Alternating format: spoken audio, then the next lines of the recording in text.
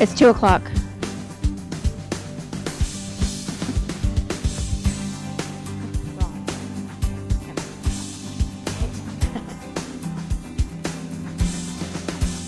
Please stand for the Pledge of We have Allegiance. to do roll call first. Oh, roll call. Festerson. Gray. Here. Harding. Here. Melton. Pauls. Palermo. Mr. President. Here. Please stand for the Pledge of Allegiance and remain standing for remarks by Councilmember Ben Gray.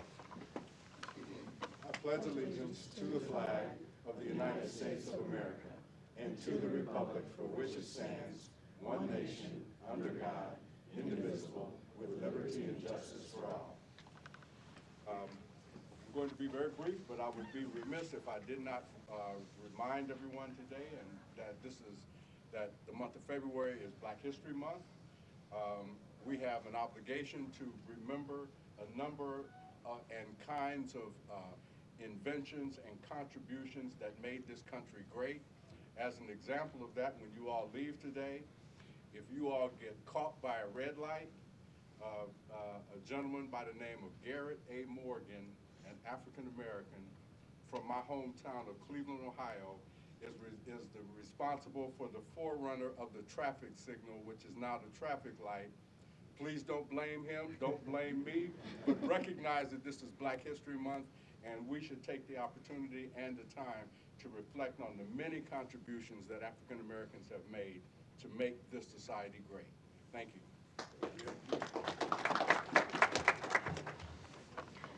An affidavit of publication is on file for the pre-council and city council meeting, and a current copy of the Open Meeting Act is posted in a white binder on the east wall of the legislative chambers. Good afternoon, everyone. Welcome to this meeting of the Omaha City Council. We thank you for joining us here today. As a courtesy to those in attendance and in order to facilitate the conduct of our business, we ask that you all turn off or silence any and all electronic devices at this time. And I would make an announcement that without objection, the mayor is asked to address the council on agenda item 37. And as a courtesy to her and out of respect for the office of mayor, it is the intent of the chair to proceed to item 37 when she arrives. Without objection, it was so ordered. Madam Clerk. You want to start with item 6? Yes. Item 6, a resolution to approve the Ames Industrial Park Tax Increment Financing Redevelopment Project Plan located at 4411 North 20th Street in an amount up to $282,676. The public hearing on item 6 begins at this time. Are there any proponents? Yes, good afternoon, John Seaton, Southeast County. I think I've never been up so early on the agenda before. I'll thank you for that. Ames Industrial Park. All right, if you can hold on a second, Don. Can you tap the mics to make sure they're working? There you go. There we go. You're Don Seaton with City Planning Don Department. Seaton, City Planning Department, yes. Thank you. Ames Industrial Park, TIF project. It's located in North Omaha, east end of Ames, south side of Ames, Ames and 20th. Better view from the air of the site. It's a two-building property. This is 20th. We have Ames. This is the site of the old Bloom Monument Works. It's a headstone and monument company that was, the building was constructed in 1900. That'd be this building here, two-bay commercial building. That was the showroom. This was more of the workshop. That was a second building on the site, wood frame building. A little bit better view of the building. Building's in really poor condition. As you can probably see from the aerial, the roof has failed. This building will be demolished and replaced with a 5,000 square foot, pardon me, retail bay, commercial bay. This building will be rehabilitated. That is a historic building.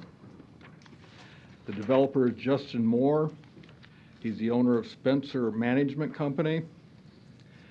He operates a small trucking business, also a small and emerging business, construction management business, excuse me. And this will be his home base. He wants to expand his business, add some jobs, and make this his home for his business. Total project is a little over 1.9 million. Another view of the building. He's asking for $282,676 in TIF support.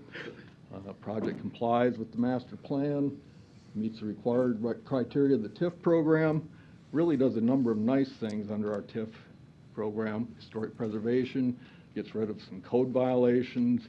The location North Omaha is great. We ask for your approval. Thank you. Are there any other proponents? Are there any opponents? The public hearing is closed. Councilmember Gray. Thank you, Mr. President. I just wanted to reiterate what Don has already said.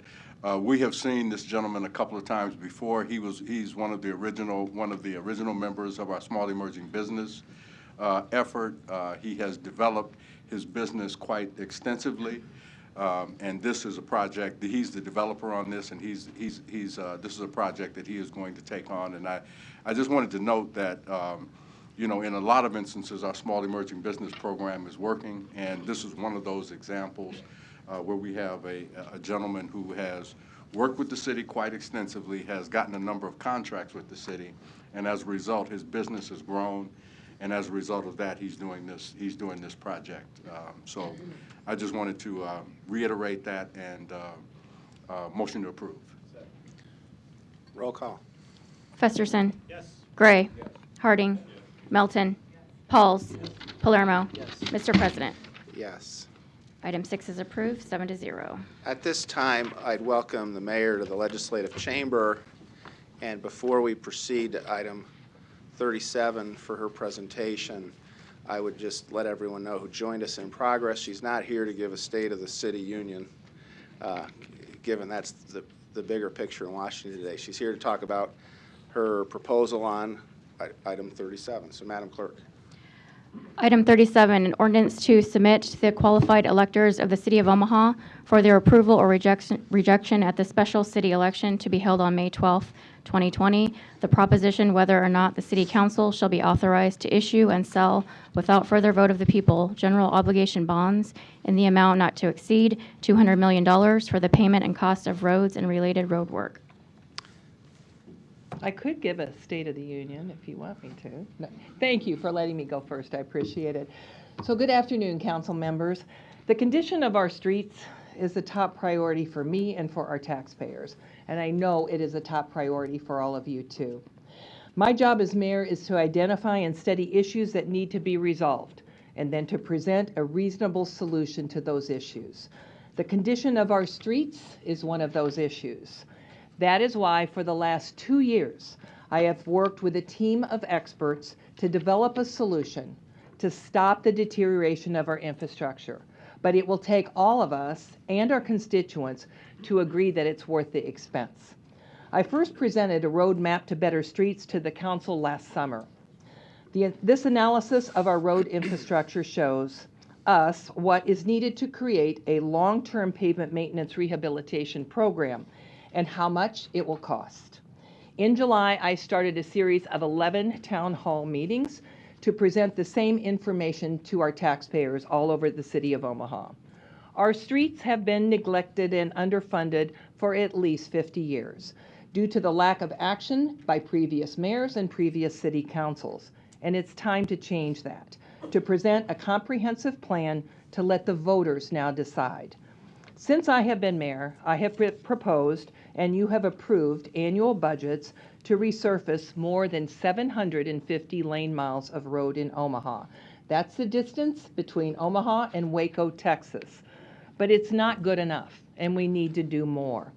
With our current revenue sources, we are able to spend approximately $41 million a year on our roads and resurface approximately 125 lane miles. Our analysis from our experts shows us that we should be spending about $75 million a year annually. $75 million is equal to 5% of the value of our total street infrastructure, which is $1.5 billion. That's where we come up with that figure. So we have an annual revenue shortfall of $34 million a year. With the recommended level of funding of $75 million a year, we can double our road resurfacing program to 250 lane miles every year. What that means is every street in Omaha could be resurfaced over the course of its average 20-year lifespan. This is a pavement maintenance program designed to prevent us from getting into the situation that we are in right now, where our roads have deteriorated beyond repair. Consider last year, for example. We spent $17 million on pothole repair in 2019. For $17 million, we could have resurfaced about 185 lane miles of road, and we spent them on repairing potholes. We are wasting taxpayer money on a temporary solution to fix potholes when we have a long-term program ready to implement with the voters' approval. After studying all potential funding options, my recommendation is a $200 million bond issue to be placed on the May ballot. The right thing to do is to let those paying for it, the taxpayers, make this decision. The $200 million bond issue will raise an additional $40 million each year for the next 5 years, enough to cover the $34 million shortfall. It will pay for road rehabilitation, reconstruction, and new construction projects in Omaha in every one of your districts. It will include neighborhood streets, arterial streets, and unimproved streets. Every part of the city will benefit. Yes, it will require a mill levy increase to pay the bond debt. Based on our just revised financial projections, we now estimate that the levy increase will be approximately $26 a year for a $100,000 home. This will be a one-time levy increase. Subsequent bond issues will not require additional taxpayer responsibility. I am strongly convinced that this is the best way forward for our city. We did consider other ways to increase revenue, increasing the wheel tax or the sales tax. To generate enough money to fill that $34 million gap, the basic wheel tax of $50 a year per car would need to be increased 143%, from $50 to $122 a year per car. So that would be an additional $72 a year for each car, much more than what we are presenting with the bond issue at $26 a year per $100,000 home. For sales tax, as you know, state law caps our local option in only the city of Omaha at 1.5%, and we are at that right now. The legislature would have to change state law before we could look into increasing our sales tax. Or we could hope that the legislature eliminates sales tax exemptions, which would bring in more revenue, but that's a long shot, and we have been waiting a long time with the legislature discussing that option, and it is also out of our control. The time to act is now. As always, public input and support are important to all of our work. I have made the road maps to better streets presentation and suggested a bond issue at dozens and dozens of public meetings, rotaries, town hall meetings, and the support has been overwhelmingly positive. We could secure funding without a public vote by just asking the city council to raise property taxes. However, that would be contrary to my long-held belief that major initiatives of the city should be voted on by those who are paying the bill, and that's the taxpayers. If the voters say yes, we can start work this summer. We already have a preliminary list of projects for phase 1, which you also have and is available on the city website at this time. This is just phase 1 that you have. This is about $80 million worth of work. This plan will also include additional funding for unimproved streets. Keeping our taxes as low as possible is important to me, and I know it's important to all of you. But providing services the taxpayers expect is also important. Omaha is a thriving city with an exciting future and greatly improving national reputation. Our city infrastructure must match our potential. Our citizens expect it, and they deserve it. We cannot delay this vote and continue to waste another $17 million on a Band-Aid solution of filling potholes every year. Your yes vote to play this bond issue on the May primary ballot means you support letting your constituents make the decision and decide. A no vote means you don't think the voters should have a choice. I am asking you to vote yes on this ordinance. Thank you. Thank you, Mayor. Are there any other proponents who wish to be heard? If you want to make your way down on each aisle and get lines, we'll just go back and forth between the two sides. Mr. Stube. Thank you, President. Members of the council, Omaha streets and bridges are a significant and valuable asset for the Omaha, the surrounding communities, and the state. They support a majority of our daily actions and activities, such as commuting to work and schools, delivery of goods and services, shopping, entertainment, and access for public safety.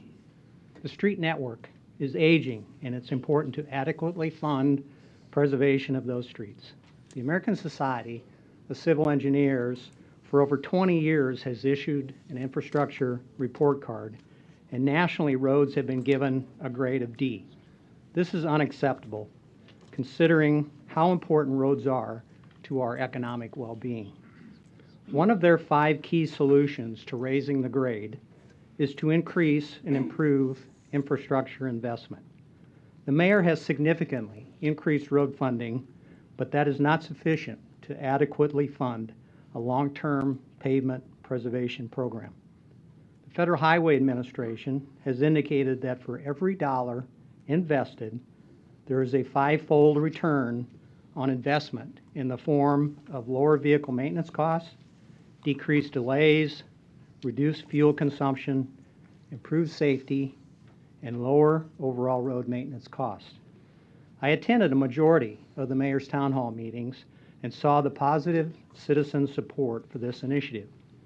Omaha citizens have overwhelmingly supported previous transportation bonds, and we believe they will also recognize the importance of this funding. Public Works staff has developed a preliminary list of streets and areas that would receive this funding. We've done an initial evaluation and selection based off traffic conditions and locations. We are also preparing to do some projects this year if funding is supported by the citizens of Omaha. The city has relied on the infrastructure that was done by former generations, but we've not adequately provided funding to support that work. What before you today is a funding initiative to assure we are protecting future generations with safe, dependable, and efficient network of streets. Thank you. Thank you. Mr. Herrick, Yes. City Comptroller. My name's Al Herrick, and I am with the City Finance Department. And I have a few comments regarding the ballot ordinance in front of you. This ordinance allows the city to submit 2 proposals for the upcoming May 12th election. The first proposal asks the voters to authorize the city to issue $200 million of general obligation street bonds. These bonds will be issued over a 5-year period at the rate of about $400 million per year. After issuing these additional bonds, the city will still be well within our legal debt limit. It is important to note that the city is currently $800 million below our current debt limit, and issuing this additional debt still leaves the city with a substantial unused balance. The second proposal authorizes the city to increase taxes to pay for these bonds. The increase is the maximum levy requirement for repayment of these bonds. The actual increase could be considerably less based depending on interest rates and the bond sales schedule. Issuing these additional bonds should not affect the city's bond rating.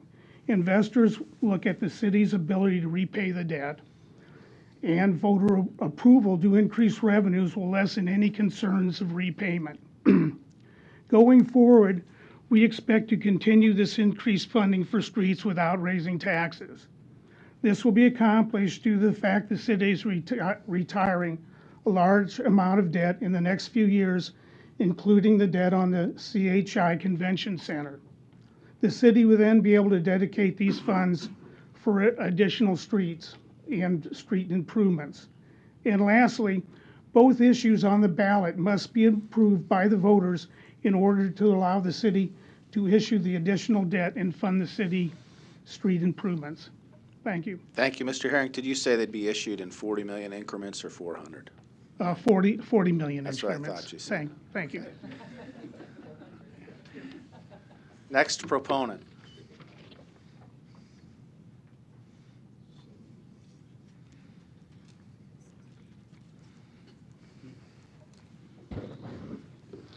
Good afternoon. Doug Kagan, representing Nebraska Taxpayers for Freedom. Usually and normally, our organization does not support bond issues because they include spending on items that we believe motivated more towards wants rather than necessities. We were conflicted on this issue, especially because of valuation increases in Douglas County. And this may be something that the City Council may want to think about in the future. If the valuations have gone up as much as we think they have, the city may think about ratcheting down the property tax levy a bit. But in this particular instance, however, it appeared that several unfortunate circumstances coincided at the same time for our city. Street renovations and repairs during previous administrations, we believe, were substandard and inexcusably deferred. Other problems handed this administration range from pension spiking woes to unforeseen circumstances resulting in less state funding returned to the city and contracts locked in for several or more years. City government is responsible for maintaining basic services. Our street infrastructure is in a critical state. Delaying reconstruction will only cause additional financial obligation in future. We believe that our mayor has managed city finances prudently with pledges to squeeze the city budget in several ways and a promise to lower the property tax impact from the bond issue, if possible. More closely monitoring of this reconstruction to guarantee satisfactory, quality work and the continuing use by the city of high-tech innovation to discover roadway problems before they become severe will mean bond monies well spent. Therefore, we urge City Council members to allow Omaha residents a choice in voting for this bond issue. Thank you. Thank you. Next proponent, please. Hi, my name is Steve Seidner. I live at 2020 South 141st Circle. I'm a constituent of Brinker Harding's district. Thank you, Mr. Harding, for your representation. I'm a retired engineer. I have a lot of, I've been a geek since I was 10, love looking at machinery. I also have a lot of experience with cost accounting, both on projects and running a global department in a company. I'm speaking on behalf of this. The key idea here is that an effective automotive transportation system requires good vehicles, but also good streets. What's the point of having a car if there's nowhere to drive it? So I went to the mayor's presentations, thought they were quite good, learned a lot. I believe that our Public Works Department does know how to build streets. They have sound engineering. They're highly regulated at the state and federal level. I know everybody's got the complaints, but I think they made a case they're doing a good job, but they can't keep up. I also looked at the numbers in the mayor's presentation, and I want to point one out to you in particular. The cost for the average citizen of their vehicles that they spend every year versus what the city has to spend is about, the city spends about 2%. Let me give you a couple examples. In my particular household, we have two 9-year-old cars. I totaled it all up, all the depreciation, tax, insurance, repairs, fuel. We spend about $9,600 a year on our vehicles. Now, we have a $250,000 house. Listening to what the mayor says, we're talking about approximately a $75 mill levy that actually goes to street maintenance. If you work it out, that's $180 a year that I pay as a taxpayer for my streets to be maintained. Meanwhile, I spend $9,600 on my cars. Another household in my family, they have 3 cars. They're much newer, and they spend somewhere around $17,000 a year. Again, they have a $250,000 house, $180 a year is spent on street maintenance. It's chump change, okay? The cost that we spend as Omaha taxpayers on our street maintenance is nothing compared to what the millions and millions of dollars that we spend on our hundreds and hundreds of thousands of cars. So it seems to me that I ask you to approve this bond issue. I would speak in front of any citizens. It'd be penny wise and pound foolish not to approve this. Thank you very much. Thank you. Next proponent, please.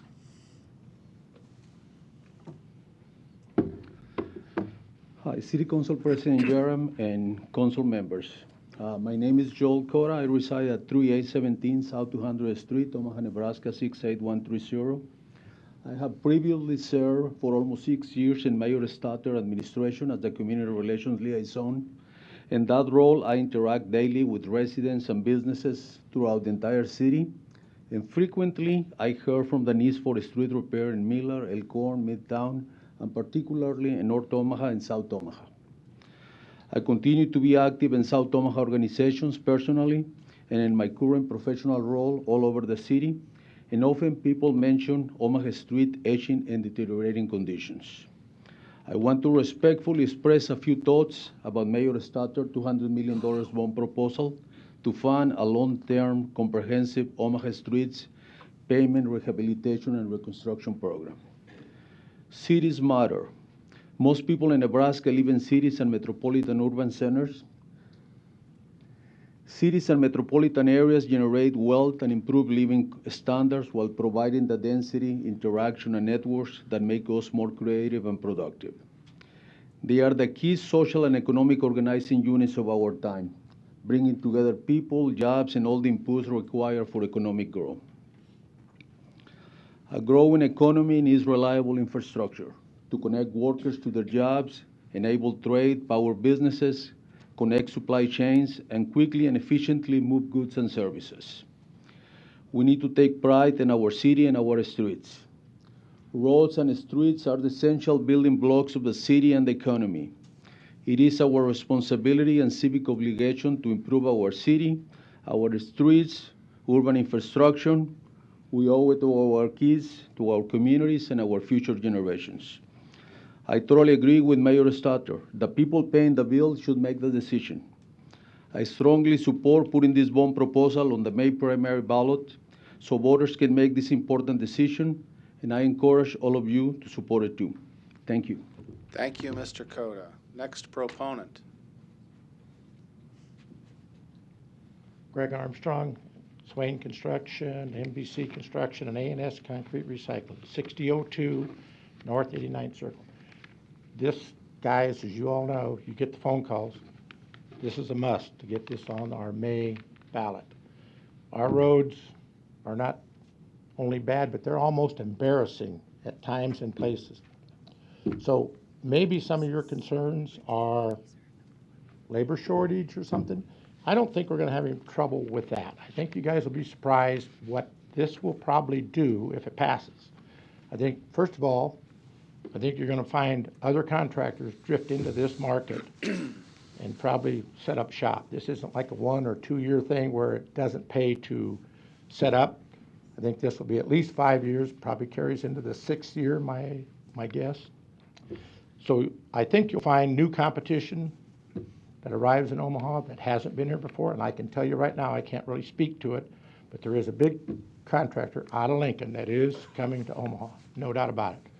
It's got concrete forces, asphalt forces, and they'll be pretty determined to pick up quite a little bit of this work. And they've already picked up some in our county, in Douglas County. So they're going to be probably a pretty big player that's coming out of Lincoln to here. But I think you'll find other contractors further away than Lincoln that'll set up somewhat of a satellite shop or something. But as far as the workforce, I mean, that probably is a little of you guys' concerns. I think for like us at Swain, we will probably have the best luck like we've had previously, is within our people, word of mouth and whatever. We've had pretty good luck within our people of bringing people in, because I've also put an incentive in to our people that anybody that comes along that stays, and not for a week or two, that's not staying, but stays here, that they have an incentive. So I don't want to give up all my trade secrets, but it is what it is.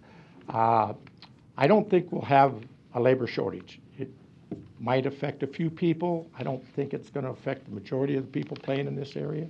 But this is very much needed. I can't see us not fixing these streets. If it gets pushed back, I don't know what the end result would be. Thank you. Thank you. Next proponent. Good afternoon, members of the council. Mike McMeekin with Lamprey Nursing, 14710 West Dodge Road. Pleased to be here today in support of Mayor Stothart's bond issue proposal. The need, and I'm grateful that Lamprey Nursing has worked with the mayor's office and the Public Works Department over the last 2 years, along with others, to quantify the needs. And the need is clear. Some of you were probably around 5 years ago when myself and some other members of the engineering community presented to you regarding the gaps in the funding of Omaha's transportation system. Those gaps were large then, and they are still large, as the mayor has pointed out. I think the approach of taking care of what we have in our existing infrastructure first is entirely appropriate. That's what we should do. However, as we identified 5 years ago, there are also gaps in funding for street capacity, for bike and pedestrian infrastructure, and for public transportation. And I think it's important that all of us make clear to the voters that this bond issue will not address all of Omaha's funding needs. And finally, just a word of caution. I was pleased to hear what Mr. Armstrong just said, because our experience in engineering is we're seeing workforce shortages in construction that affect schedules and that affect costs. So if we're going to use this additional funding effectively, all of us need to do what we can to address this workforce issue. So I urge you to vote in favor of placing this bond issue before the voters. Thank you. Thank you. Next proponent.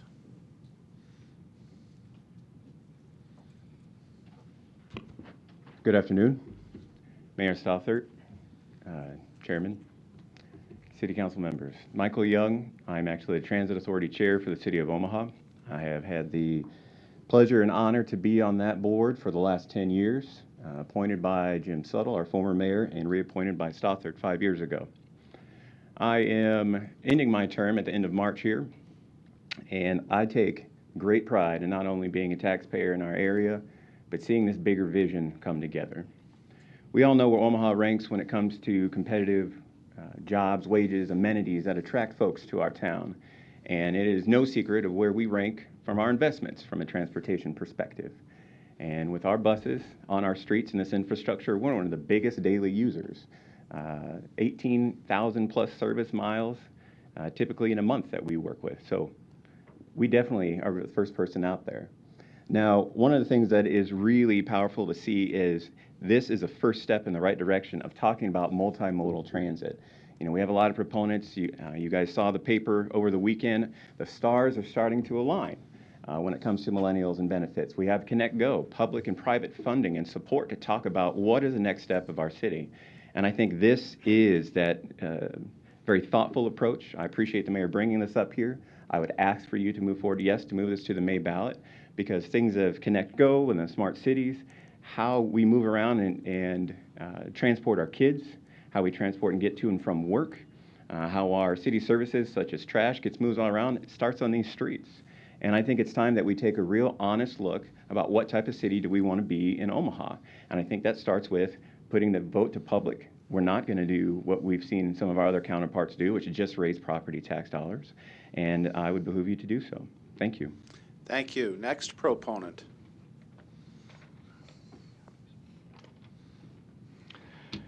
Good afternoon. Scott Dobby, Omaha by Design, 618 South 11th Street. Thank you all for your time this afternoon. As Mr. Young so well laid out, I would echo many of his sentiments. As Omaha by Design, as this local nonprofit, we recognize the fundamental importance of our public infrastructure. We need our city's streets, sidewalks, and trails to be in good condition. For a multitude of reasons. We need them to underpin economic growth and quality of life for all. We need them to connect our citizens to good jobs, educational opportunities, healthcare, and recreation. to welcome new residents and the many thousands of visitors to our fine city, and to safely accommodate users of all means, modes, and abilities. And yet, a decades in the making combination of deferred maintenance, coupled with a predominantly low-density development pattern, has expanded our roadway network at a rate outpacing Omaha's ability to adequately maintain this resource. To address this problem, Omaha by Design fully supports the mayor and the city's efforts to implement a long-term maintenance and rehabilitation plan for Omaha's streets. Fixing our existing street network is both a necessary and appropriate first step in addressing Omaha's roadway needs and our wider multimodal transportation goals, which are so crucial to the future success of our region. In this, we see great promise in the collaborative efforts underway, including Connect Go and the Metro Smart Cities initiative, as well as enhanced transit like Orbit, alongside complementary policies such as Complete Streets and transit-oriented development updates to the city's master plan. Going forward, it is imperative that our city and region invest in transportation systems and land use decisions that deliver greater fiscal return on investment, as well as an enhanced quality of place.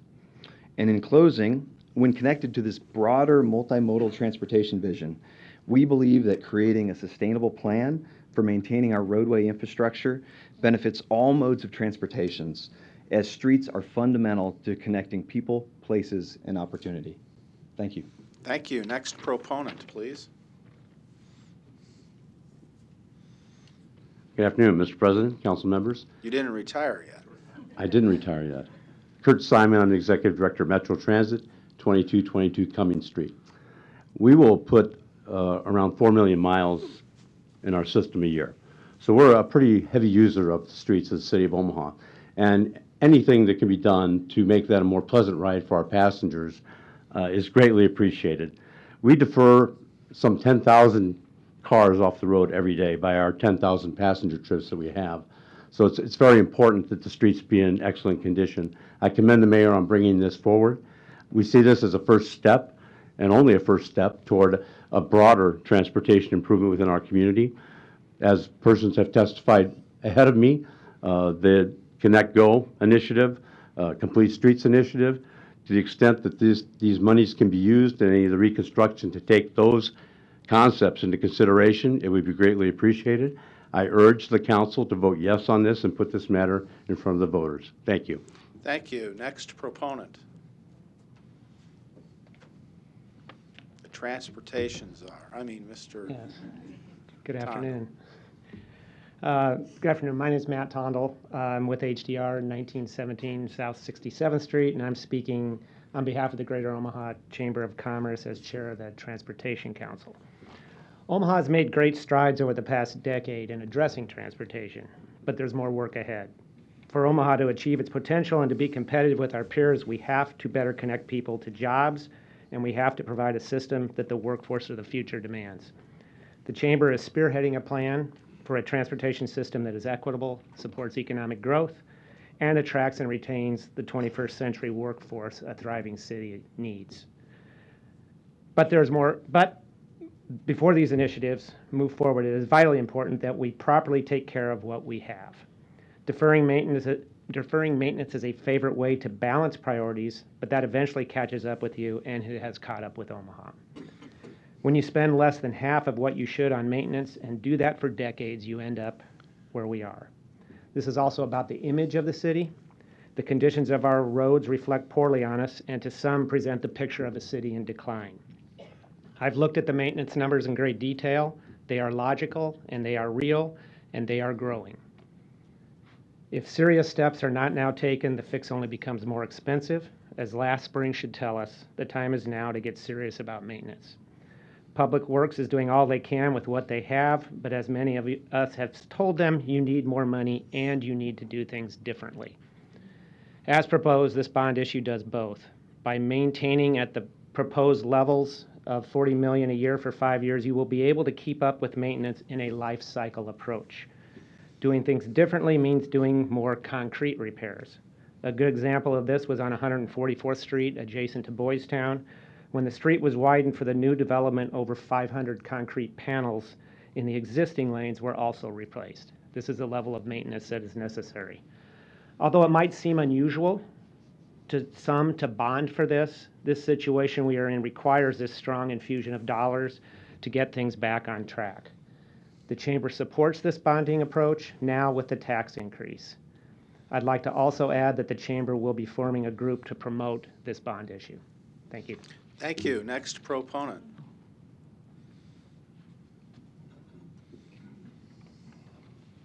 Good afternoon. My name is Tim O'Brien. I'm with Alfred Benish, 14748 West Center Road. I'm here today on behalf of the American Council of Engineering Companies, ACEC, and the local engineering companies it represents in support of the bond issue. The bond issue will provide the Public Works Department a very important tool to implement a pavement management program that will benefit the traveling public.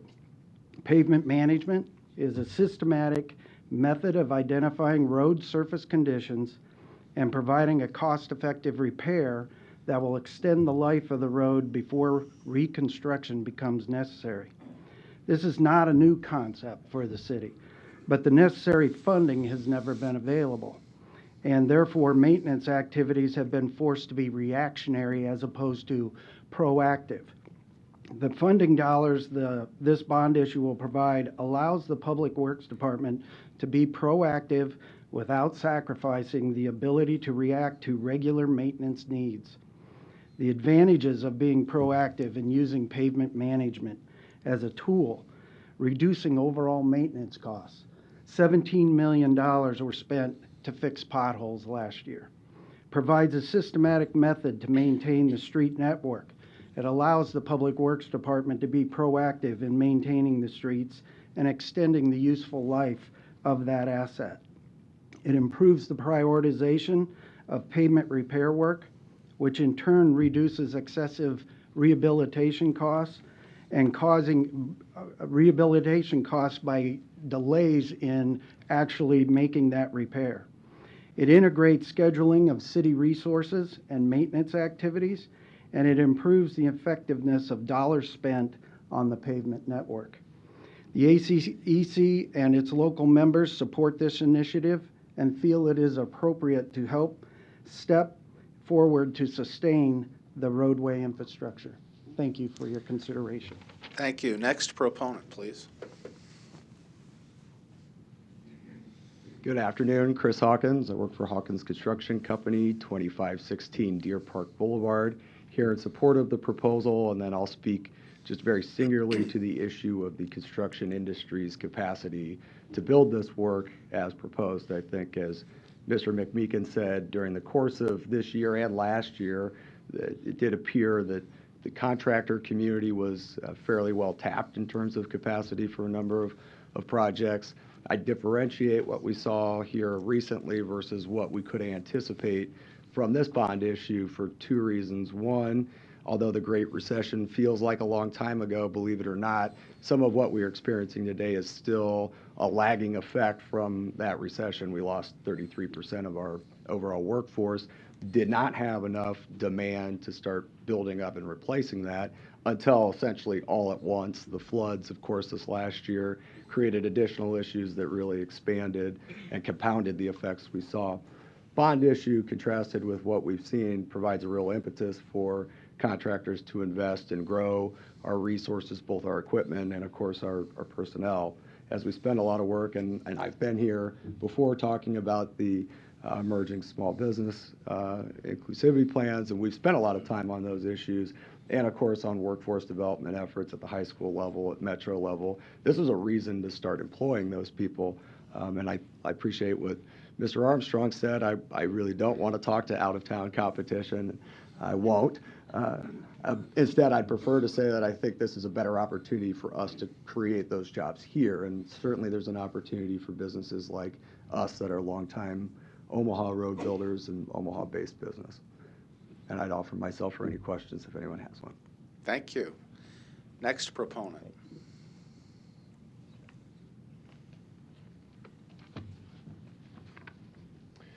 President Jerem, members of the council, I'm Stephen Osberg, Director of Transportation Development for the Greater Omaha Chamber.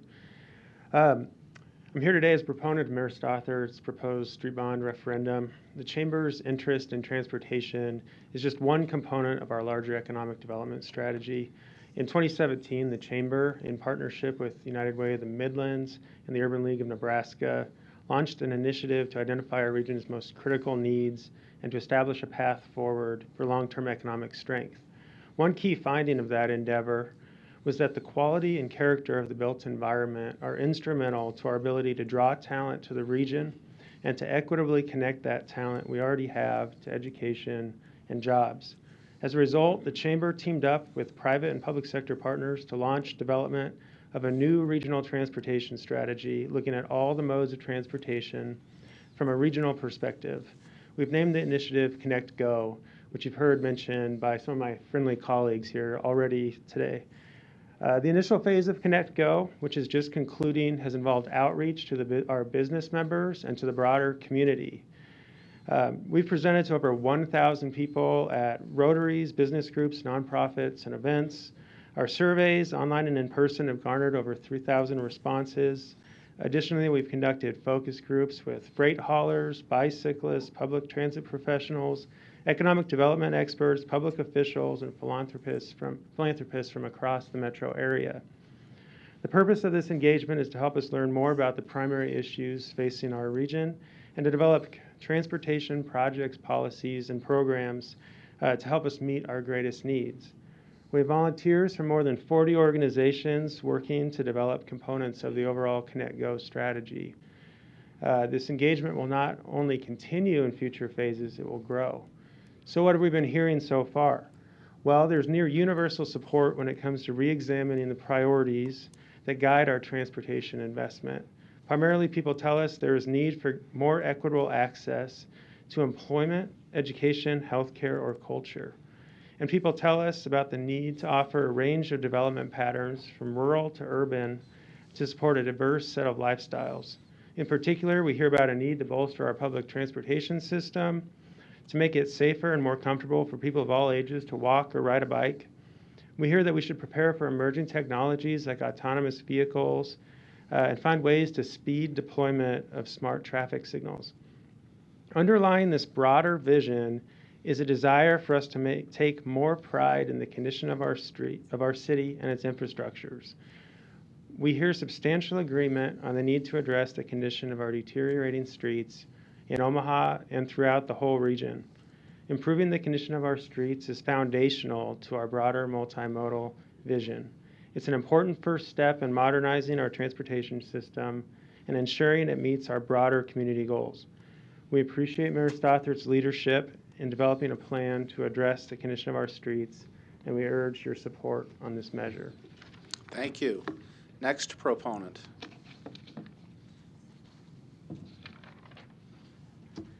Good afternoon, President Jerem and City Council members. My name is Greg Ewell. I'm the Executive Director of MAPA, the Omaha Council Bluffs Metropolitan Area Planning Agency. MAPA does not take positions on local issues such as the bond issue per se, but planning efforts have highlighted the need for increased investment in preserving our transportation system. And it seems appropriate to offer comment when the region's largest city is considering an important step that could serve as a model for other cities. In MAPA, we often talk about local control, regional benefit. And this is truly an example of a local action with regional ramifications. MAPA and the Nebraska Department of Transportation, or NDOT, did conduct a long-range comprehensive study over the past few years that was completed last year called the Metro Area Travel Improvement Study, or MTIS. And the study included a deep dive to look at pavement conditions and what it will take to preserve our system going into the future. And it showed that by 2035, the system will reach a critical stage. And absent additional investment, road conditions will decline to a degraded state that require anywhere from 4-fold to 6-fold increases at that time in annual spending to preserve the system if we don't start doing something now. So many funding sources, such as the ones that are allocated through MAPA, are eligible only for the federal aid system for the more major streets that you can use federal money on. So the focus on preservation and rehabilitation, understandably, typically goes on those major roads first, which leaves little funding left for local and neighborhood streets. Therefore, additional investment in all of our streets will be critical to this long-term preservation of our transportation system. And as others have mentioned, we know from the mayor and city staff that some of this work will also be an opportunity to improve the system for other modes of transportation, such as bicycles, pedestrians, and public transit. And just close and say those of us who are homeowners know that while it's very exciting to get to remodel a kitchen or add a sunroom or something like that, sometimes we just have to repair the roof or take care of the plumbing. And this analogy holds true for our infrastructure. We must be good stewards of the system we have. And so we applaud the City of Omaha putting a spotlight on these, quote, home expenses for the long-term stewardship of our street system. Thank you. Next proponent.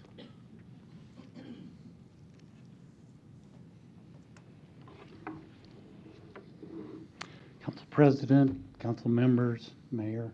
My name is Roger Feigerd. I am a long-term, approaching 50 years, engineer in the community. 6 years with the Nebraska Department of Roads, almost 40 years with the City of Lincoln. The last 25 years serving as the city engineer for Lincoln. The last 30 years serving as the executive director for the Railroad Transportation Safety District. I'm currently on the Board of Public Roads and have been the chair for the last 10 or 12 years. I'm not here as an official representative of the City of Lincoln or the RTSD, but a concerned public works official with a ton of experience and a ton of caring about our infrastructure and where we are. I think I have more than an average understanding and appreciation of the challenges, the lack of resources, the needs, the diversity of needs out there in the community, not just the transportation, and the tough challenges you face every year on what to do with the resources that we have.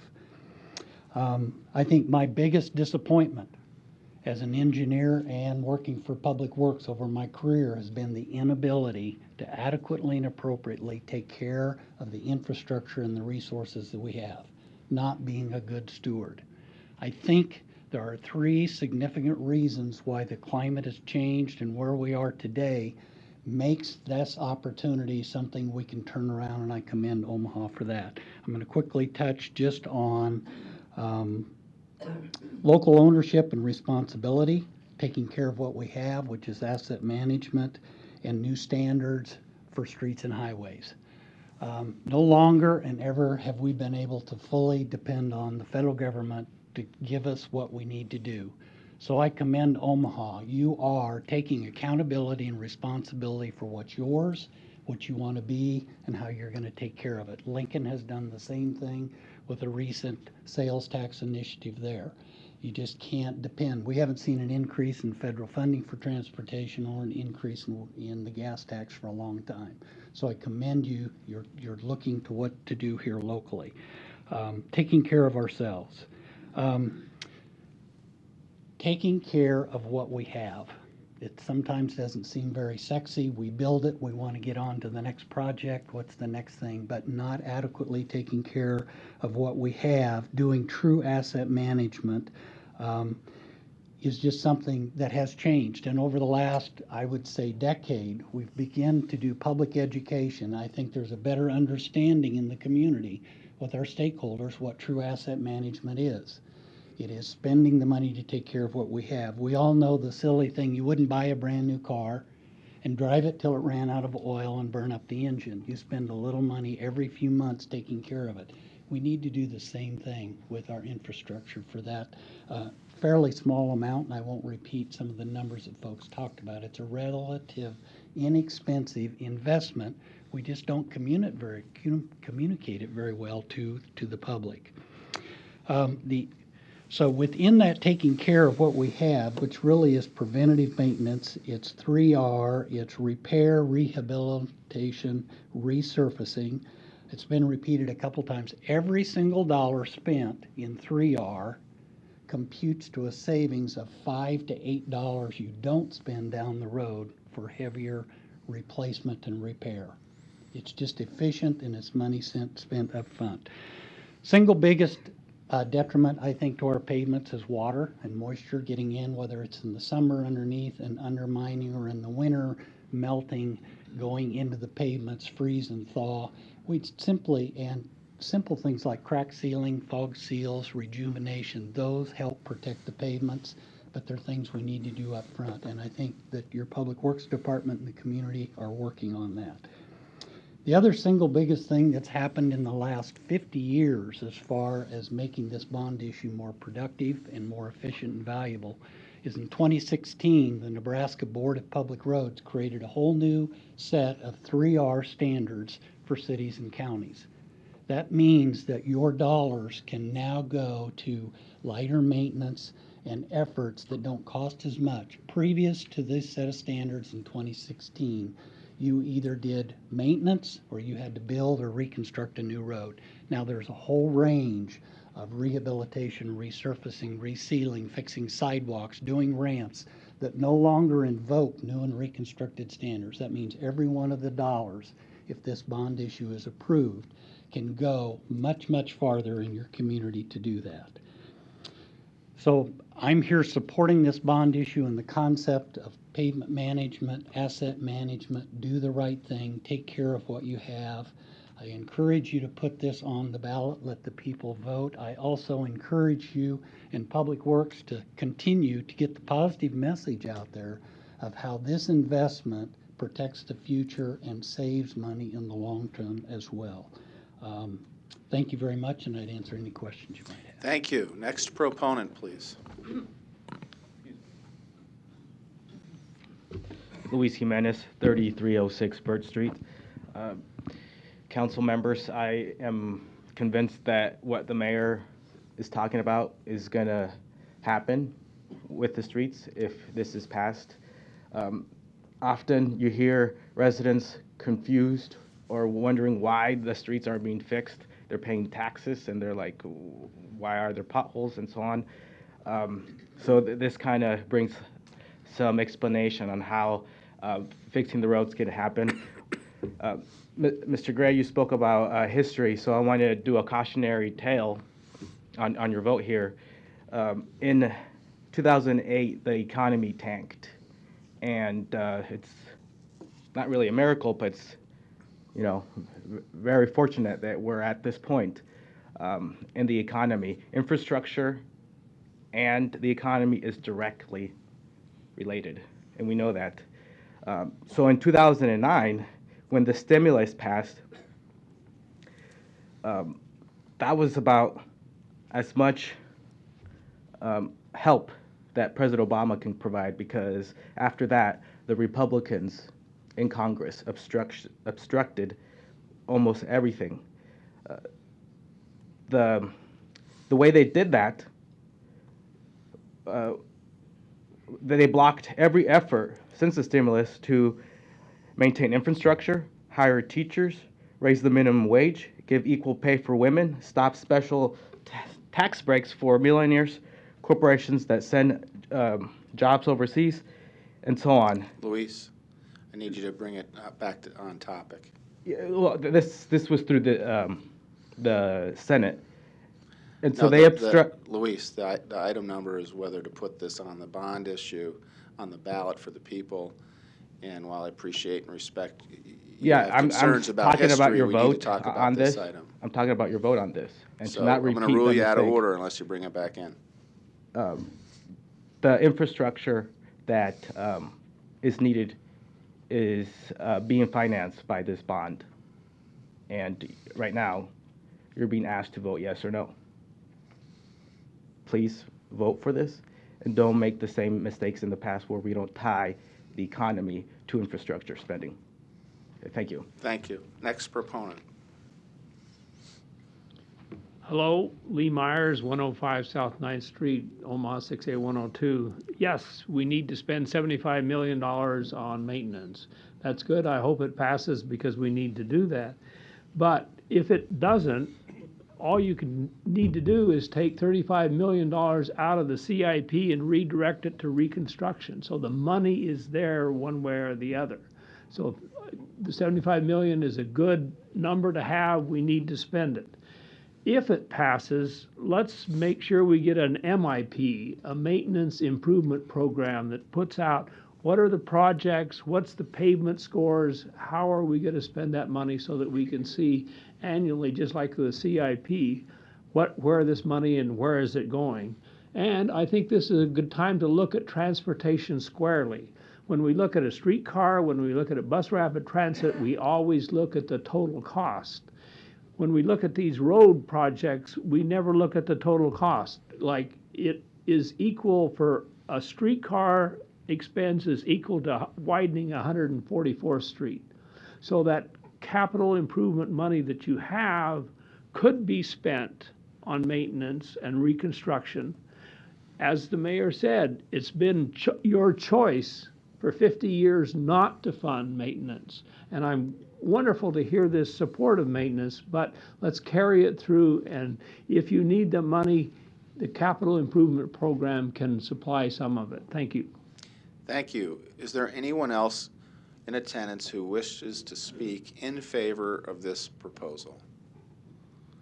I'll now call for opponents. Is there anyone who wishes to come speak as an opponent on this issue?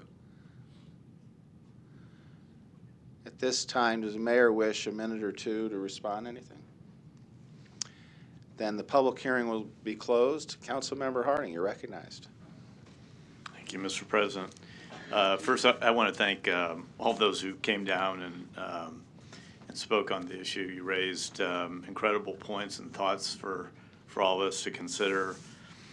I do believe that this would provide us an ability to maintain the backbone or provide a framework from which we can develop a comprehensive transportation plan going forward.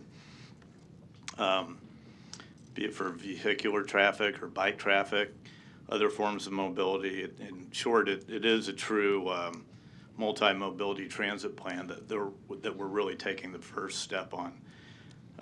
So that said, I believe it's important for the taxpayers also to weigh in on the issue. I think, as the mayor pointed out, matters of this magnitude, I think, should be put to a vote of the people, and I will be supportive of letting the people have a say in this matter, and will vote in favor to place it on the May ballot. Thank you. Thank you. Councilmember Festerson.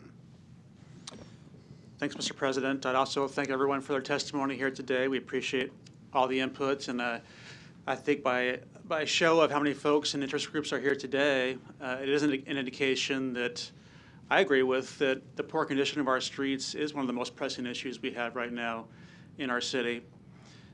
I'm also pleased to hear folks talk about the bigger picture too, which is transportation. So not just streets, but transit and transportation too, as part of the bigger picture. And I do think something needs to be done. I think one testifier described the situation as embarrassing, and it was embarrassing this time last year. So I do think there does need to be a plan going forward here. Maybe just a few follow-up questions from the testimony. Is Mr. Herink still here from City Finance? There he is. Yes, I am. Would you yield to some questions, Mr. Herrick? I'd be glad to. Al Herrick, City Finance Department. Thanks. And thanks for being here. So, Al, you and I have talked about the city debt charts for probably 15 years together and watched those curves go up and down. We and go so, back a long ways, that's correct. Yeah. And so I appreciate your observations in that regard. And so a few follow-up questions. What has been described as before us today, and that if it goes on the ballot and if it's approved by voters, could cause a $35 tax increase on a $100,000 home, right? That's correct. Sounds like your most recent numbers indicate it could be less, maybe $26. It depends on, when we issue the bonds and the interest rates. Yes, the 3.5 is the highest it could be. And the soonest that would occur would be 2022? I think we would probably raise taxes right away and ramp up some savings to pay the bonds as the interest rate, as the debt service payments increase as we issue more bonds. So it could be prior to 2022? We would have it probably, we'd probably increase, we have an option to increase the taxes in 21 or 22. So undetermined at this point when that would be? We'll go through the budget process for 21. And it is a one-time increase. You're confident in our debt load and how we've managed our debt in the future, that by retiring debt in the future, it would not cause an additional tax increase on these bonds, even though bonds would have to be renewed by voters about every 4 years, as we typically do. Yeah, well, I believe based on all of our assumptions and projections, and the debt coming off the books, we'll be able to have this increase be sustainable into the foreseeable future. Your confidence level's high in that respect. I'm real confident about it. Yeah, maybe 80%. Well, I think it's 100% based on our assumptions. Good. That's a good confidence level, 100%. Well, it's better than most polls, I think. But I did receive some concern about the notion of issuing $200 million in bonds that would be spent over 4 years, but that financing is paid over a 20-year time frame, which is the time frame of the general obligation bond. Do you want to address that concern? yeah, we try to structure the bonds so that they're paid off as based it on the estimated life of the improvements. And again, at the first year, we don't have much of a debt service payment because we won't issue very many bonds. The second year, the debt service payment will go up in the third year and fourth year. And then that will be, and then that's why we will raise the debt service levy right away to build kind of a cushion and be able to fund the maximum amount of the debt service payments. Okay. Thank you. Mr. Stubbe, if you're available too. Bob Stubbe, Public Works. He's back behind us again now. Talk to me a little bit about the projects involved in this. I know there's been I don't know if you have the map with you that was issued to the press in terms of the announcement or what that shows. Yeah, so what we did is Construction Division identified a number of locations and individual streets that we would look at doing over the next few years. And that dollar amount that I think was estimated was somewhere in the neighborhood of 80 to 100 million. Obviously, I think you heard today that the contractors that potentially would be doing some of this work would obviously take the initiative to increase their forces. We would anticipate hopefully to try to do some work yet this year, and so our intent would be to try to put some contracts out with the hope that the citizens will support the May bond issue and that we could get started yet this year. So what was identified in those maps was about $80 million worth of projects, so in essentially the first year or two of this program of work. Yeah, and again, it's somewhat dependent upon how much we get ramped up. I don't anticipate that for 2020 that we will be expending $40 million worth of work. So we're looking at identifying not only brick streets, but resurfacing locations, residential, concrete panel repairs. So if you look at the map that we put together, we identified large residential areas, and that means that we would go in and take a look at that, put together a set of contract documents that actually go in and replace panels in a number of streets within a residential area versus just going in and doing one panel and breaking away and moving away from that residential area. And how are those areas determined? So we look at it from the standpoint of a number of things. One is that kind of the assessment of the condition of the pavement. We look at kind of traffic volumes. We look at proximity to maybe what would be considered as high traffic locations such as schools, or it could be churches, it could be hospitals, it could be a number of things where you might have a high concentration of traffic, whether it's in the morning or afternoon and things like that. And on major streets, as you were describing, these are mostly cement reconstruction, cement panels, which are typically what we fund with bonds because they last more than 15 years. Residentially, though, this also does asphalt, but the justification there is that residentials have less traffic and therefore could last 15 years plus as well, right? That is correct. So again, this gives us the ability to do concrete panel repair, which again, if you can put a concrete panel repair and do it in a large area, the potential is that you can preserve the life of that particular asset for a long, long time.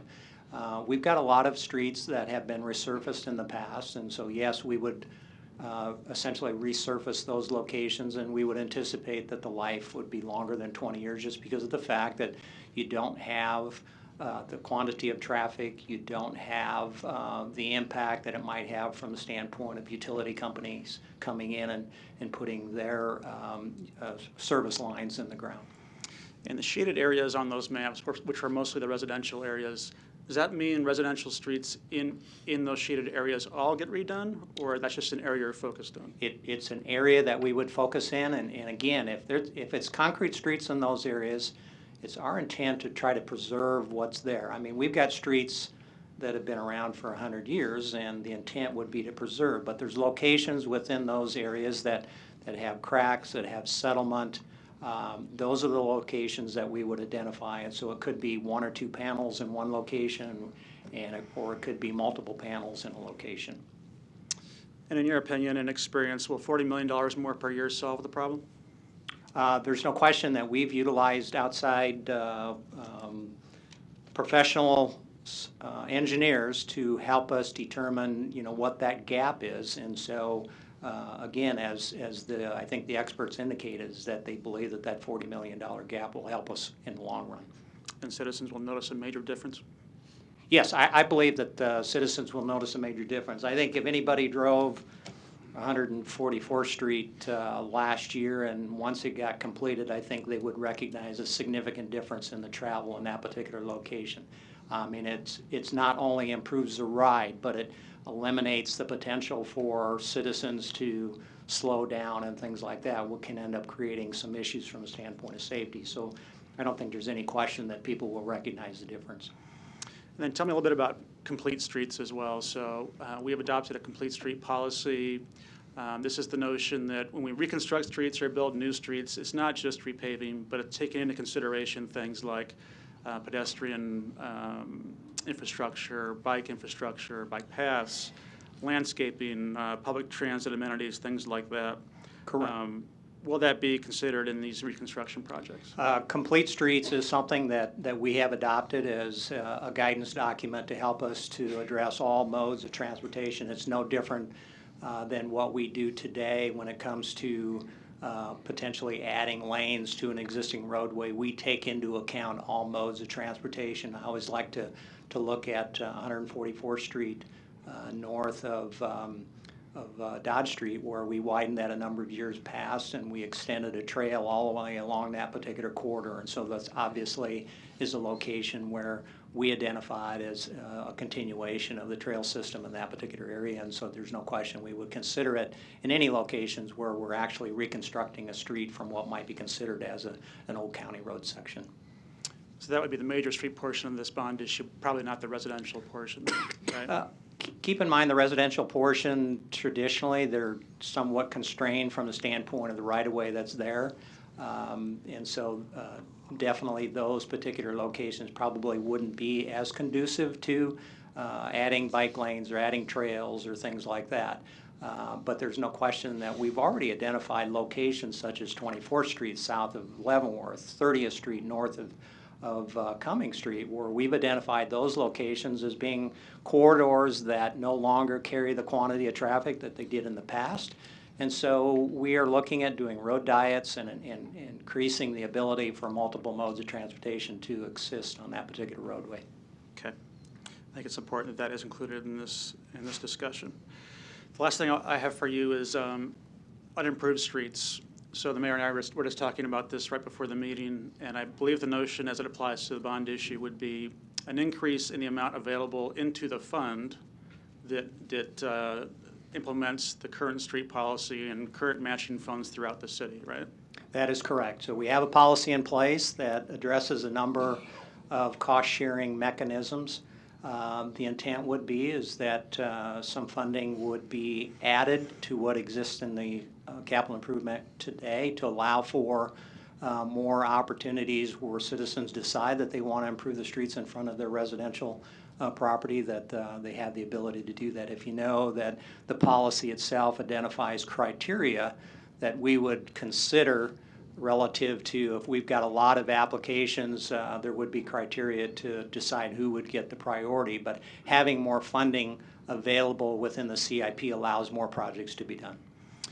So in most instances, that still requires a 50% match going through an SID composition, or a 25% match going through an asphalt process.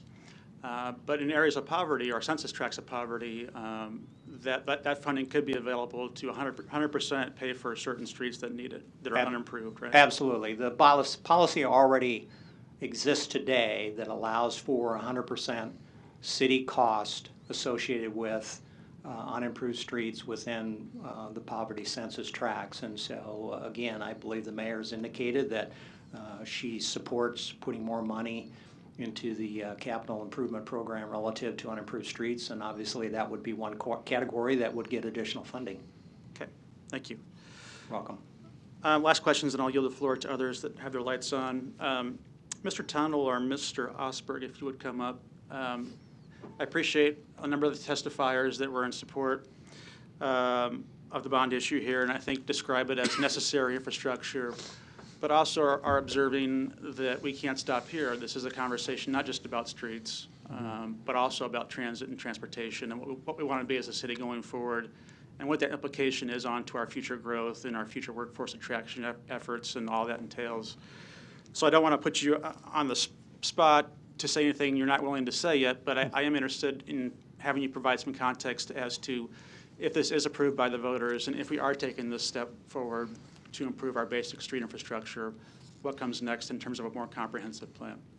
Sure. Stephen Osberg, Greater Omaha Chamber again. Right now we're just in this, we just finished up the first phase where we're talking to people about what are the greatest needs, what are the kind of the goals that we really need to be reaching out for, right?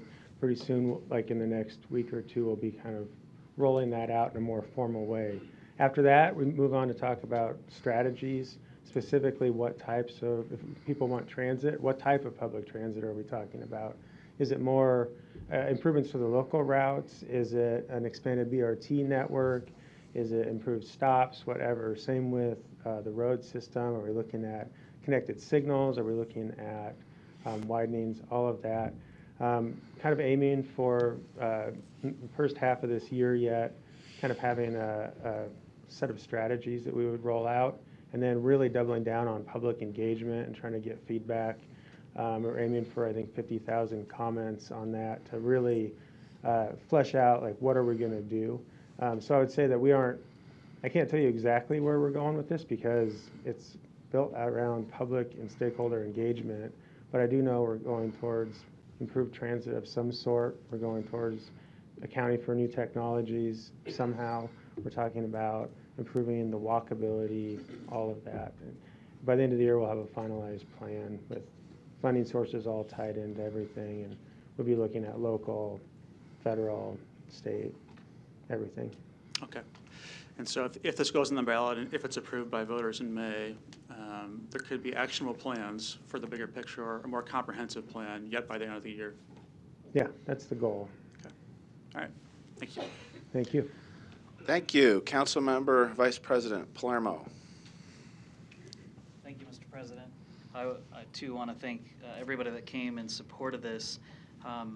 Obviously, I'll recap what you heard. Uninviting, a tax increase, bad, embarrassing, gaps in funding, reflected poorly. I could go on and on about the roads, but I think we're all aware of the condition they've been in.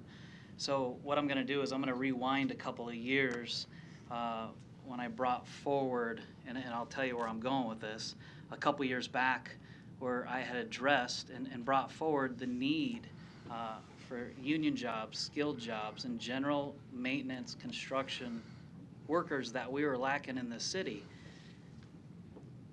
Some listened and some didn't. Now, this is a couple years ago. We have some programs that are up and running, but to date, we don't have a direct pipeline for these workers. And I've seen this firsthand. These are kids walking across the stage that we could put into these jobs that now we're hearing today are desperately going to be in demand, but it's just not there. I know because a few of these people in the room today I spoke to on the phone and asked them, do you have something ready to go? Well, not today, but we're working on it and we're going to make it happen. Well, if we're going to start this summer, where are the workers coming from? It's the same thing you've heard time and time again from me when it comes to this bond issue, because you can have all the money in the world, but if you don't have the workers to do the job, who's going to do it?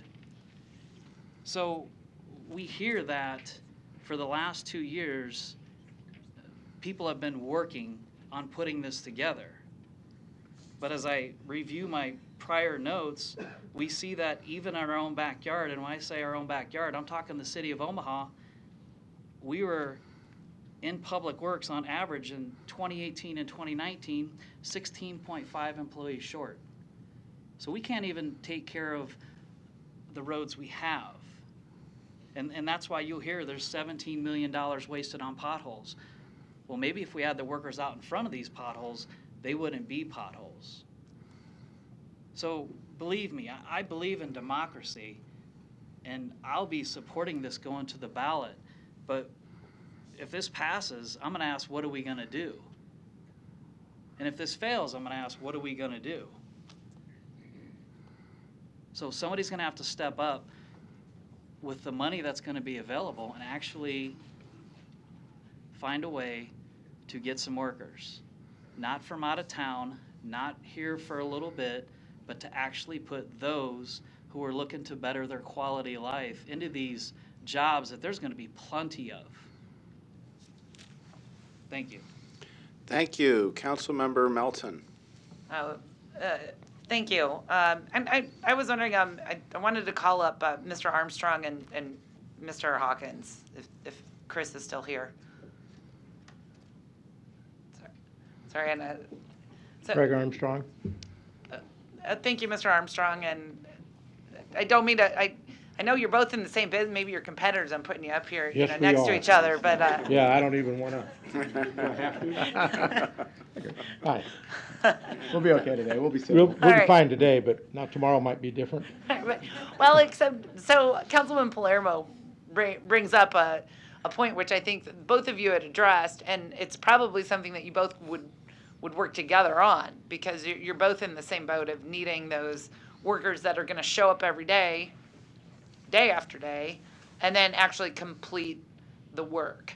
And I think both of you said that you were confident that you would be able to do that. Could each one of you just kind of give us a recap on maybe what you need? And I know, Mr. Armstrong, you already said you're doing incentives. Mr. Hawkins, I already know people that work for you. You're paying them a good wage. But is there anything else that either one of you are doing, or do you have any concerns about having this pass that somehow we'll have the money and not be able to do the projects? Mr. Armstrong, do you want to start, and then Mr. Okay. Hawkins?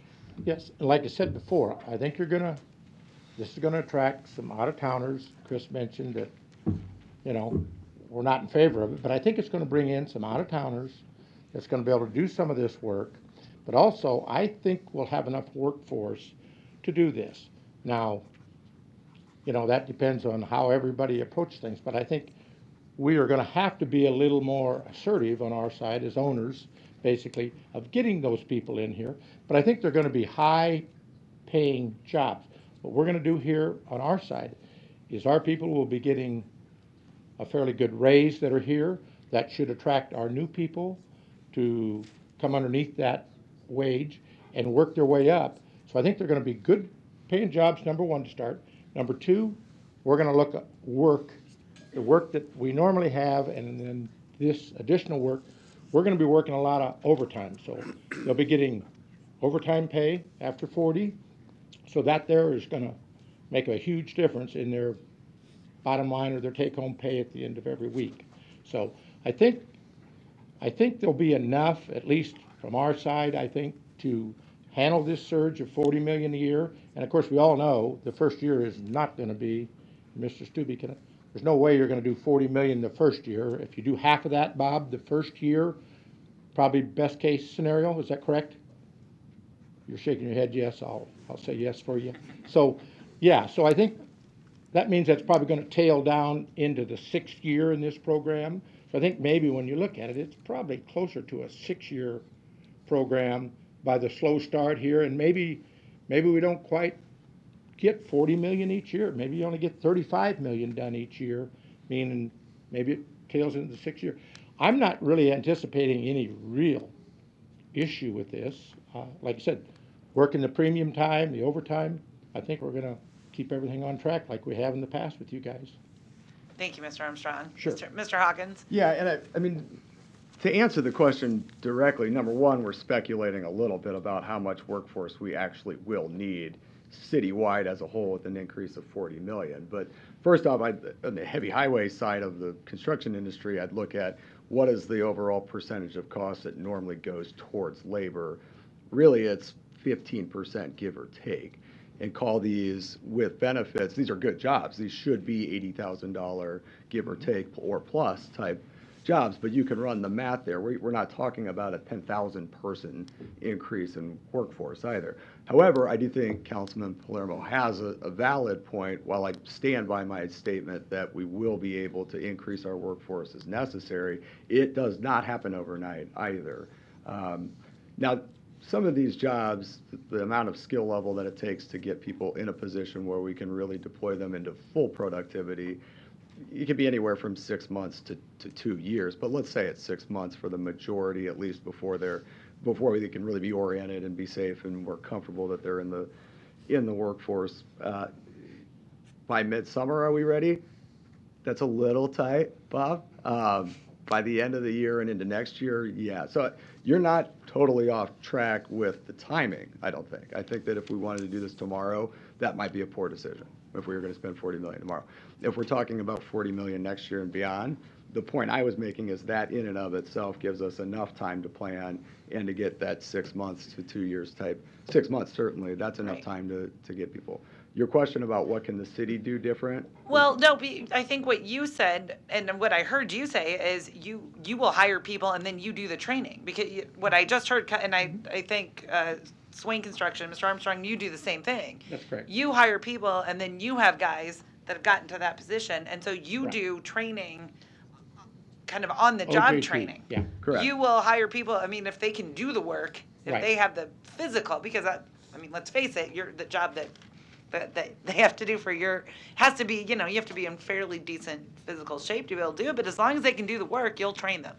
You'll provide the training. And in fact, I think both of you also have been very helpful to small and emerging businesses in lending your expertise to small and emerging businesses as well. Not thinking of them as, competition and keep them out, but I think both of you have been instrumental in at least offering that help. And so is that what both of you do? You train. You don't need the city to be having training programs for employees to come We call work it in-house, side by side. This person's going to pick up what this person does, and it seems to work pretty well on our side. We seem to think we're pretty efficient in that area. Okay. Well, thank you, and I appreciate that because that's exactly what we need, I think. Being good stewards and good business owners in our community, one of the things we do need to partner with you in doing is, we're giving you the contract, right? And you're going to fix our roads. But in turn, not only are you fixing our roads, but you're training people and you're providing jobs along with that training for people who I know have worked their way up to positions. I know in both of your companies, you've had people who, GED or just graduate from high school, but have been with you for 20 years Yes. and have a career and are making a good living, supporting families with benefits. So I think that's important to know. And I would say at our place, we have very, very little turnover. So we must be doing something right there. Of course, we've got good health insurance and things like that. They all make a good wage. They're all driving new pickups, except the boss. But that's all right. I can dump oil in that daily. That's okay. But so they're treated pretty well, and I know the Hawkins Company, too, same way. Right. I mean, they're the elite fleet out there. Well, thank you. And thank you both for taking the time to come down to testify. And I would be remiss, I think Kara Habrock is here from Roll-Off. Kara, are you here? Okay, sorry, I'm gonna call up a third competitor. I didn't see her back there, but Ms. Habrock, if you could come up.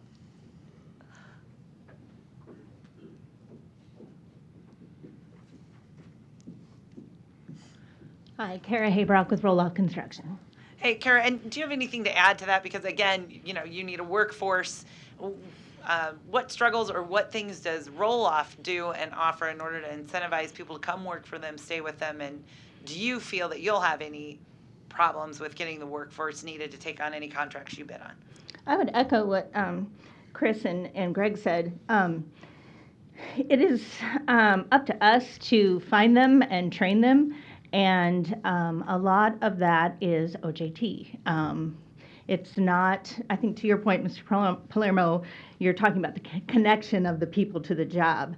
And do they have to come through a formalized apprenticeship program or some sort of formalized training program? And it's been our experience that the thing that works best for us is that OJT. They come, they learn skills, they advance from within, and that is the way it has worked. What gives us the confidence to do that, the confidence to, as my partners inform me, you've spent way more money on marketing and recruiting this year than in the last 2 years than you have in the past 10. Well, that's what it takes. Now, it's just more competitive out there. And so a lot more time and money spent on actively recruiting, in a more diverse way, using the tricks of the trade, if you will, more the social media and those sorts of things to find the people and connect them to these jobs. And I have way more confidence in spending the money and making that investment in not only the recruiting but the training when there is a body of work out there such as this that I know will continue for a long time. That gives me the confidence that this isn't spending it's spending good money because there's a body of work out there that will continue into the future. Therefore, it's a good investment on our part. So it's not just 1 year or one project, Right. since you know that it Yeah. will potentially be ongoing for year after year. I think we talked about with the way it's looking, it could potentially 6 years since we won't be able to get started right away. Yeah, our company does a lot of the CSO work. And so over time, knowing that there was that much work out there, we felt very confident. Now, it's not to say that we'll always be the low bidder, right? But we felt confident that we could add crews or add additional, project management staff or those types of jobs as well, because we knew there was enough work out there to justify us making that investment. Okay, thank you. You're You very welcome. much, and thank you for coming. I'm sorry I didn't call you up earlier, but I gave you your own spotlight. You don't have to share it with the guys. All right, thank you very much. And I just have, Mayor Stother, I know there's been a lot talked about. Do you have anything to say or respond to anything that you heard today, or are you good?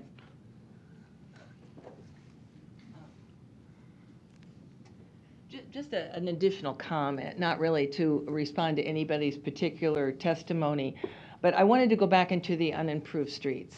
As you know, we continue to talk about what we spend every year now, an average of $41 million. The experts say $75 million is what we should be spending. We could double the amount of roads we resurface with that. So that leaves a $34 million shortage. If this bond issue would pass, a $200 million bond issue, that brings in an additional $40 million a year. We've talked about that. But our gap is 34, so that leaves about $6 million above and beyond. It is my goal and my intention to use that additional $6 million for the unimproved roads. I wanted to add that. So we could, as Bob Stubbe said, there's two different basically things we can do. We could, in our CIP, the fund that we have now for the sharing of the city doing, for the SID street improvement districts, pay 50%, and for the road improvement districts, we pay 25%. We have a fund in there for the city to share. We could put a lot more money into that pot, so we could do a lot more, but we can also use what's already in our current policy, which says that areas that we've already identified in high poverty census tracts in North Omaha and South Omaha, we can already go in there and do those at 100%.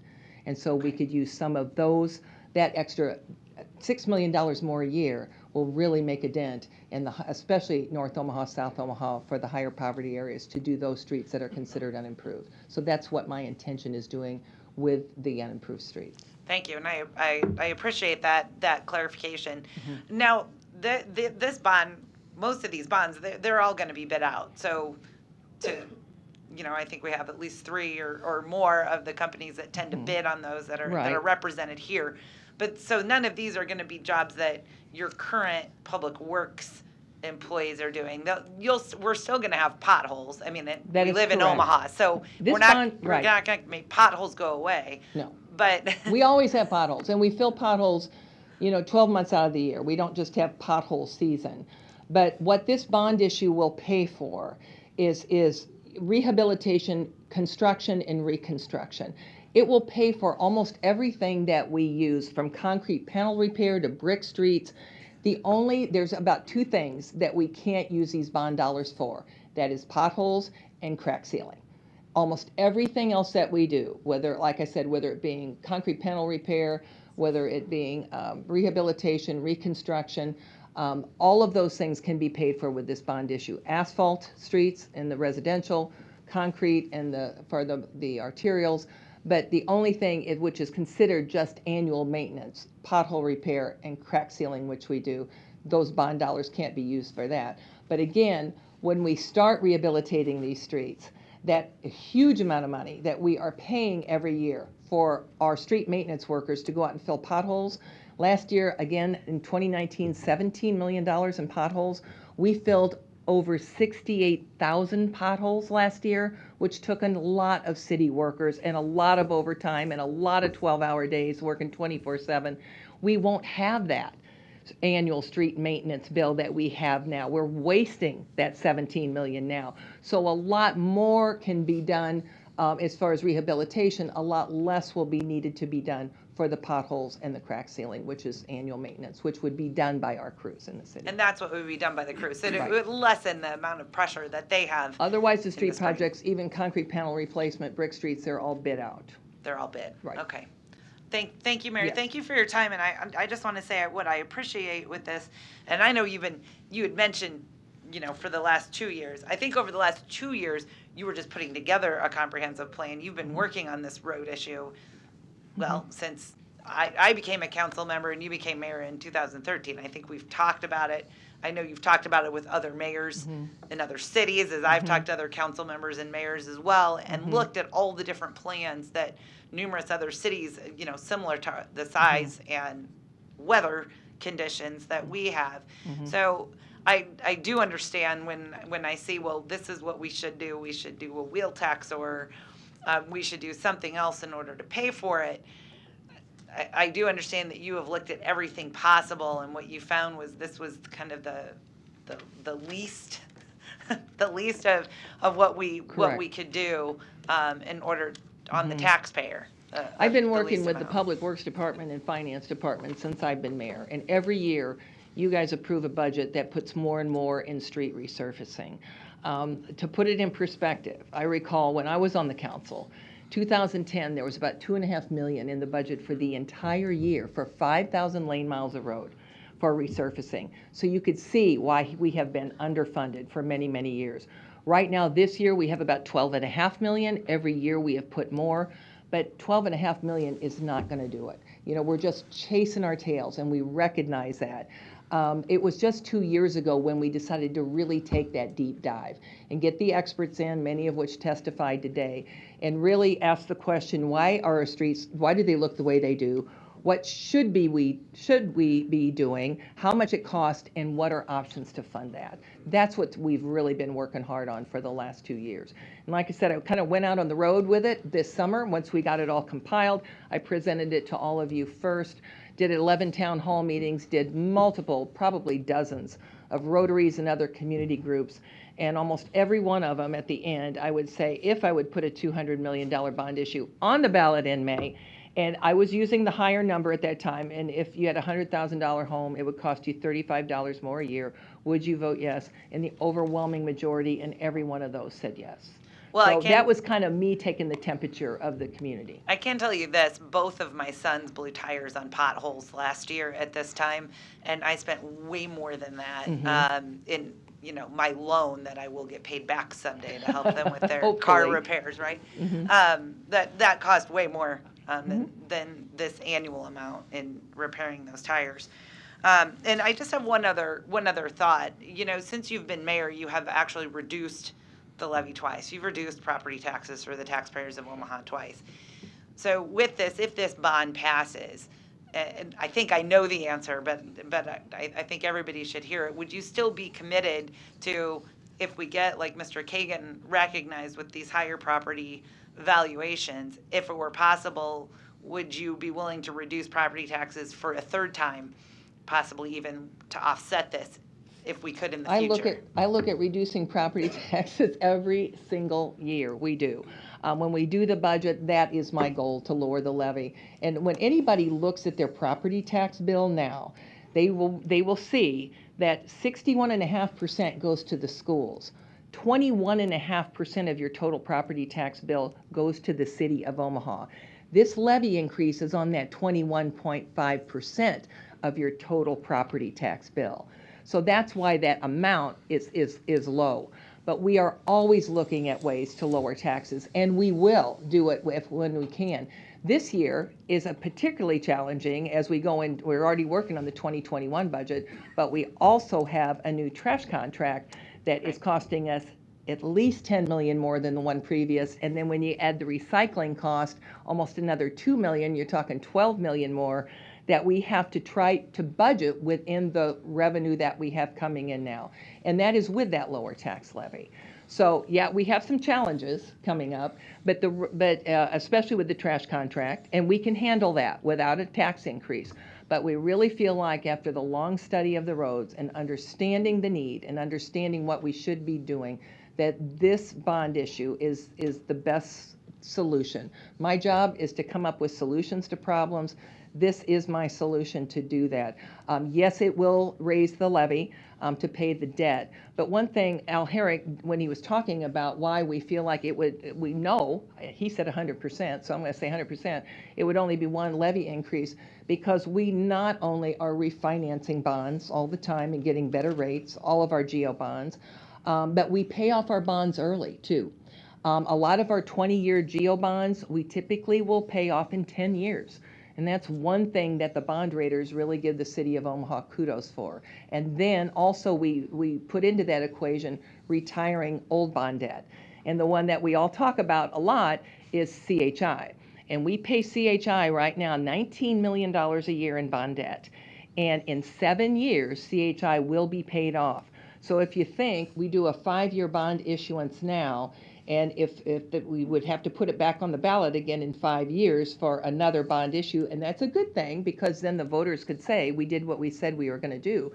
But even before the middle of that next 5 years, CHI will be paid off. And so it gives us a tremendous more amount of bonding capacity. So all of those things factor in to we only will need one increase in the levy to pay this debt.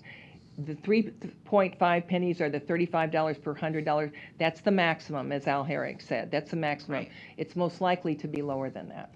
And by doing it with a bond issue as opposed to just asking the council to increase taxes, if we did that, that money could just go into the general fund and be used for anything in the future. By issuing this bond, we're guaranteeing what it can be used for. Correct. And if I would come say to you and say, I want to raise the tax levy enough to fill that $34 million gap to bring $40 million more dollars in a year, you would have to raise the levy at least 11 pennies. With a bond issue, you're paying it over a period of time, so you would have to raise the levy about 3.5 maximum. So there's a big difference in the annual cost to somebody whether you just raise the property taxes to get that extra revenue as opposed to paying bond debt.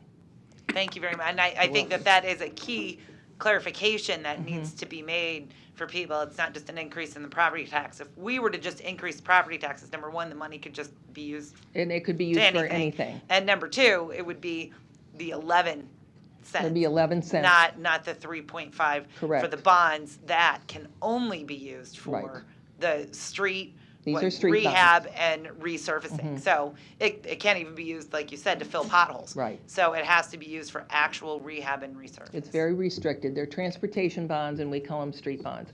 And it's another thing I wanted to point out is about every 4 to 5 years we do a city bond issue that the chamber always does the campaign for us. There are 5 different types of bonds: street bonds, sewer bonds, public facility, public safety, and park bonds.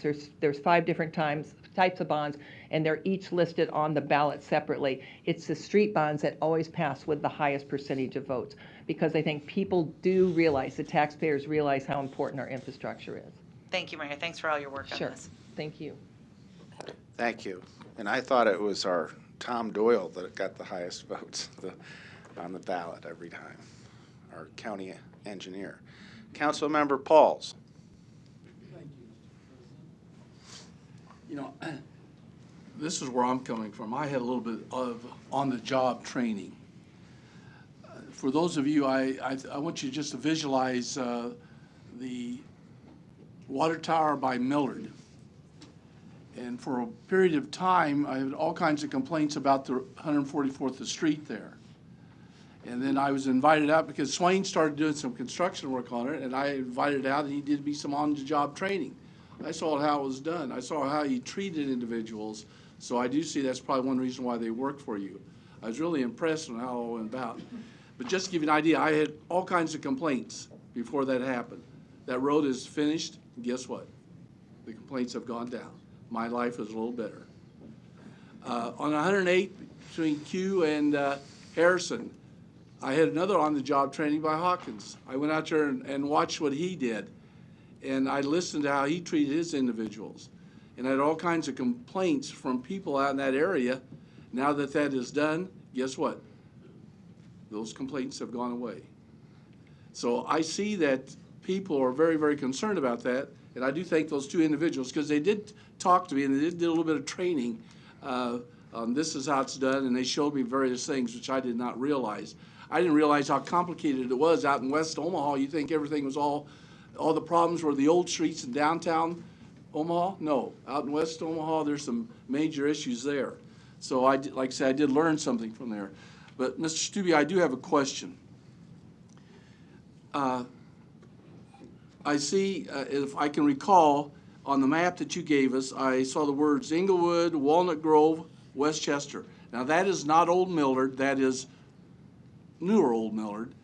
And I see that they're going to do road work in that area. That's by Bryan Elementary. It was about 144th and Q, just north of 144th and Q. Those three subdivisions. So if I go out and I talk to the people in those areas, they are not to assume that every road's going to be redone in those three housing areas. Am I correct? Bob Stubbe, Public Works. So again, is that if it's a residential neighborhood that has a lot of concrete streets in it, there's probably a majority of the panels in that particular subdivision that are probably just fine. Because obviously concrete, if it's engineered and it's installed properly, will last a long time, and we've got evidence of that within the Omaha area. But what we would do is actually go in and assess all of those particular streets within that particular subdivision. If we identify multiple locations where there's one panel or two or three panels that need to be replaced, we would put together a project map that would actually then identify and have a contractor go in and do the subdivision completely versus how we do it now, where we might get a complaint about a settlement or a crack or something like that. We'll go in and do one panel. This is more of, again, is kind of this preventive maintenance program to actually address the area before it becomes a situation where we're putting out fires. Okay, because I just want to make sure, because they're going to say, oh, we're going to get all new streets. No, you're going to go out there and someone will analyze each, because that's three different subdivisions, and they are a little older. You will analyze the streets, and some streets, nothing may be done because they're basically in good shape.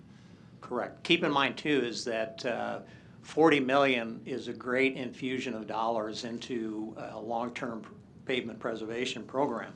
But once again, it's not going to reconstruct every single street within a residential subdivision. Okay. Thank you. Appreciate it. You're welcome. Thank you, Councilmember Pauls. Vice President Palermo, you're recognized. Thank you, Mr. President. And I just wanted to be clear here on my earlier statement. It's not that I'm against hopefully what's going to go to the ballot. I'm disappointed in the fact that this has been in discussions for a few years, but creating the jobs behind it hasn't had the same priority.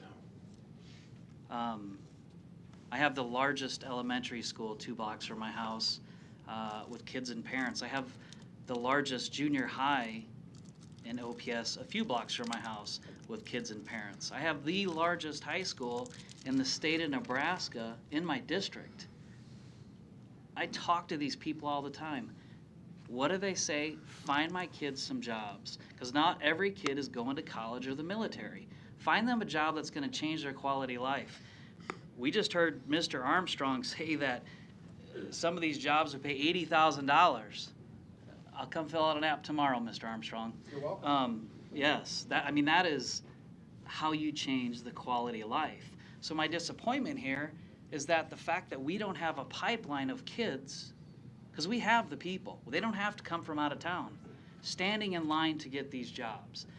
Now we have a number of groups that are actually working this. I don't know what the numbers are.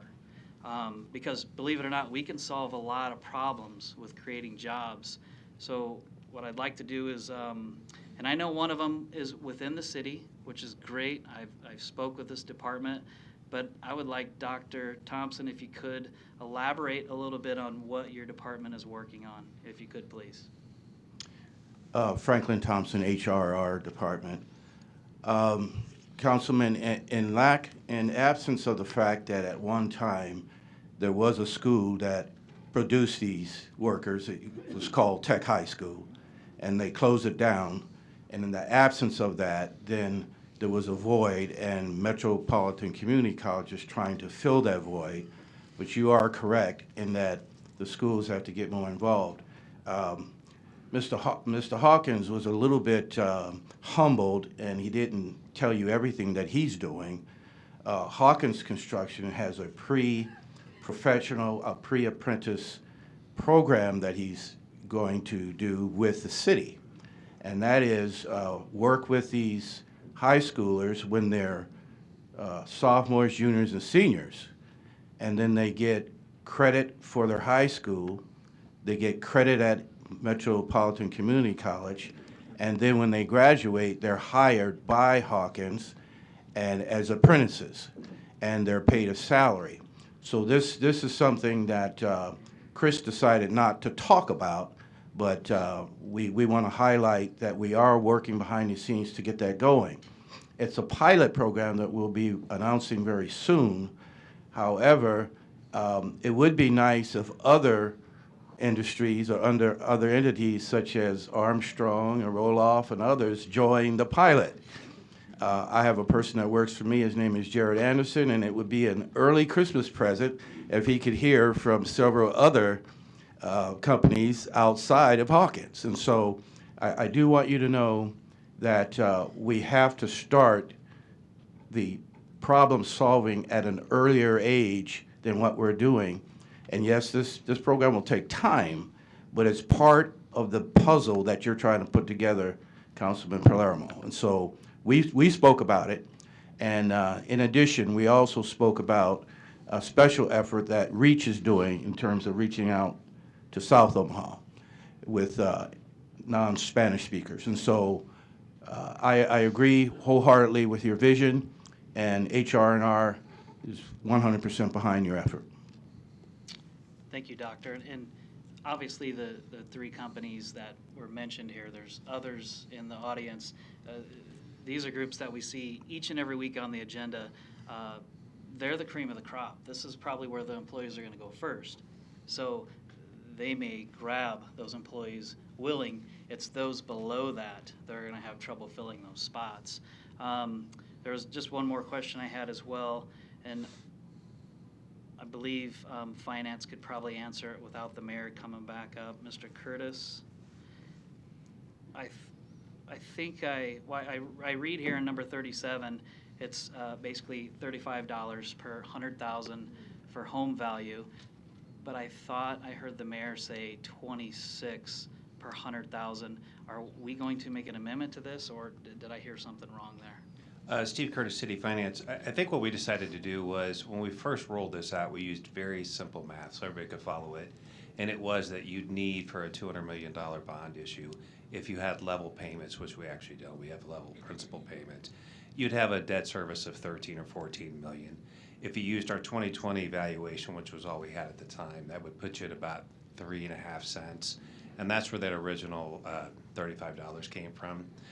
As you know, it's a little more complicated than that, as Councilman Festerson knows. When you put this in the model, you consider things like interest rate changes over time, paying off debt, a lot of different factors, and including the fact that this will spread out over time.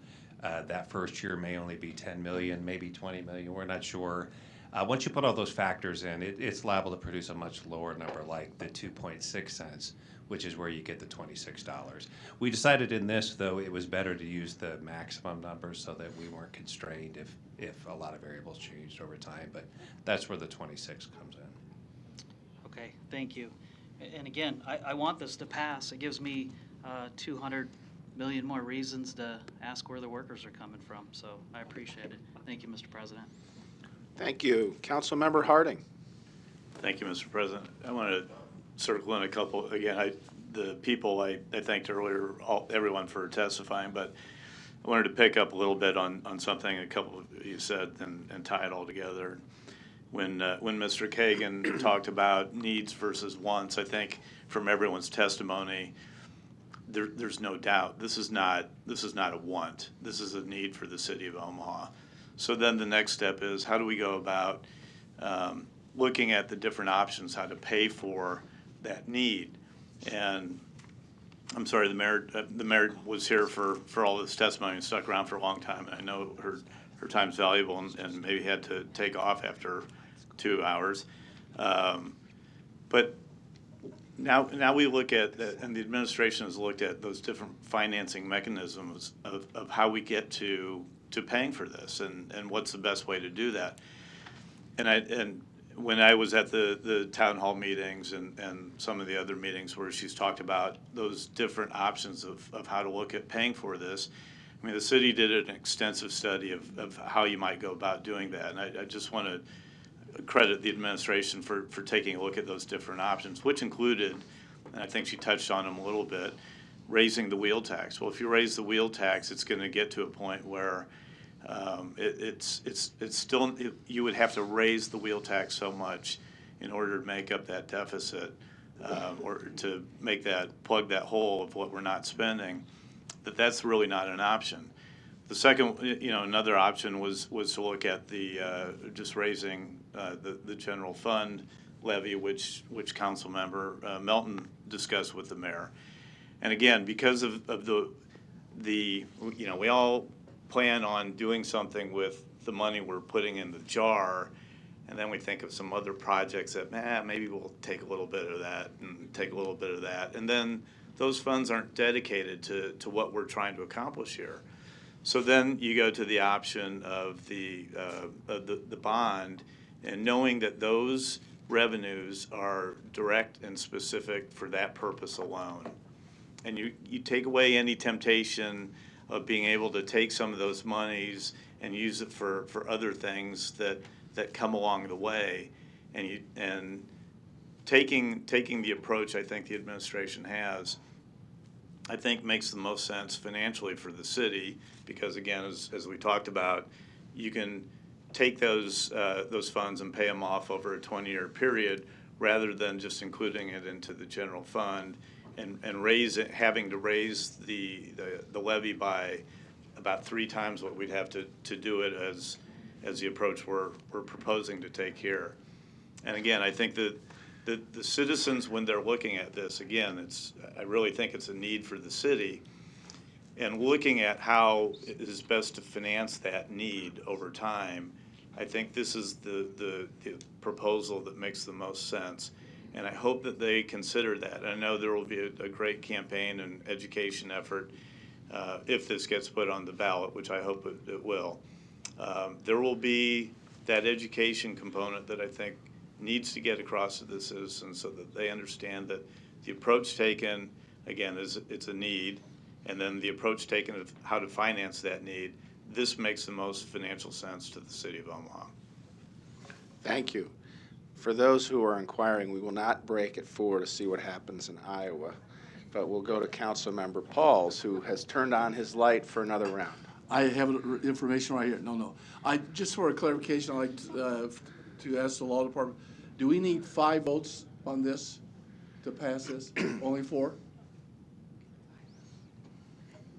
I mean, Yes, you need 4 votes to pass it. okay, not 5 when it comes to sales tax? No, not 5. Okay. Okay, thank you. Thank you. Madam Clerk, next item.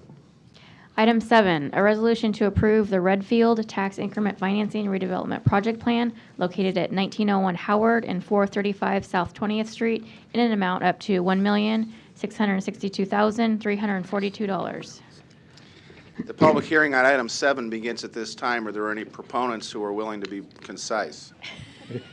Good Seaton. afternoon, Don Seaton, Omaha City Planning. The Redfield TIF redevelopment project plan is a two-building project located downtown, about a block from where we're sitting. Here's the Flatiron building.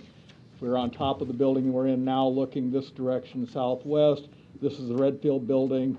This is the building that would be rehabbed for interior parking, about 60 spaces. This will be 3 floors of office. They have 2 floors leased.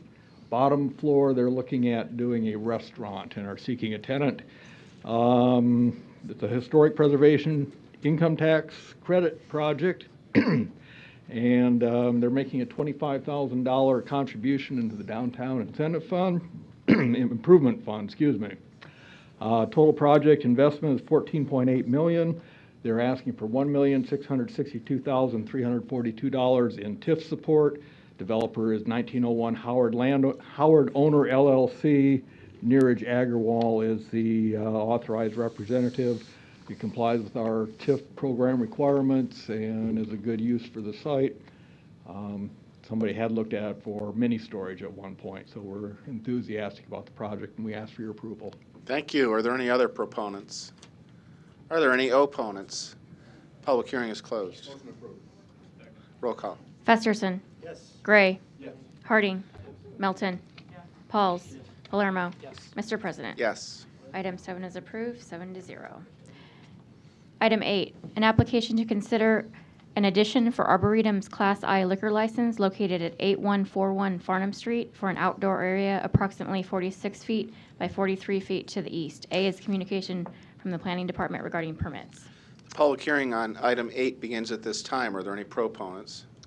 Good evening, Council. Michael Sands, 1700 Farnham Street, here on behalf of the applicant. Just to clarify, you approved this license back in the summer.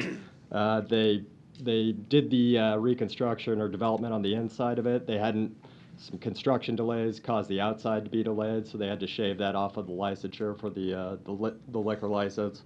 So that's why it's back before you. It's the exact same thing, only they're adding the outside portion of the building. You understand it's contingent upon permits. So that is what I wanted to touch on as well. So we did talk to the planning department. They were under the understanding that there was a fence built because the liquor requirements require a barrier. It was actually a stone barrier, which didn't require a building permit. So it's our understanding that the note in the file was in error, and actually everything has been taken care of that needed to be. The motion is contingent upon obtaining the necessary permits. Oh, yeah, correct. Sorry. My comment was the note in the general file. You got it. Are there any other proponents? Are there any opponents? The public hearing is closed. Roll call. Festerson. Yes. Gray. Yes. Harding. Melton. Yes. Pauls. Yes. Palermo. Yes. Mr. President. Yes. Item 8 is approved, 7-0. Item 9, an application to consider a Class C liquor license for Superior Liquors located at 5936 Q Street. Public hearing on item 9 begins at this time. Are there any proponents?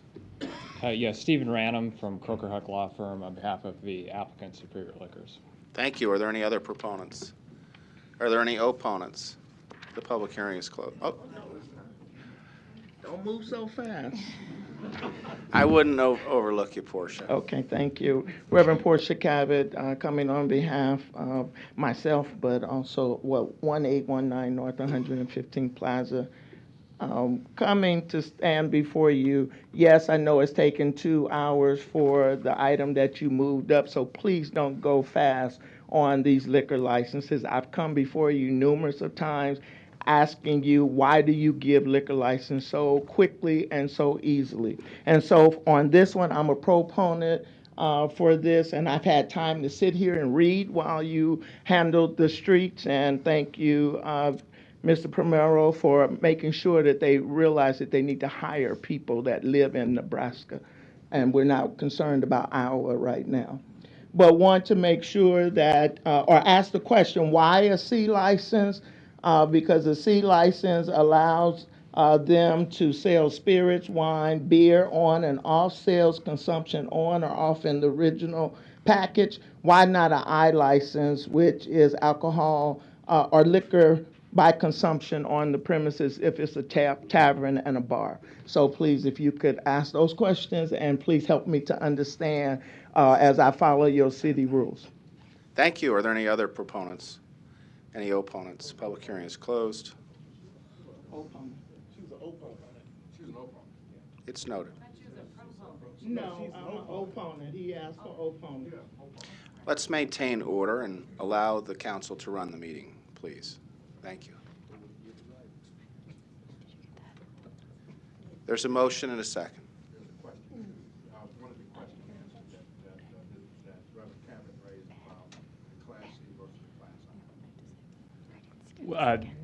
The intention is to have the off-sale, on-sale capacity for Schedule C. The applicant, it was a former bar location, and It's a liquor store. it's a liquor store. That's right. why you need a C. You Yeah. need a package to sell off sale at a liquor store.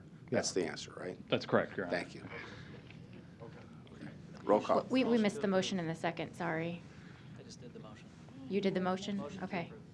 Okay, I did the motion earlier, but okay. Oh, sorry, second. So you're the second. All right. Roll call. Festerson. Yes. Gray. Harding. Melton. Pauls. Palermo. Mr. President. Yes. Item 9 is approved, 7-0. Item 10, an application to consider a Class B liquor license for Family Dollar, number 22254, located at 3552 Leavenworth Street. A is communications in opposition.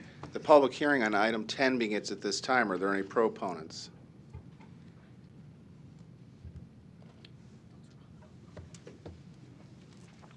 We had a sign-in sheet too, so these are all opponents? Okay. I'll call you up when we get to the opponents. Okay, good afternoon. Louis Masters, District Manager for Family Dollar. I'll just be brief. 2 quick points I want to make is, one, the fairness of competition. If you look at the area of Leavenworth between 30th and Saddle Creek, we are a retail location. We're not a Class C like a bar. You know, we're not an Alderman's where they may or may not sell off liquor. We are a retail location. So really the only option for customers in that area is the Quick Shop that's located on 36th Street. Point number 2 is a lot of our customers walk to our locations, so they really don't have the option of going anywhere to purchase packaged liquor. We're asking for a Class B, which is beer only, so we're not looking to do alcohol, hard liquor at this time. We're just looking to do beer. So again, a lot of our customers don't have the option. They don't want to, walk down to 30th Street at Supermercado, and they don't have the option of walking all the way down to South Creek. So, thank you. Thank you. Are there any other proponents? Okay, we'll get to the opponents. Sean, is it Elahi from Habitat for Humanity? Hope I pronounced it correctly. Yes, correct. Actually, mine refers to item 11, not 10. Okay. Oh, we filled out one for 10. Okay, we'll keep it for 11. We'll keep you for 11. Stay close. Carol Haas.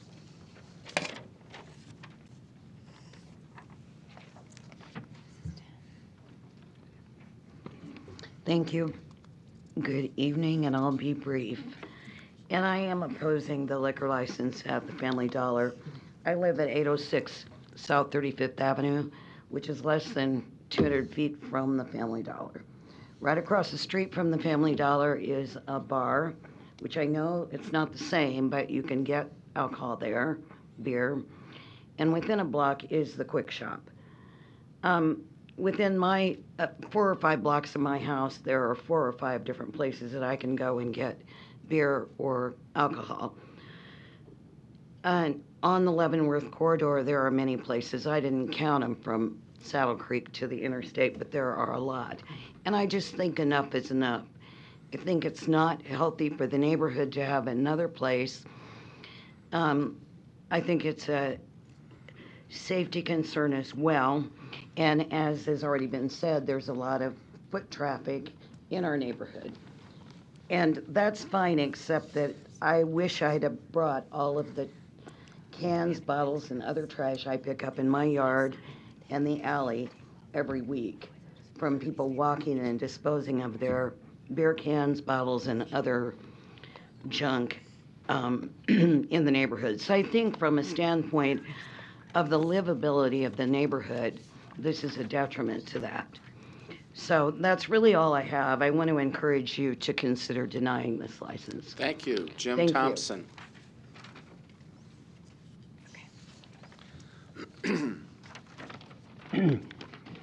Good almost evening. Jim Thompson, 1001 South 35th Avenue. I'm speaking on behalf of myself. I'm against this for a number of reasons. First of all, Mr. Masters, the audacity to say people have to walk to Baker's or Supermercado when they can walk right across the street to Leavenworth to the Quick Shop. Don't try and do a head fake to the city council. Have more respect for them to understand that Quick Shop has quite a variety of not only beer but liquor. So everyone in the neighborhood has an opportunity to get their liquor at the Quick Shop. Also the Down Under right across the street. The mission statement or the vision statement for Family Dollar says best small format value and convenience retailer serving the needs of the customer in the neighborhoods we serve. Yes, there are a lot of people walk in the neighborhood, but the needs to get alcohol is not the flavor of the neighborhood. Right across the street are 2 halfway houses that have been approved for those suffering addiction issues. This is just a carrot on the string for those folks, so that alone would question the need for another liquor establishment. The quality of low prices, again from their website, committed to the communities we serve by supporting the nonprofit organizations, et cetera, for quality of life. Adding another liquor establishment in the neighborhood is not quality of life. We do have quite a few on the corridor, and there's quite enough. Question I have too, and I don't know Mr. Masters, according to the liquor application, he lives in Fremont. How do you expect to manage a liquor establishment in my neighborhood, living in Fremont? Again, not knowing him, the application says he was 1 year of a Keno operator in 2007, and now the application said he's going to run the liquor establishment, beer establishment, so I'll be clear on that. Selling beer at Family Dollar in 35th and Leavenworth. I question that, but again, he might be capable, quite capable. It's a bad idea. It's not needed with the beers nearby.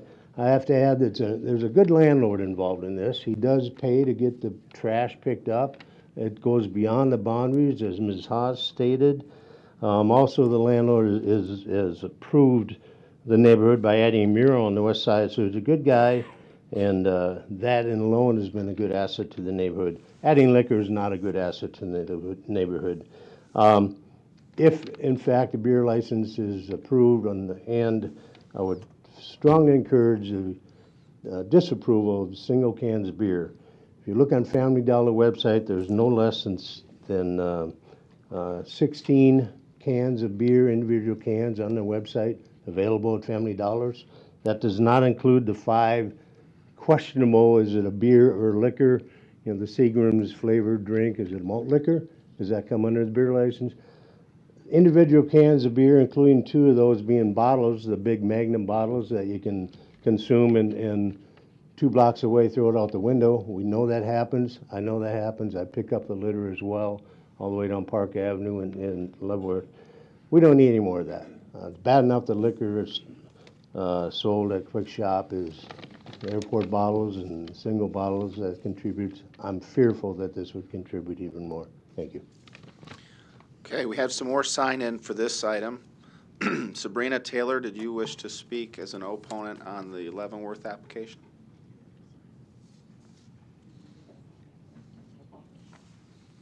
It's the address says you think it's the other one.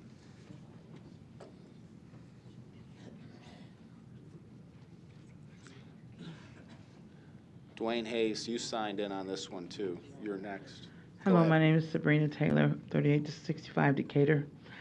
I come that I'm against the alcohol at the Family Dollar. Omaha, North Omaha already is a food desert. And just to add another liquor store, I think is really inappropriate for our neighborhood. Thank you. So you're here for both items? Thank you. Dwayne Hayes? Dewan Hayes, I'm sorry, 2608 Patrick Street. I'm a former resident at 35th and Leavenworth Street before I moved to my current residence. And there are 3 bars on Leavenworth within a couple of block radius: Supermercado, the Quick Shop, Blackstone District, with more alcohol available. Omaha's culture of alcohol establishments is dangerous. We're concerned about the future of our young people, yet we have no places for our young people to go, and everything is bar and alcohol centered.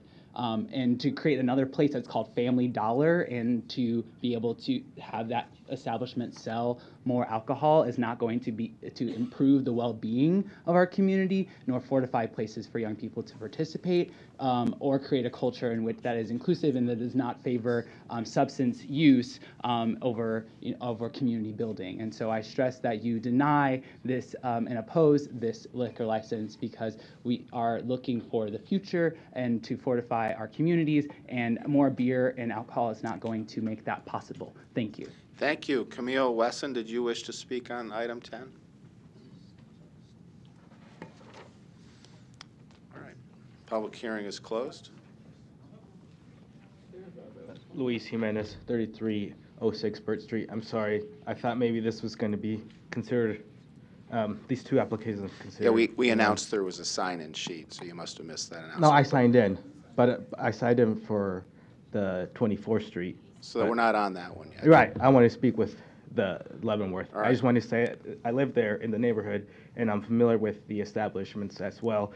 I'm not too concerned about, like, the litter and stuff. That place has been redeveloped, and new infrastructure and luxury apartments are in there, so you've changed the character of the people. I'm concerned with Family Dollar as a business. There's a lot of favoritism among the employees, and I'm concerned that there's going to be situations where the liquor license and the laws isn't followed. Thank you. I'm sorry, there was no sign-up sheet when I arrived. All right, Reverend Cavan. There was one, according to the clerk, but you're welcome to come Not up. when I arrived. You're welcome to come up. Thank you. Reverend Portia Cavett again, and I stand before you to remind you that fairness of competition is not a good leg to stand on. We have other communities in this city that is following under this same predicament. Alcohol density, look at the density that's at Leavenworth, 35th and Leavenworth. And then also, according to your liquor rules, it cannot be, I believe it's 500 from a park, and Leavenworth Park is at 34th Street. So I just want you to keep up with the rules that you have already set. And since, in case I can't get up for the next one, the liquor law or the liquor renewal protest form that you have put together as a city council for residents to question about a liquor license that is to be renewed, you give liquor license so quickly, so easily, that we told you last time we were before you that we might as well go into another business of selling liquor because you easily give it. But to make it a requirement that residents have to have their signature notarized and to fill out this form and to tell you what the establishment has done wrong, what is your job? And what are you doing to keep the residents of Omaha safe? Thank you, Reverend Cavan. Just for the record, there's a state statute with regard to citizen protests that govern how citizen protests are handled. It is not a rule established by the Omaha City Council, but by the Nebraska legislature, enshrined in state law. Thank you.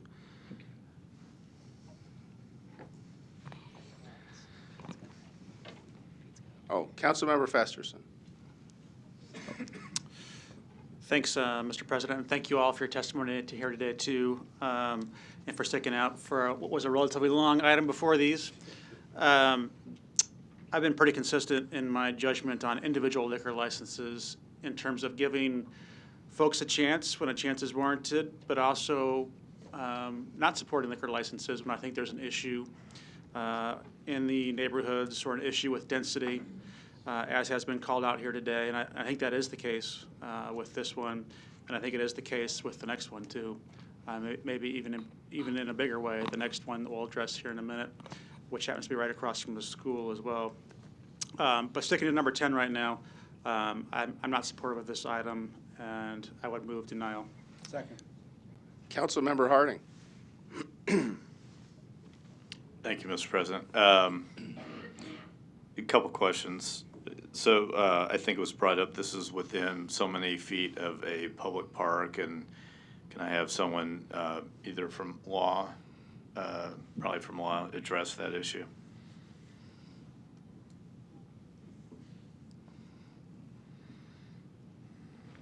Brian Wiesen, Assistant City Attorney. I am aware that there is an ordinance that does specify the distance that a licensed establishment can be from City Park.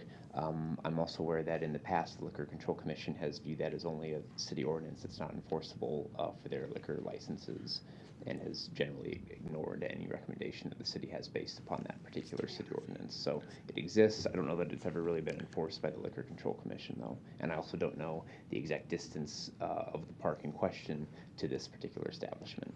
I believe the rule's 300 feet. Okay. And I believe that there's a study done at the time of the application to determine whether it's within that distance. When the I was title trying to search find is that done. in there, and I didn't, but thank you for the clarification. That, Mr. Leeson, if this were to be denied, again, can you talk about the process then as it goes to the state? Certainly. If the council were to recommend denial of the license, that denial would be transmitted to the State Liquor Control Commission, who would then set it for a formal hearing on whether or not the license should be issued. The city would be a party to that and would present their opposition to it, as well as any city protesters could go down and could testify in opposition to the license as well. Okay. So again, we're just really a recommending body. That's correct. Yeah. The other issue, thank you. The other issue I was going to bring up, and I guess since there was a motion for denial in a second, I'll wait and see what happens. But I was going to address Mr. Thompson's idea or concern that if this were to go forward, I wanted to bring up the issue of single can sales, but I'll reserve that until we see what happens on the motion. Thank you. And I would just add my comments as the council member for this district that there's been overwhelming opposition to this license communicated to me, and the main emphasis of the opposition has been the high concentration of alcohol density in the Leavenworth quarter. So if I could make a motion as the chair, which I can't, I would have made the motion to deny, but there's no further lights. Roll call. Festerson. Yes. Gray. Harding. Melton. Pauls. Palermo. Yes.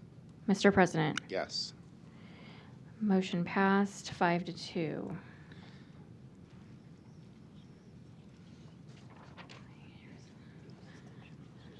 Motion to deny, yeah. Item 11. Item 11, an application to consider a Class B liquor license for Family Dollar number 26879 located at 1500 North 24th Street.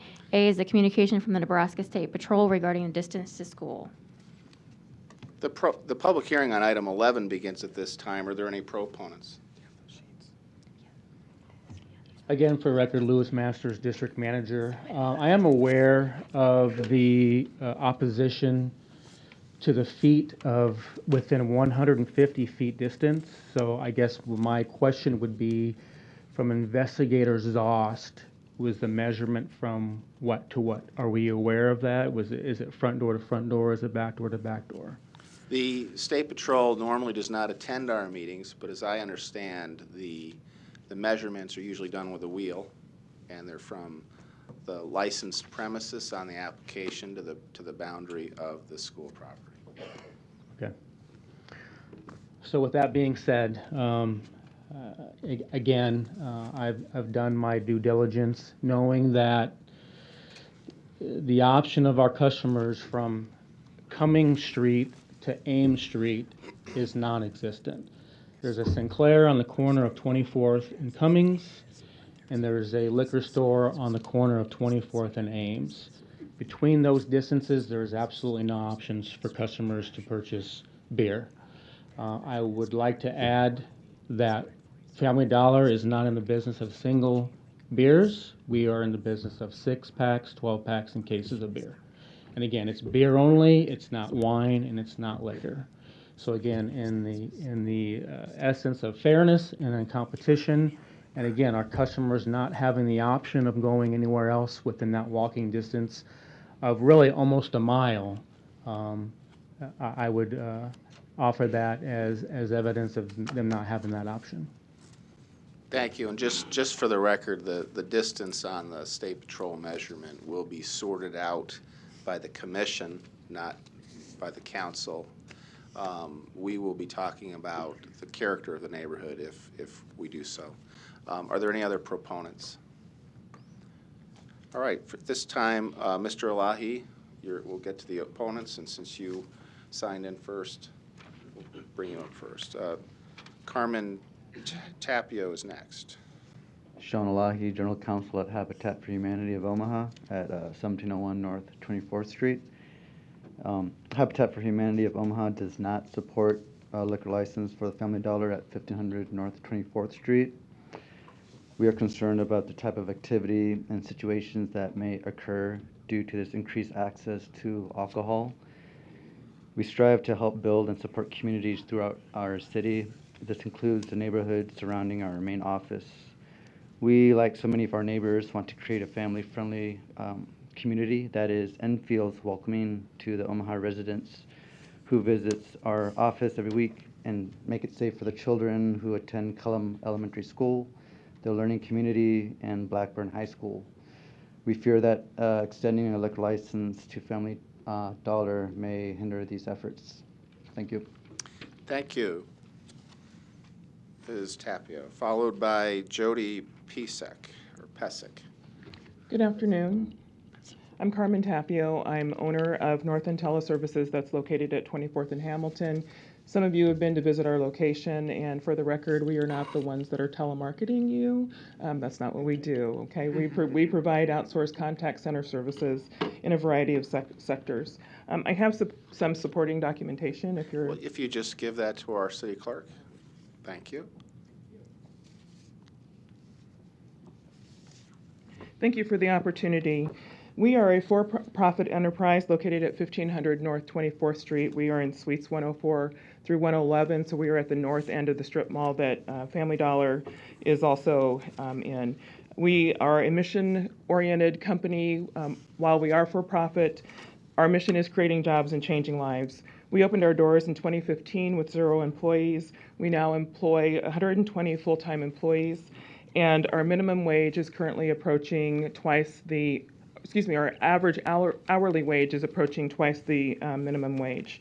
We provide benefits to our employees, including transportation and apprentice programs, so we do that, tuition assistance, partial paid medical leave, and medical benefits, and 100% ancillary benefits to our employees. According to the University of Nebraska at Omaha Economics Department Chair, my company has an annual economic impact of more than $221,000 per job, which equates to more than $26.5 million annually. The services that we provide are in multiple multiple sectors, and we also provide support to the United States government. Our building sat unoccupied for years, and when we moved into it, we were faced with a high level of vagrancy, loitering, and illegal activity around the building and in the parking lot.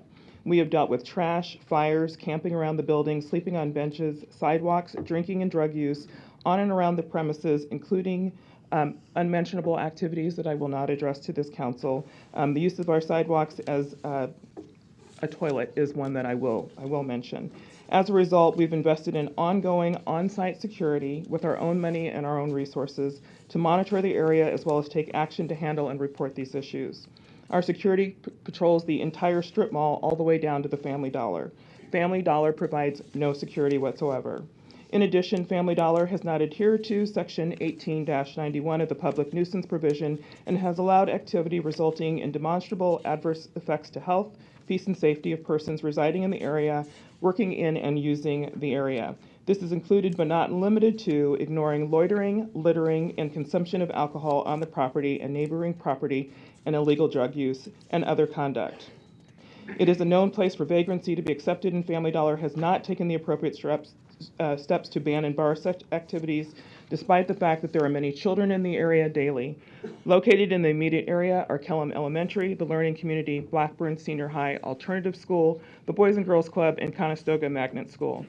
In the last 6 months, and you have the handout, in the last 6 months on 24th Street between Patrick Avenue and Cumming Streets, excluding Family Dollar, there have been, and I'll say only 7 crimes reported, including 1 assault, 2 reports of vandalism, and 5 reports of theft or larceny. At the Family Dollar at 24th and Hamilton in the last 6 months alone, there have been 14 reports of theft or larceny and 8 assaults according to the Omaha Police Department Crime Mapping website. These stats can be found on that website. Family Dollar has a higher crime rate already than the 3 liquor stores in the immediate area, and they are not yet providing liquor. Given the effort to revitalize 24th Street and the investment made at 24th and Hamilton, given the at-risk people and including youth in the immediate area, including the shelters and schools, and the people whose lives we are trying to change through jobs at North End Teleservices, which is a large employer in the area with growth on the horizon, I am protesting this liquor license, and I'm asking the City Council to say no to a liquor license to Family Dollar. It would be a self-inflicted wound that only adds to the immense challenges the community is already trying to overcome. If the corner of 24th and Hamilton and the community are at risk of reverting to the high crime-ridden state that it was before we got there, and before the efforts of so many people in the area to keep our employees, clients, and vendors safe, I'm asking the City Council support our ability to keep our employees, clients, and visitors safe, as well as grow and expand our business in its current location. We need the help of the City Council today, so please vote no to granting a license to Family Dollar. Thank you. Ms. Pesic, you are up, and Reverend Cavett, you're next. Good afternoon. I'm Jody Pesic, 4910 Fountain Drive. I am the Program Director for the Secondary Success Program and Blackburn Alternative Program in OPS. And I'm here today to put on record for the council members to consider my concerns on behalf of the Blackburn students regarding the proposed liquor license for Family Dollar on 24th and Hamilton.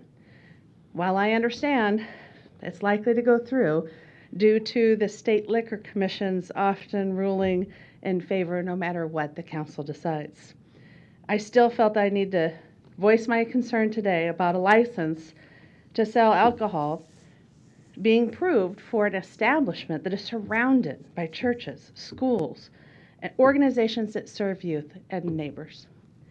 The Family Dollar at 24th Street in Hamilton has the North Omaha Learning Community Center on the north side, Kellum Elementary and an Early Education Center on the east, Pilgrim Baptist to the south, the North Omaha Boys and Girls Club, and Blackburn Alternative to its west. The Family Dollar location is definitely less than 100 feet from our campus. I'm here to voice my concern with how close it is to our school and stress that OPS cares a great deal about the health, wellness, and safety of our students. Thank you for your time. Thank you. Reverend Cavett. Luis Jimenez, you're next. So as I come back before you, just wanted to make sure that you heard what the city attorney said, that your recommendation is what the Liquor Control Commission listens to. And so even though you say yes, they will lean heavy because they feel that you have waited it out. And so we would ask that you would say no. To have residents to continue to go up to Lincoln to fight against a recommendation that this city council has given is not fair to the residents that you serve. And so we want to make sure that you are listening and understanding who is in that area. And even though they haven't talked about Sienna Francis House, those persons who are trying to change their lives are in walking distance. And so the Family Dollar, let them continue to have food and things that family needs that they have to have right then and there. Instead of getting alcohol, they will spend their money on fixing themselves instead of providing for their families. Thank you. Thank you. Luis Jimenez. Tanya Cooper, you're following Mr. Jimenez. Luis Jimenez, 3306 Birch Street. I did live for a year on Parker Street, and there is plenty of places to get alcohol. I did have a problem getting alcohol in the area on 30th Street, 30th and Parker, 30th and Lake, and so those are much closer than Ames, where it was indicated that, it's way out there. So there is a concentration relative to the area. And I am going to repeat my comment that I'm concerned with Family Dollar having a liquor license. The employees, I don't think highly of the employees there. Also, the establishment is crowded. They have overstock that is in aisles, and that is not conducive to having a good shopping experience, and I think that is going to seep into their liquor license. Thank you. Thank you. Tanya Cooper, followed by Sabrina Taylor. You'll be next. So my name is Tanya Cooper, and I'm the president of OIC Neighborhood Association, and I'm also the vice president of 24th Street Corridor, and I'm on staff. I'm the ad director for the Omaha Star. And I'm concerned because one of the things that he also, the gentleman there, it was not true about there not being liquor establishments that were close by, because I also am around the corner from the B&T Convenience Mart, which is on 20th and Florence.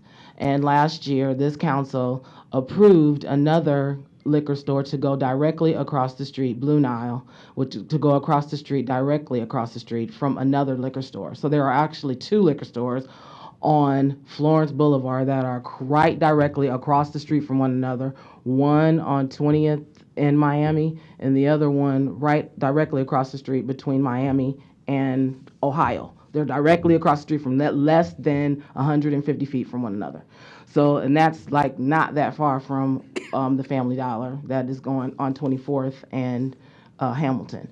So, the other thing is, I had to have, because I have a Family Dollar that is also on 16th and Ohio.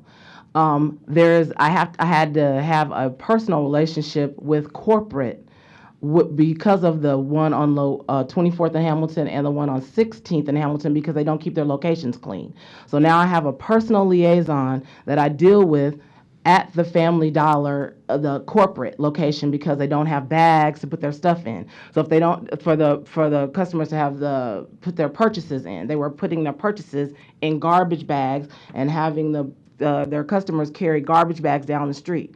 And I had to have a conversation with corporate, because I don't want the customers to be stopped by the police thinking they're stealing, putting their purchases in these garbage bags and being carried off.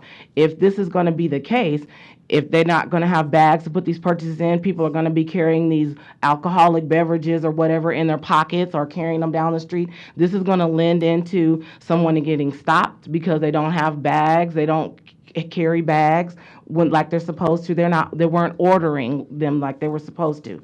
So there's a lot of things that Family Dollar could be focusing on that are within their control, like keeping bags, keeping their locations clean, maybe focusing on the fact that you're across the street from several educational schools, several churches, or whatever. You can focus on that. You don't need to focus on the fact that you need to carry liquor in a location where you are surrounded by places that contain liquor. So I'm coming to you today to say, please reconsider the idea that you need more liquor in a place that is a food desert, that doesn't even have grocery stores, and that you think that there's an idea that needs to be pushed forward where we need to have more liquor in these locations where we don't have more education or more facilities where people can get groceries. This is the idea of a Family Dollar, is that this is a family place, not a place where people can go and just acquire liquor. Thank you. Sabrina Taylor, followed by Gladys Harrison.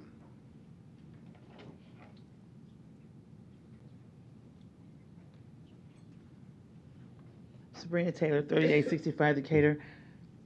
Now I'm not nervous. I was nervous the first time. Now you're a pro. I didn't know what I was doing.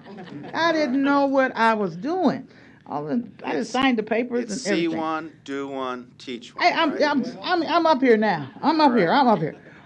Well, I'm going to tell you something. I'm only here because of my passion for my community. When I seen that letter on the internet about 3 days ago, and it was posted in a daily record, I do believe, and then see it in the World Herald. So maybe it was supposed to pass me by, but I saw it and I got mad. I'm like, what the hell? I'm sorry. I said that to myself. So I decided to come out for the first time for our community and listen to these people I have seen in the community throughout the years. And just to feel the passion here. And I didn't know how all this worked. I see you on TV, I'm paying attention. But now I'm paying some attention. So I just want to thank whoever passed that over. I seen your thing and I don't even know who you was. But until today. But it's just a passion to see the Family Dollar store. It is crazy. That's that store, right? You just happen to have to go somewhere and you're like, oh, I gotta go. I forgot a birthday card.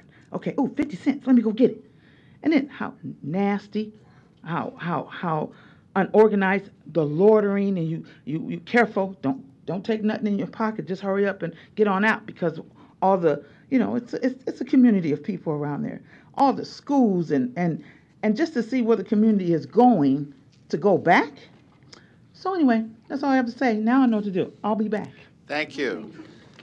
Gladys Harrison, followed by Pastor Dr. Cedric L. Perkins. Hi, my name is Gladys Harrison. I'm a member of the community, and I oppose the Family Dollar selling liquor too. I understand that they are a business, being a small business owner too. You're always looking for ways to make more money.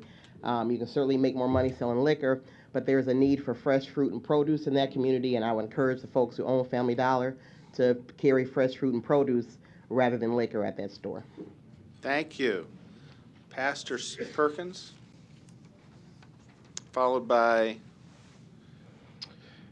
Juanita Johnson. Good afternoon to you, councilmen, and to all of the people who are present today. I'm Cedric Perkins, pastor of the Pilgrim Baptist Church, 2501 Hamilton Street. I come representing my community as well as the Pilgrim Baptist Church, and definitely the kids who are in that community, who goes to school, been called out and listed. I've come based on safety because of the fact when there's so many transits come walking to and fro throughout the community drinking alcohol. Well, it's not hard liquor that they want to sell, but it's beer. When you have an establishment, and I'm talking to the general manager as well while I'm standing here, when you have an establishment such as that location, not being clean, have signs saying students don't bring backpacks in, or banning so many students to come in the store, fights and different things, and police constantly have to be there. That tells me the property is not being managed properly. Not only that, but when students who are receiving smokes and cigarettes, either they're buying them or someone is buying them, giving to them. That's a problem. If they're doing that with smokes, then guess what? They're going to do the same thing with alcohol. Other thing is this. Since that Family Dollar has come there, I have so much trash on my property on 25th Street like never before. And just in December, I had to call the police to the church because I'm constantly having individuals drunk on the steps or what have you. But this particular, I normally don't bother homeless people because of the fact I have a heart of compassion. They're trying to help and build up the community. But this particular day I had to call because he was drunk. He was threatening to kill God. He was threatening to kill me. And he was threatening to kill himself. If this has happened on this occasion, then what may happen in the future if there's more alcohol available? And then lastly, I don't want to disappoint my councilman, Councilman Gray, this is his district. And I know he don't want this in his district. And I come to help him encourage you others to vote with him against this because of the fact he's working hard to build up his district, to beautify it, make it better, and so forth. Even though we just a church, but we are more than just a church. We represent our community, and we stand firm, and we just encourage you to vote with us and stand with us as we make our community better. And lastly, I want to thank all these individuals, others who came here, but some had to leave, many had to leave, because it took so long to get to this on the docket. I want to thank them for coming and giving their support. And one other church that's, I won't go through all the list of the schools. Everybody's was listed. I was going to mention Educare, but it was mentioned. But Bethel AME Church is also, wasn't listed, is also right there together, along with North 24th Street Church of God. Is right there as well. So please take in consideration, until the district manager can improve his stores, improve management, and managing the property, and me being a preacher, I have to quote the scripture to you. The Bible teaches us that until you faithful with the least, you can't be trusted with the much. And he have not shown himself to be diligent in handling the least. So please don't give him much. Thank you. Thank you. Juanita Johnson. Okay, Ella Willis. Juanita Johnson is not here. She had to leave. Okay. So she did ask me to present this to you, if possible. You are? I am Reverend Dr. Stan Rome. Welcome. I'm on the list as well. And Okay. so Do you want to do a 2-for-1 then? well, I can do a 2-for-1. All right, let's do that if there's no all objection. Right. So let me first present her. She has a letter for you to present as a matter of record for her. And I won't address the whole letter, but I will give the essence of what's in her letter in her opposition to it. Juanita Johnson represents the Long School neighborhood. She's the president of it, and also the 24th Street Quarter Alliance. Both organizations are in opposition, amen, to the, and you got me saying amen already, you made me preach. In opposition to the licensing of liquor for the Family Dollar, and they list for the following reasons. One, the distance to schools, in the proximity, the insufficient training of staff to handle it, that the staff is lacking in current business model, and safety with the potential to add more responsibility to the Long School Citizen Patrol and the Omaha Police Department. It infringes that. So I submit that on her behalf. Myself, I am the senior pastor of the North 24th Street Church of God Worship Center, 2021 North 24th Street. We remain in Omaha in this area. I've been here for 31 years now. We built a new facility in 2002. When our members wanted to move west, we felt to stay in North Omaha. We are the catalysts of changes. We are the ones that induce change, and if our community is going to improve, we are the guardians of that improvement. We don't leave the city council just to make those decisions, but we speak as a community together. With approving this liquor license, we deal with the alcohol density that's in the area already. We deal with the proximity of it to schools, churches, youth facilities, the learning center, neighborhoods as well. You got Blackburn High School, the Boys and Girls Club, the Learning Center, Educare, Bethel AME Church, New Bethel Church of God in Christ, the Senior Living Facility at Pilgrim. You got the Conestoga School neighborhood. All these facilities that are being impacted by this as well. We've been working to improve our community over the years with the improvement that has happened over the years with new businesses coming in. This would be a setback to the progress that's already been made. And while we're making strides to strengthen and improve our community, the addition of another access to alcohol is counterproductive to that goal. Proximity to schools, children, youth, and activity centers, senior housing, and churches hampers our efforts to provide a safe and non-threatening environment for our citizens. I would encourage you as we move forward, as we're trying to move and improve our city and our neighborhood, and to bring it more inviting and to invite growth, it would be a disservice to all the efforts that has been put forth if you approve this license. Thank you very much. Thank you. Ella Willis, followed by Nate Norval.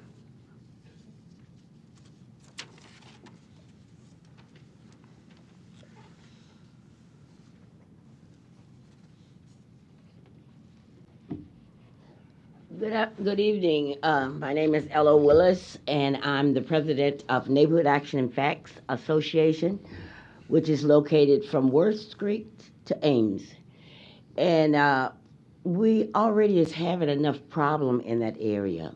And we are planning, the city of Omaha and Habitat is planning to do a redevelopment on the west side of 24th Street.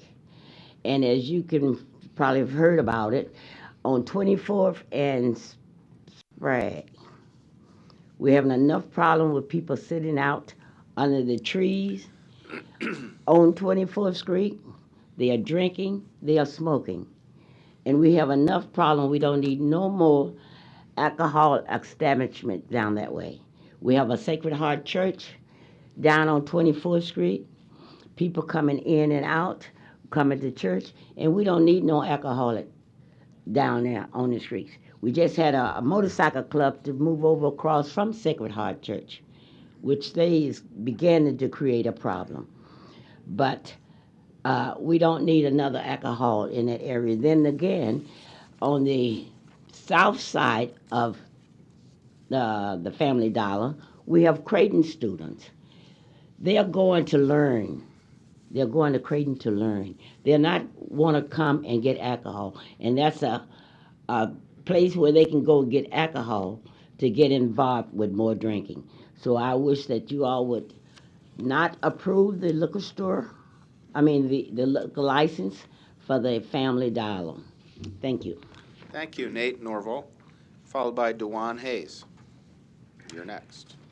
Good evening, Mr. President and Council. I am Nate Norval. I'm the children's minister at Zion Baptist Church, but I come on behalf of myself today as I both live, work, and minister and worship in District 2 proudly. I will not bore you with a rehash of the facts that we've already discussed about the number of churches and the proximity with schools and such, but there is something else that has not been mentioned that I would like to bring to the council's attention for when you have to go fight the battle down in Lincoln. So a few facts for you. Family Dollar, of course, serves traditionally low and middle income neighborhoods throughout our country, and they were purchased by Dollar Tree in 2015. And when this process took place, they set about a process of store optimization that they said in their public release was going to get the right product to the right consumer. So as you look at who they are sending this to, since they've started doing this, their pilot program for alcohol sales involved urban centers around the 2 coastal areas. They've only placed one other one thus far in the initial launch in the Midwest, and those were 10 locations in South Dakota, 7 of which directly surrounded the reservations. There is absolutely positively a corollary relationship between socioeconomic status and which locations of the 1,000 they initially chose to run this up in. This is not at all by accident, okay? Beyond that, it is important to talk about, this is a quote from Kaylee Painter, who is their media relations manager for their parent company, that we are simply providing customers with a convenient option to purchase adult beverage products while shopping for everyday needs at their neighborhood store. But I can personally testify that since they started carrying tobacco products, I have gone there to get my everyday needs, and I met with a high school student from the alternative program offering me $10 to go buy him a pack of smokes. And as Pastor Perkins said, you can bet your bottom dollar they will be doing the same thing with a multiple or single can of beer, however it is packaged. This will inevitably have the side effect of undoing a lot of the revitalization work that the president himself has gotten behind on behalf of our neighborhood, and I would like very much to have you all reject this, and I would offer up as well to join you in Lincoln if you have to fight this fight at a higher level to advocate for that cause. And I would like to ask you, Mr. President, not picking on our friend from the city of president of today. Very well. But he was the immediate past president. Very well. I thought you were still the president. I apologize. I would like to know from the gentleman from the city attorney's office, he made some offhand comment when he testified on the other one that there is an ordinance in effect that is generally not being enforced. Why are we having a law to protect parks, schools, and other kind of public facilities, but it's not being enforced? Oh, that's a state order. Okay, I thought it was the other way around. Okay. It's confusing. Okay, very well. Okay. They So don't recognize what we've please done. oppose this. It would be a disaster for our community. Thank you. Dewan, you ready? Kenneth Allen, you'll be next.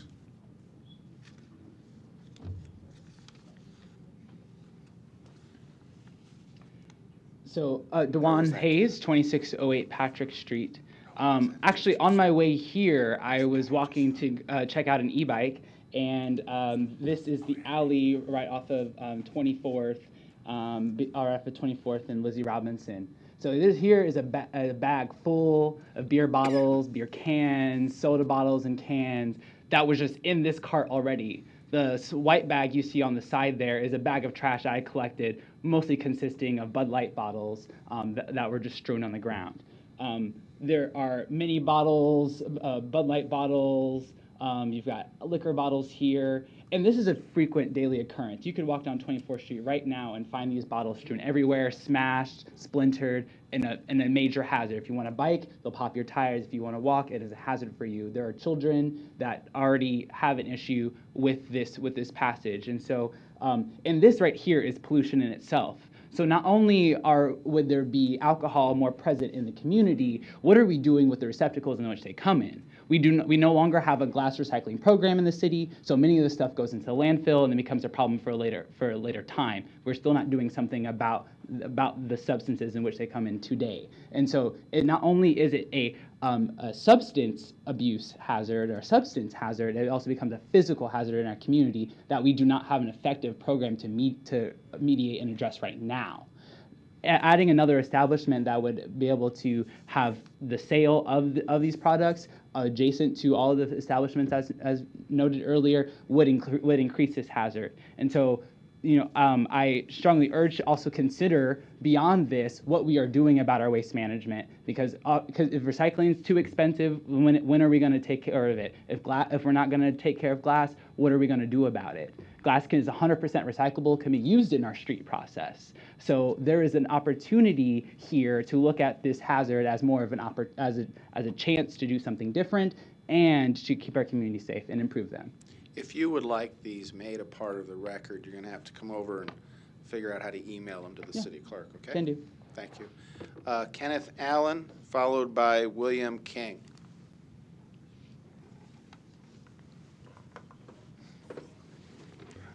I'm Kenneth Allen, pastor of Zion Baptist Church, 2215 Grant Street, to President Jerem and to our own city councilman, Ben Gray, to all of you members of the council and your staffs. I simply want to rise in opposition to granting a license to allow Family Dollar to sell beer. I want to say ditto to everything that has been said. There have been some very profound and significant points that have been raised in opposition to this. I won't try to repeat them, but I would just add this. The single proponent of granting the liquor license in the case of both the Leavenworth location and the 24th Street location, in his remarks, said something that was very telling. He said, we are applying for a beer license at this time. We're not at this time applying for a license to sell liquor or hard liquor. And that was very telling because it suggests to me that this is only the first step in a plan to begin to sell hard liquor. And nothing could lead to a greater deterioration of our community than greater access to beer and alcohol. And so I hope that you will vote not to recommend the liquor license being granted to Family Dollar. And the churches in our area, among them are Zion Baptist Church, the oldest African American church in the state of Nebraska, St. John African Methodist Episcopal Church, in addition to Bethel Church, Pilgrim Church, 24th Street Church of God, the Worship Center, and then the schools that are in the area. All of these institutions have a stake, a great stake in our community, and we're trying to improve the community. And I strongly believe that this would lead to a further deterioration or to a deterioration of our community. Thank you. Thank you. William King, are you still here? There you are. Sitting in the back today.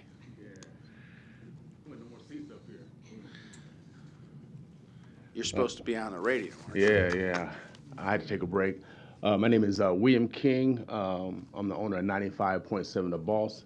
We are at 2314 North 24th Street. We are a neighbor. We actually love our neighbor, and so we love to see. I love the stats you put out. Those are some good stats, without a doubt. So, but I'm here because I bring the emotional side. I'm a former probation officer. I used to work right downstairs. I do this for real. I supervise cases that deal with alcohol, and it's not fun at all. We're dealing with people that don't need access. We're in a mode right now of rehabilitating our community, and we don't need interference from anyone outside trying to continue the perpetuation of manipulating people that don't have a voice. We're not going to have it. My voice is too big. I got thousands of listeners. And we're going to remind people every day that we're not having good neighbors. We're not having good stewardship. I was raised from Hamilton to Ohio, and so this is my community. I'm not going to leave my community. We're going to advocate continuously for our community, and I'm so proud that people showed up to advocate that they love their neighbor also. And so regardless if you live in North Omaha or West Omaha, I pay taxes everywhere. We need you guys to also come in and show some love to your neighbors over in North Omaha also. And it's going to be demonstrated by your decision. So we appreciate you. Thank you. Pastor Tom Sanders, followed by Terrence Haynes. Tony? Actually, it's Tony Sanders. Oh, I'm but sorry. You know, I took my reading handwriting glasses is terrible, off, so and that's what happens. Good afternoon, Tony Sanders. I am the president of IMA, Interdenominational Ministerial Alliance, and many of the pastors that have spoken already and clergy are members of that alliance, 2401 Lake Street. There's no need for me to repeat what has already been stated. It will be rather redundant at this point. I just want to reiterate that we as clergy and organization and cohort of pastors and clergy here in the community oppose this application for liquor license. I want it to be very clear, we do not oppose Family Dollar per se. We appreciate the fact that they're a business trying to make money and they're providing some services. One of the main issues that I have is that I grew up in that area and I'm frequently in that area. And one of the issues that I have, has already been stated, is that there are students who are ditching school at Blackburn. And they go down to the Family Dollar and they hang out outside. And as they're hanging out outside, they're requesting people to go inside and purchase tobacco. And oftentimes people do that. And I've had to check individuals and to intervene. And of course, it's not met with, pleasantry at all. I mean, they don't like the fact that I'm doing that. Then I've had to go inside and address the staff because many times they're selling it to the teens that are standing outside.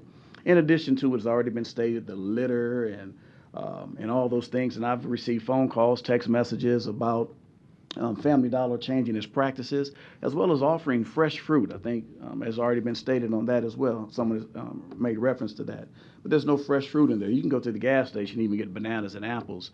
So to go into this facility that already has bad practices, and they're not offering any fresh or healthy options for our community to now add beer, and might I add beer in the urban community oftentimes is malt liquor, which I don't need to say much about that.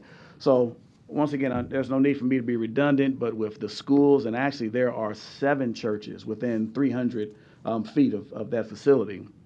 And if you go within a mile radius, you can increase that to about 12 churches. So in addition to that, the Learning Center, Sienna Francis House, and so many other institutions that are that in that area. I just don't think it'd be a good idea. So we're asking that you would please oppose that. Thank you. Thank you. Terrence Haynes, followed by Camille Wesson. Good evening, Mr. President, Councilman, Council Lady. My name is Terrence Haynes, 6326 North 33rd Street. I am a community advocate for Brick Ministries. My take on this, and again, as everybody has stated, there's no need to repeat different things that have already been said, but my take on this is actually very personal. I grew up on North 24th Street, right where that building is. My house sat there. And I am the product of 2 alcoholic parents. It's a problem that is facilitated by the lack of education, the lack of funding, the lack of outlets, the lack of housing. And normally I don't get emotional when I talk in public, but it's emotional for me because, like I said, that's right, literally the what is that? The north driveway is where my house sat, and I had to deal with that, and I watched it all my life from my bedroom window. I watched people come from Easy Drive. I watched people come from Valley High. We even had a joke in the neighborhood. You don't know any better when you're a kid. We had a joke. Say, you know, how many people graduated from Valley High? Valley High was a liquor store. It was also a candy store. So we go in and we buy our candy, and you come in one door. The liquor store was in the candy store, but then there was a bar on the other side.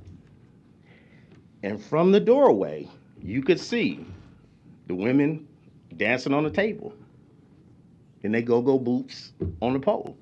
There might be some people in here that might remember that. I know I remember it. And I was a kid. So we're talking about our kids being in proximity of things that can entice them. Those things enticed some of us. I was fortunate and blessed. I never took to drinking because I watched my parents suffer with it. I watched a lot of my family suffer with it. And I watched a lot of people in this community suffer with it. And really, what it truly is a coping mechanism for everything that is a disparity in North Omaha. So it's not just that area. But again, like everybody has said, to add another outlet. What is that going to help? If we as Omaha are a community, because, you know, we understand, you know, how everything works in the city. You got North Omaha, you got South Omaha, you got East Omaha, you got West Omaha, but we're supposed to be Omaha as a whole, as a collective. If we're Omaha as a whole and a collective, then I'm asking you to say no to giving this Family Dollar this license to sell beer, because collectively as Omahans, it would not benefit some of us. And everything in Omaha should benefit everybody. And one thing that I do want to address that was already stated is the cleanliness of the store. When you go into the Family Dollar on North 24th, on 16th Street, on 30th Street, even the one up on Sorensen, they're all in North Omaha, and none of them are clean. None of them are organized. None of them are well stocked. All of the employees are disgruntled. I think that speaks to the management and maybe overall the company. Maybe Family Dollar doesn't need to be in North Omaha.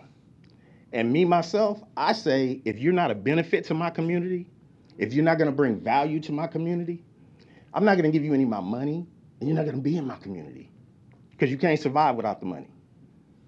So I'm asking you again to say no to giving Family Dollar the beer license. Thank you. Camille? Wesson. Sarita Gaines. Okay, well, we saved the best for last.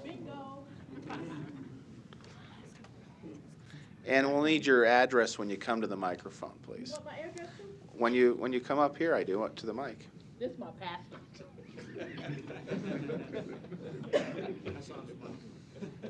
My address is 1712 North 28th Street. Thank you.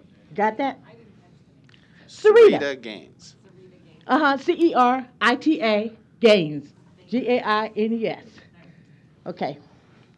Hi, Mr. B. I want to say, been there for 30-something years. I live on 1712 North 28th Street, and I've seen it all. Have you ever heard the phrase snatch and grab? This is what Blackburn does. We have a little liquor store right there on 30th and Parker. I was in it one day. Here come a bunch of kids, snatching and grabbing. They snatching beer, they snatching bottles, they snatching anything and everything. And the girl couldn't do nothing but sit there and look at them. They ran down the street. I was upset. I said, "What you gonna do?" She said, "What can I do?" I was in the Family Dollar store. I remember when it used to be a little bit better than what it is now. Now it's a hole in the wall. Kids ran in there, snatching and grabbing. They snatching anything and everything. Deodorant, soap, everything. I watched a man put a bunch of air fresheners down his pants. I said, "You stealing? You stealing in my store?" He said, "Yeah," and walked on out the door. I said, "He's stealing." She said, "Yeah." This is what goes on in my neighborhood. I was coming out my house one day. A drunk lady was sitting in my car. I said, "What you doing in my car?" She said, "Sitting." I said, "Get out my car. You can't be getting in my car." She said, "No." I said a couple of choice words, and I said, "Now you got to get out my car." I kind of snatched her out my car. She got out my car. She went on up the street. Saw a butt-naked lady coming down the street on 28th Street, running around butt-naked. I said, "Girl, put some clothes on." She said no, and went on running around the street. I've been there for 20 years. Up the street from me is now a halfway house. And I asked him, I said, "What y'all doing here? What are y'all doing?" He said, "This is a halfway house now." I said, "Well, what's in the halfway house?" He said, "Well, I used to be drugs and alcohol. I used to do this and I used to do that."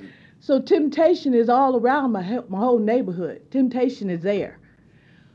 I raised some good kids in that neighborhood. I was called the Kool-Aid House.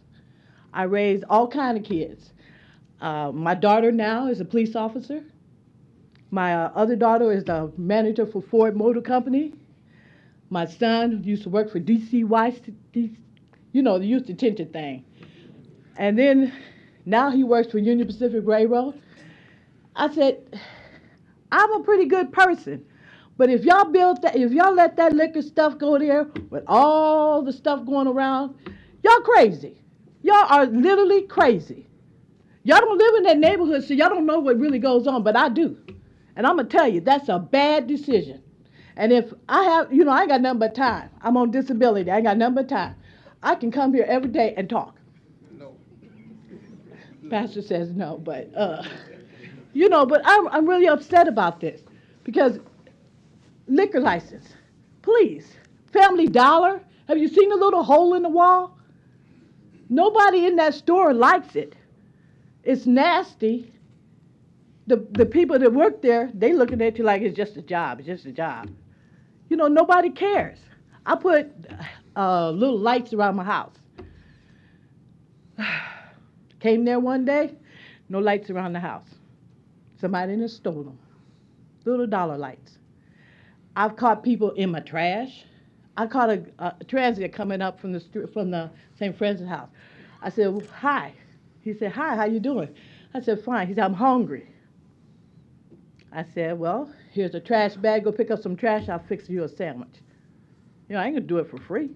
Pick up some trash. But it just makes me upset that I'm finding transit, I'm finding you know, just, you know, the people who moved, let me go back this way, a little way. There was a guy, lived around the corner from me. He owns a house. And I said, well, who you gonna have living in the house? He said, I'm gonna get good people living in the house. I said, okay. So far, they've been there 2 months, and the police have been called at least once a week. They're young men with ankle monitor bracelets. So you know what kind I'm thinking of. And they're not the kind of people you want to put a liquor store around. Because they're the ones that I think snatch and grab. They go up there and they snatch and grab. But to make a long story short, since I'm the last person, everybody Well, stay you only here. get 3 minutes, Sarita, so I kind of Really? need your, yeah, I need you. You can come as Oh, often as you okay, I'm like, looking at myself but on you the get 3 TV. minutes each time. Okay, well, I'm going to end this right now and tell you that vote no. You understand? No. Otherwise, I will be here every single day. Thank you. All right. Is there anyone else who did not sign in, who missed the sign-in sheet, who wishes to be heard on item 11? If so, we'll give you 1 minute. And it won't even take 1 minute. You know, Thank you. here's why. You know, Councilmember Gray has been talking to this council for a couple of years about something special going on in the North 24th Street corridor. And if we haven't seen it today, and you missed it, then you haven't been listening to this guy. But so the floor is yours. You have to tell us who you are again. Thank you. Carmen Tapio, North IntelliServices, 1500 North 24th Street. Just thank you for the opportunity. Just two quick things. Many of the incidents that we run into every single day in our parking lot and outside of Family Dollar, the people that are involved in those incidents are already intoxicated and impaired. So that's one. And two, if Family Dollar would participate in what is going on in the community to help revitalize and bring the community back, it would be a different story. But there is a lack of caring and a lack of participation. So I just wanted to put that out there as well. Thank you very much. Thank you. Appreciate it. Public hearing is closed. Councilmember Harding, you're recognized. I was writing something when Ms. Tapio said something that I was writing. But first of all, I will ask Mr. Masters, could you come up for just a minute, please? Yes, sir. I picked up on something that I think it was Reverend Allen also stated while he was at the podium. You mentioned, and I think it was maybe on the last one, on number 10, that what you were asking for at this time is just a beer license only at this time. So is the plan that at some point you would expand that into? At this time, again, Family Dollar is a Fortune 100 company. I can't tell you what they're going to do tomorrow. I can only tell you that I am responsible for the entire state of Nebraska with these liquor licenses, so this isn't my first rodeo, as they say. And in the state of Nebraska, we're only getting beer licenses. I can also tell you that there's no Family Dollars in the country that are getting liquor, as in hard liquor. It's beer or beer and wine. Okay, so let me ask you this too, as long as you're there, and then actually I think Nate Norville and I must have been looking at the same information too, because I think when it was last May, when it was announced that Family Dollar was going to try to get liquor, it said alcohol into 1,000+ stores. And when pressed at the announcement, the public relations person for Family Dollar wouldn't specify whether or not it was beer only or if it would include alcohol. So it seemed up in the air, certainly from corporate, that maybe it would vary by market, but at least what you're telling us today is that at least in Nebraska at this time, it's only beer. That is correct. Okay, all right. Thank you. I appreciate that. Sure. So, you know, it's interesting. I think I ask these questions because I think I look at each one of these separately and differently. And I think you're going to see that because I voted for 10. I think you might see a different vote for 11. And basically the real difference, I think that the difference really, as I look at it, is the proximity to the schools. I think that certainly is something that's very different than on this one than was something in number 10. But I appreciate the passion and conviction of all those that testified, especially on number 11. But I think I'm safe to say that you're not here to say that there should never be another liquor license issued in the city of Omaha. I think, and again, I go back to my statement, is I look at each and every one of these separately and differently, and that's why you're going to see a difference in my vote on number 11 rather than number 10. Thank you. Councilmember Gray. Immediate past president Gray. Thank you, Mr. President. A couple of things I'll say just in general, because I did want to speak on the $200 million bond issue, but I saw things were going the way they were going. We'd probably be here till 10 o'clock, so I didn't say anything on that. I'm going to take some time with this one, though, just a few minutes. And I'm going to start with Pastor Perkins. I know when my brother was talking about the Valley High, you and I kind of laughed, but the only thing I can say about that, I was 22 and in the military. Okay, so, Ms. Cooper, you beat me to the corporate office by a day, because when I called, they had already had an uncomfortable conversation with you, and I told them, well, it's not going to get more comfortable today either, because I recognize what goes on in these Family Dollars, and that dump on 30th and Sprague ought to be torn down immediately. Yes, sir. It should never have been up in the first place. So, and I have a thing about Family Dollars anyway, but let me just remind people of a few things. Number one, Carmen Tapio and I have had to talk. I had to come see her because we have a church. There's an old church in the back of that building where homeless people were staying. We had to get that particular thing straightened out.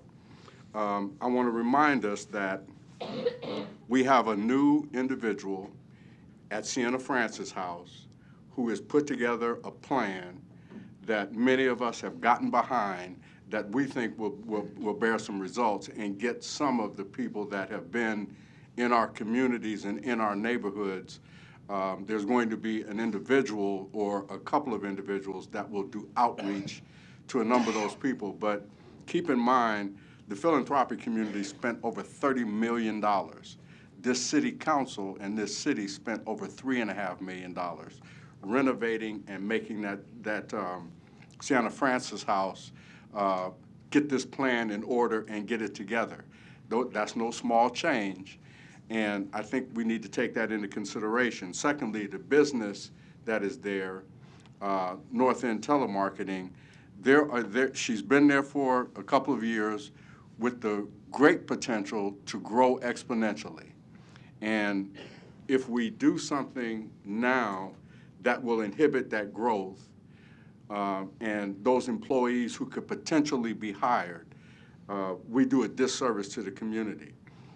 Thirdly, we have an infant business improvement district that is just getting started. To hamper her business, to hamper the churches, to make it more difficult for Sienna Francis House after we have spent dollars to try and make this better would be, it would be penny wise and pound foolish if we continue down that road. We've already talked about the schools, educare, and the learning community. I do want to take a few minutes to talk about, or a few seconds to talk about the management that I see as I go into those stores. When I've gone into the store on 16th Street, I've never seen more than one person there. When I've gone into the store on Hamilton Street, I've never seen more than one person there.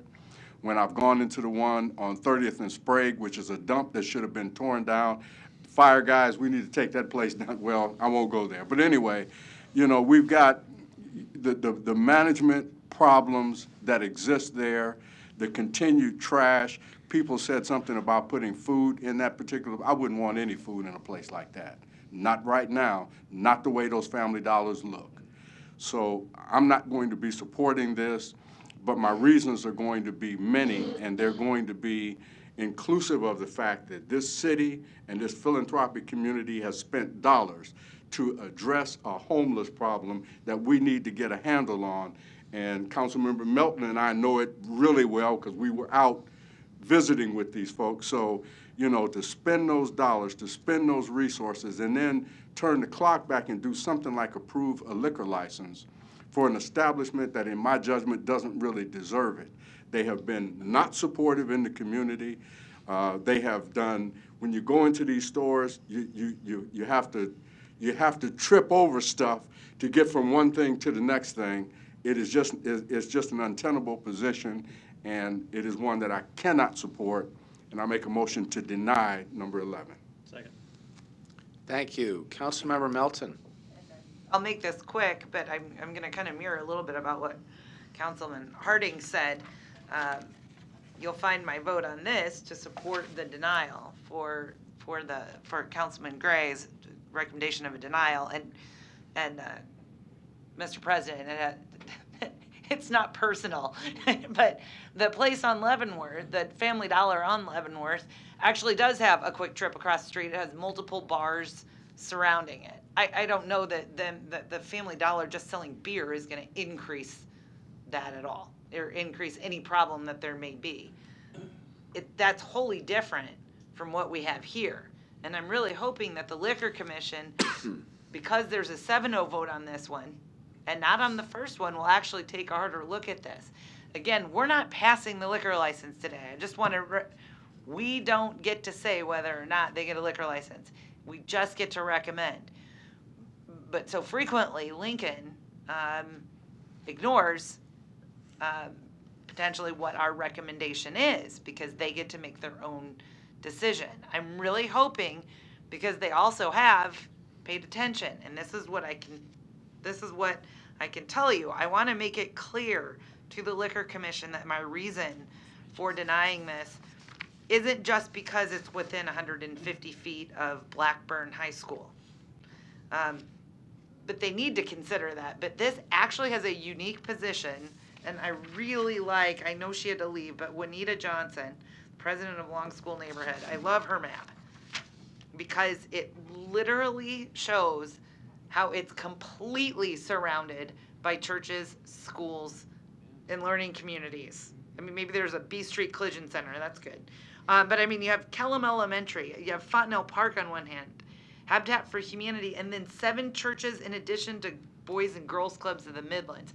And I mean, that's just directly surrounding the Family Dollar. Then you branch out as Mr. Gray said, and yeah, we've got Sienna Francis. I mean, there's so many others as you go, because I think even Zion isn't on this map, so I know that there's the church is right there, right above it. But it's surrounded by churches and schools, and then this crime map that I would assume the city can verify and check for its accuracy, but I have no reason to doubt it at this point. There's crimes already occurring at this location. So unlike certain liquor establishments that we're having issues with right now, that we're hoping will lose their liquor license based upon the continued issues, I think if you start serving alcohol here, you're going to find that just in comparison to liquor stores, they have more crimes than places that actually are carrying liquor. So I'm very concerned with the crime stats that I see for this particular location. I just want to, I really am hoping the Liquor Commission takes notice of this one, really thinks about it. But Reverend Norvell, I know you made a comment. Let me know if I can help you guys in Lincoln. Okay, we don't go to Lincoln and argue with the Liquor Commission. What that takes and when liquor licenses, maybe when our denials have been upheld, it takes the community. So, Mr. Norvell, I think hopefully you and some of the other people that have come down here will take that lead and make sure you get to the Liquor Commission to take the community who actually is there and around the store. They take you seriously and they listen, and that's what it is going to take. So I can tell you you're signed up already, I think, if you're willing. And then Ms. Gaines, you stated that you're willing to talk every day as long as it takes. So there you are back there. All right, well, hopefully you can catch a ride with the Reverend here down to Lincoln, because they need to hear from you. He said I can have a ride. All right, I'm glad we can make that arrangement. So I just wanted to explain my reasonings for the vote, the different votes on these two, and I hope the Liquor Commission takes note of it. Thank you. Councilmember Pauls. Thank you, Mr. President. I disagree a little bit, because see, I think this corporation apparently is corrupt. When somebody told me that in South Dakota, around the reservations, they're targeting. And see, I think they're targeting even on Leavenworth. I truly believe that corporation, their mission is different than they portray. The word family really is a misnomer. That's good, Councilman. Yeah, I think we ought to really think about this. I have not been in any of these stores that you're talking about, but I'm assuming if they're so filthy and if they're in so disarray that the health department might have some issues and the fire department would have some issues. If the aisles, if you have trouble walking through it, I wouldn't be afraid at least calling the health department or the fire department and say, hey, take a look at this store. Because if those aisles are not, the reason I know that, being a former school administrator, if I had a chair in front of a door, they would write me up. So I tell you, the one thing about it, and of course, Mr. Gray knows what I think of him. I'm so impressed with the tenacity and how you're approaching this, trying to make your community. I know it sounds like there are some issues there that need to be, but that you're on top. You're making that effort.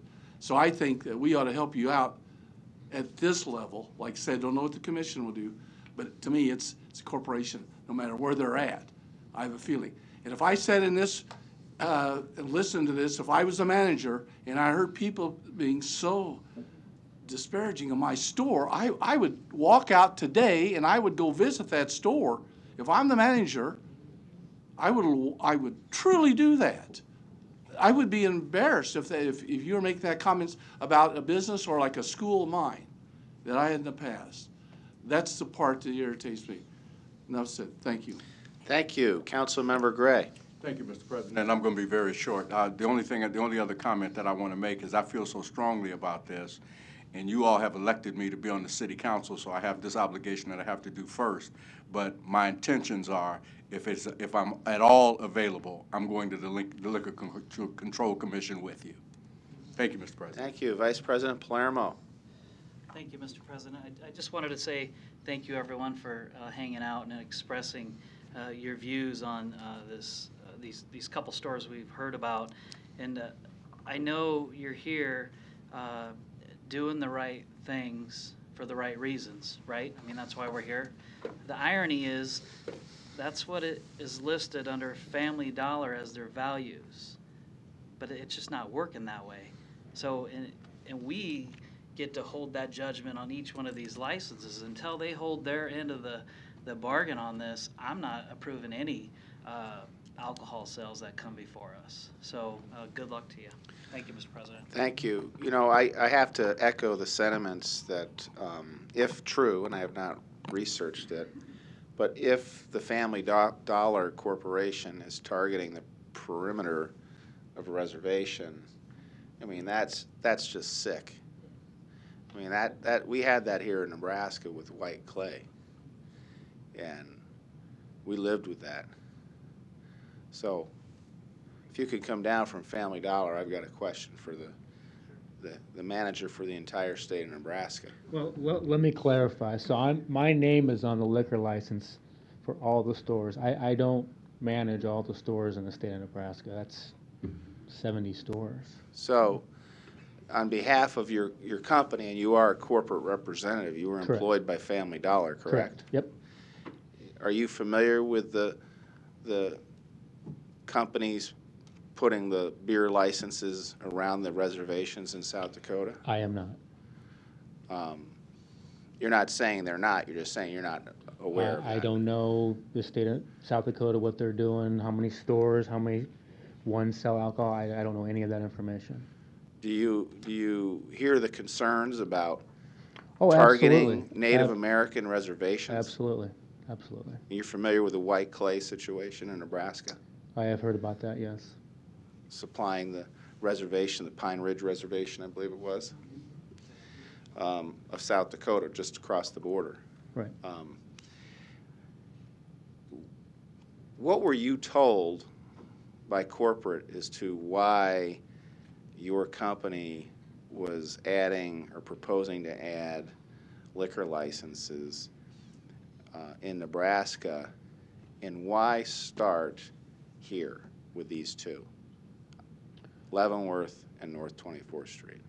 So there's been no specific information sent to me as to why these two specific stores. I said earlier, the competition. So if you look at Family Dollars, especially in the urban areas, we go where nobody else wants to go. So if it wasn't for Family Dollar, a lot of these customers. Now I'm going to have to, if you could hold on a second. Yeah. The one thing we have a rule about in the chamber is maintaining decorum. So you may hear things that make you shriek and react that you viscerally disagree with in your core, but I ask that you please keep that inside of you at this time. You may continue. Sure. Thank you. So again, we go to areas where typical retails don't go. I mean, is there a Walmart on 30th Street? Is there a marketplace on 30th or 24th Street? So we service a community that our customers rely on us to provide products for. Now, is the company perfect? Are our store managers perfect? Are our employees perfect? Obviously not. But we are providing a service. These two particular locations, again, I've done my due diligence, and I know, other than the Quick Shop on Leavenworth, it's either Mercado or it's Quick Trip. So again, a lot of our customers don't have transportation. 24th Street, the same situation. Sinclair on Cummings or all the way down to Lake Street. There's not a lot of retail between Cummings and Lake on 24th Street. Mr. Gray, I'm sure you're aware of that. Yeah. Okay. I hope and pray that does happen, because that community deserves that. Well, I would just say this. You must not have done too much research on Leavenworth, because if you had, you would know that the Quick Trip at 36th and Leavenworth, if it's not the most robbed convenience store in the city, it's certainly in the top of locations for being held up.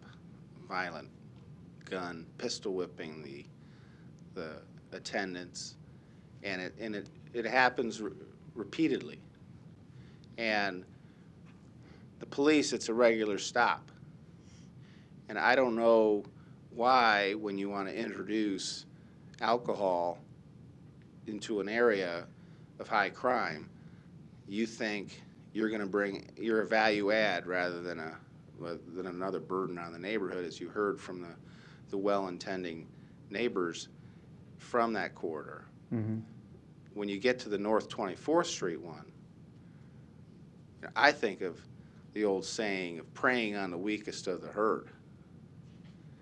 There's a rule in the liquor control rules that prohibits the citing of a liquor license within so many feet of a home for the indigent or poor.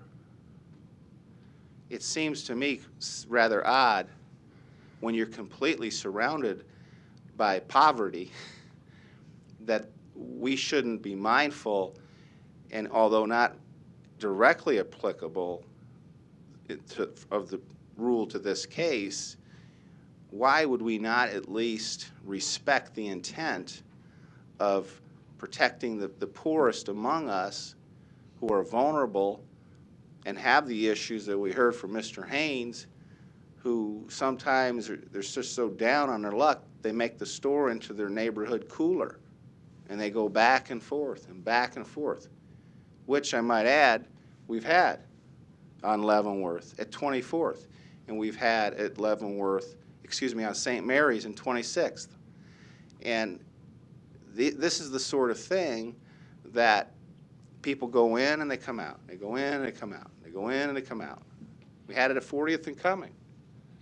I mean, I could go on and on and on. I don't, to me, it's just mind-boggling. And I know you're here as the soldier.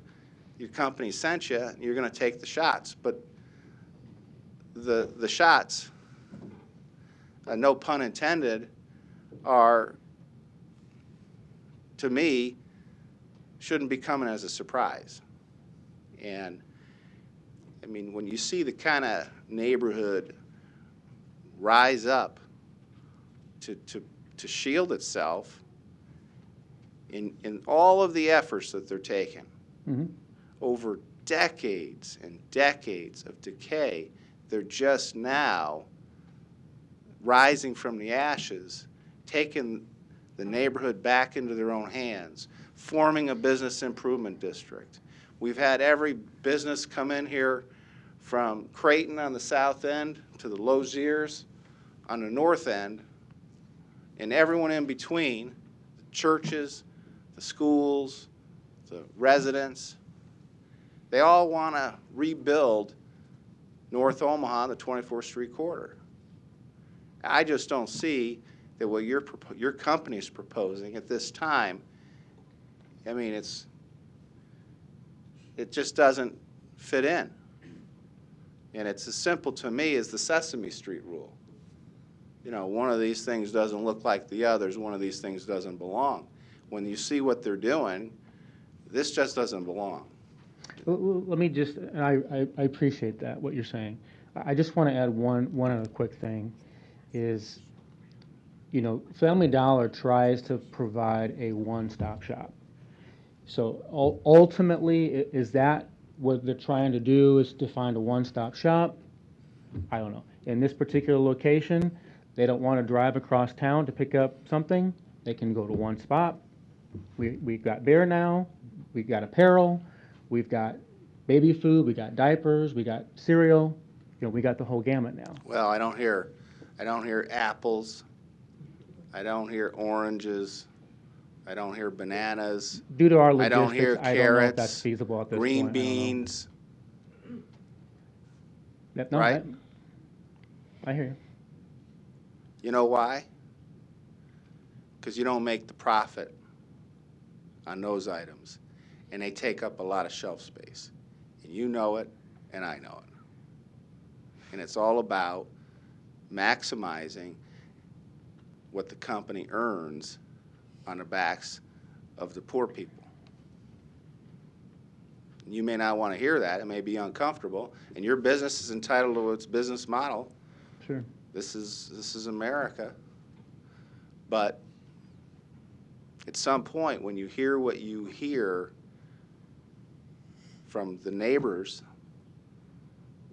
if we didn't heed them, we wouldn't be doing our job. Now, it may be you go to Lincoln, you'll see Mr. Wiesen again. You'll probably see a bunch of the people you saw here today. And if Mr. Gray can make it, you'll see him. And it may be that the three commissioners disagree with us. But I think we have to make a recommendation, and it has to be no. Sure. There's a motion and a second. Roll call. Festerson. I've learned when you know you have 7 votes, stop talking. Yes. Gray. Yes. Harding. Yes. Melton. Pauls. Palermo. Mr. President. Yes. Motion is approved, 7-0. Consent agenda. Any member of the City Council may cause any item placed on the consent agenda to be removed. Items removed from the consent agenda shall be taken up by the City Council immediately following the consent agenda in the order in which they were removed, unless otherwise provided by the City Council Rules of Order. The public hearing or hearings on agenda items 12 and 13 were held on January 28 of 2020. Second, roll call. Festerson. Gray. Harding. Melton. Pauls. Palermo. Mr. President. Yes. Items 12 and 13 are approved, 7-0. The public hearings on agenda items 14 through 34 are today. If you wish to address the City Council regarding these items, please come to the microphone, indicate the agenda item number you wish to address, identify yourself by your name, address, who you represent, and if you are a proponent or opponent. Luis Jimenez, 3306 Birch Street. Thank you for the opportunity to speak again. I want to speak on 44 preservation districts of historic significance. There's a jazz district being proposed that is actually I have it right here.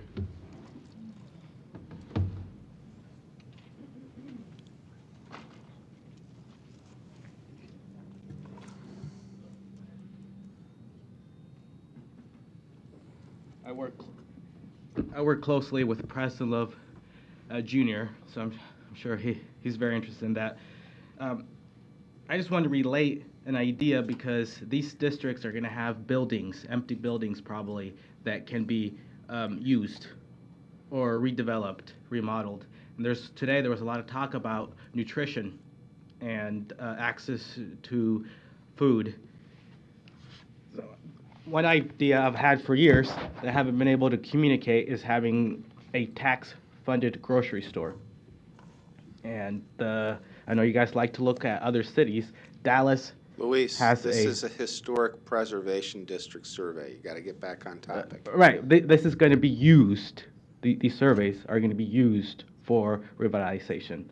So I'm just taking the opportunity to relate this idea that using an empty building in one of these districts, especially in this district that has this in a food desert, to come up with a tax-funded grocery store. Okay. Thank you.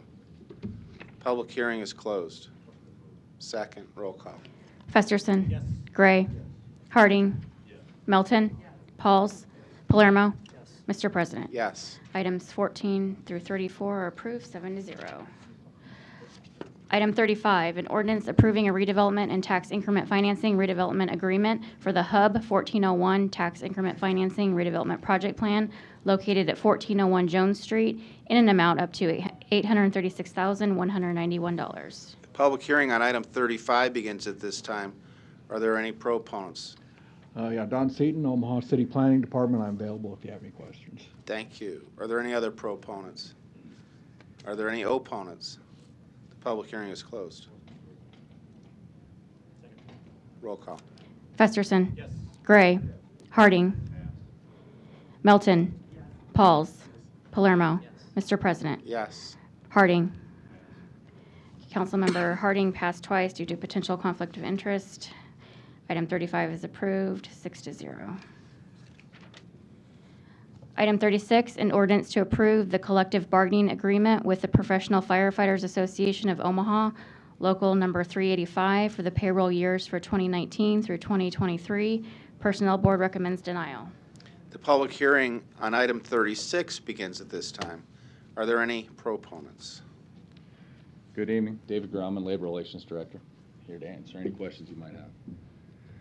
Good evening, Mark McQueen, Baird Home Law Firm, 17th and Farnham. Acted as lead negotiator for this particular contract. Dave and I have been working together since he returned to Omaha in his labor relations capacity.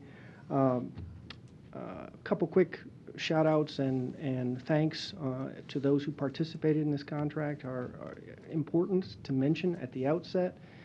At the time we were negotiating this contract, particularly as we were attempting to finish, there was a lot of activity going on in the city in the employment context involving the fire department, and it would have been very easy for the participants in negotiations to take their eye off the ball and focus on the controversy rather than the issues that we were trying to address at the bargaining table. That did not happen. I think Mayor Stothert deserves credit for not allowing that outside controversy to influence what happened at the bargaining table. I think the representatives from Local 385, including Steve LeClaire and Matt Carmichael, who are here today, deserve credit for that.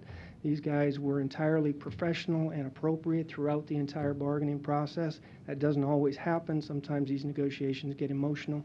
I also want to acknowledge the fact that Chief Olson was very generous in donating or allowing his staff to participate in the negotiations.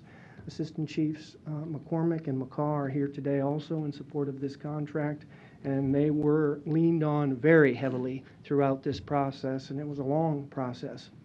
I'm going to try to be very brief in the overview of this. I know you've had a long day, so I'm going to be intentionally at a very high level in highlighting the important terms of this contract, and then I'll be happy to answer any questions that you may have. It's a 5-year deal. The first year of this contract is already complete, as sometimes happens in prolonged and complex negotiations. This contract runs through December of 2023, which coincides, incidentally, with the expiration of the health trust agreement that we negotiated a little over a year ago and that you approved. So now that they both expire in the year 2023. Everybody's always interested on wages and the most important economic item in a contract. This particular contract calls for a 12% pay increase over the course of 5 years. That's an average of 2.4% per year. 2019, the year that's already been completed, we've got a wage freeze in this contract. In 2020, the year that we're in right now, there's a 2.8% increase, which is slightly understated because there's some incidental costs that go along with longevity pay and some med unit captain positions that we're creating with this contract. So essentially it's 3% in this current year in addition to the next 3 years. So 12% over 5 years. On longevity pay, we increased to the tune of 10%. That sounds like a lot. It translates to $4 per paycheck, per pay period on the low end of the longevity scale, and up to $15 on the high end of the longevity scale. The contract provides for the replacement of 21 lead paramedics with 21 captain paramedics. That's new. That used to be the case in higher numbers as early as 2010. It changed through the CIR. There's a lot of reasons that go into that change. Both the city and the union are very supportive of that change, and we think this will be a very good thing for the department. If you're interested in the details that led to that particular change, I'll provide them, but we can really get into the weeds on these particular details. Does the lead go away and substitute with the captain?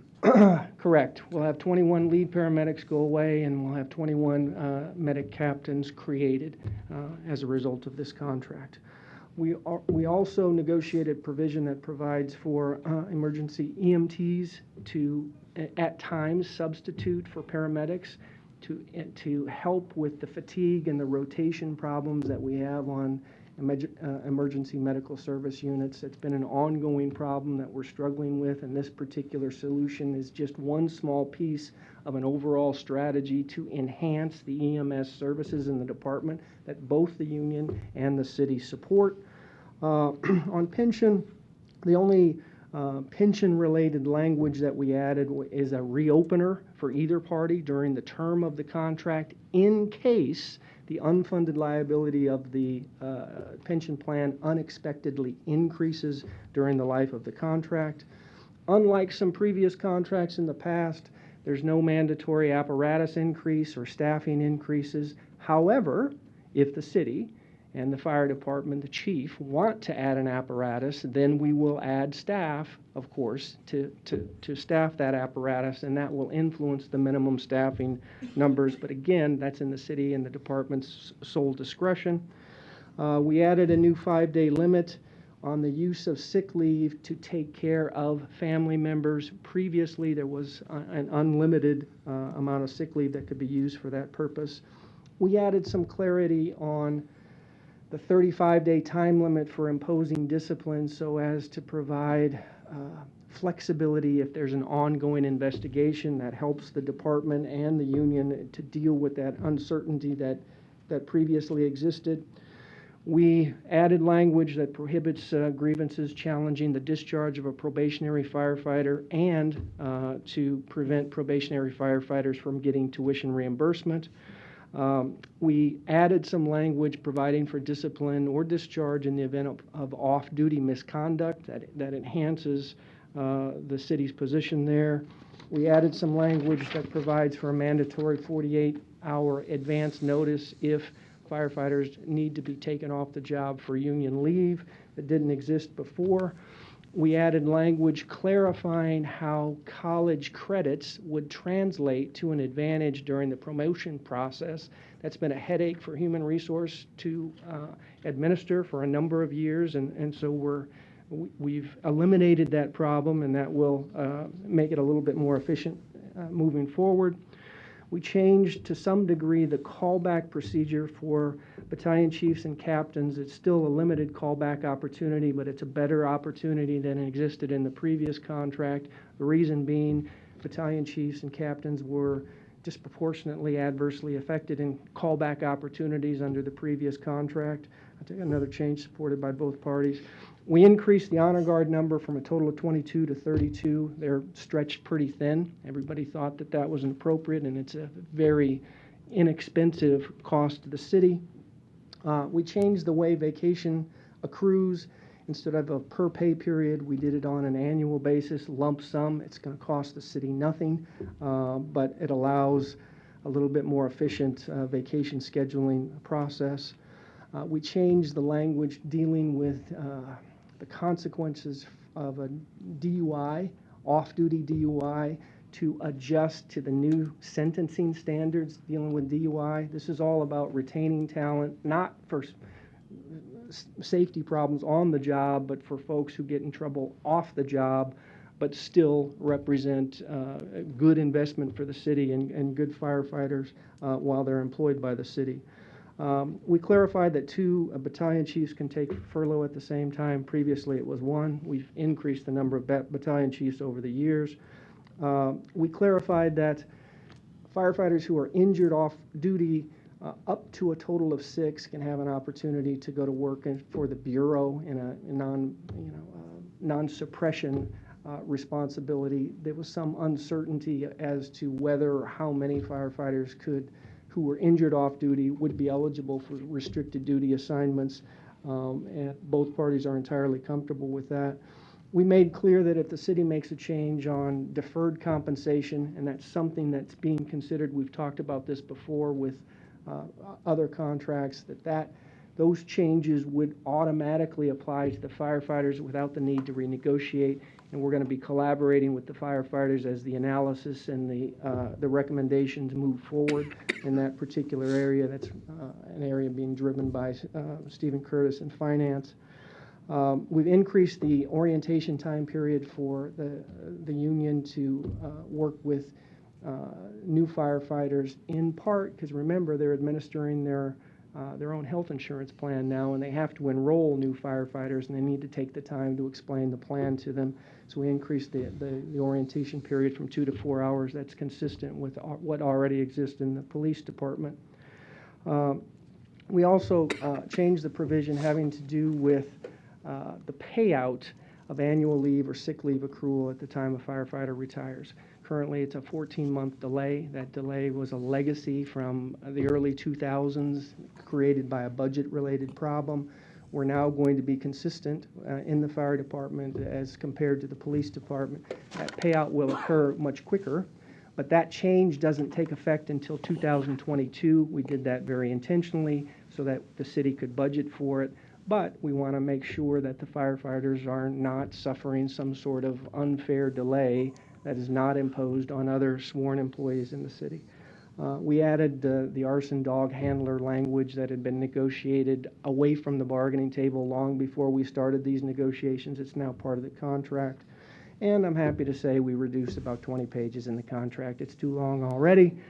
With all due respect to my union counterparts, it's a shorter contract now, so we've removed obsolete or unhelpful language.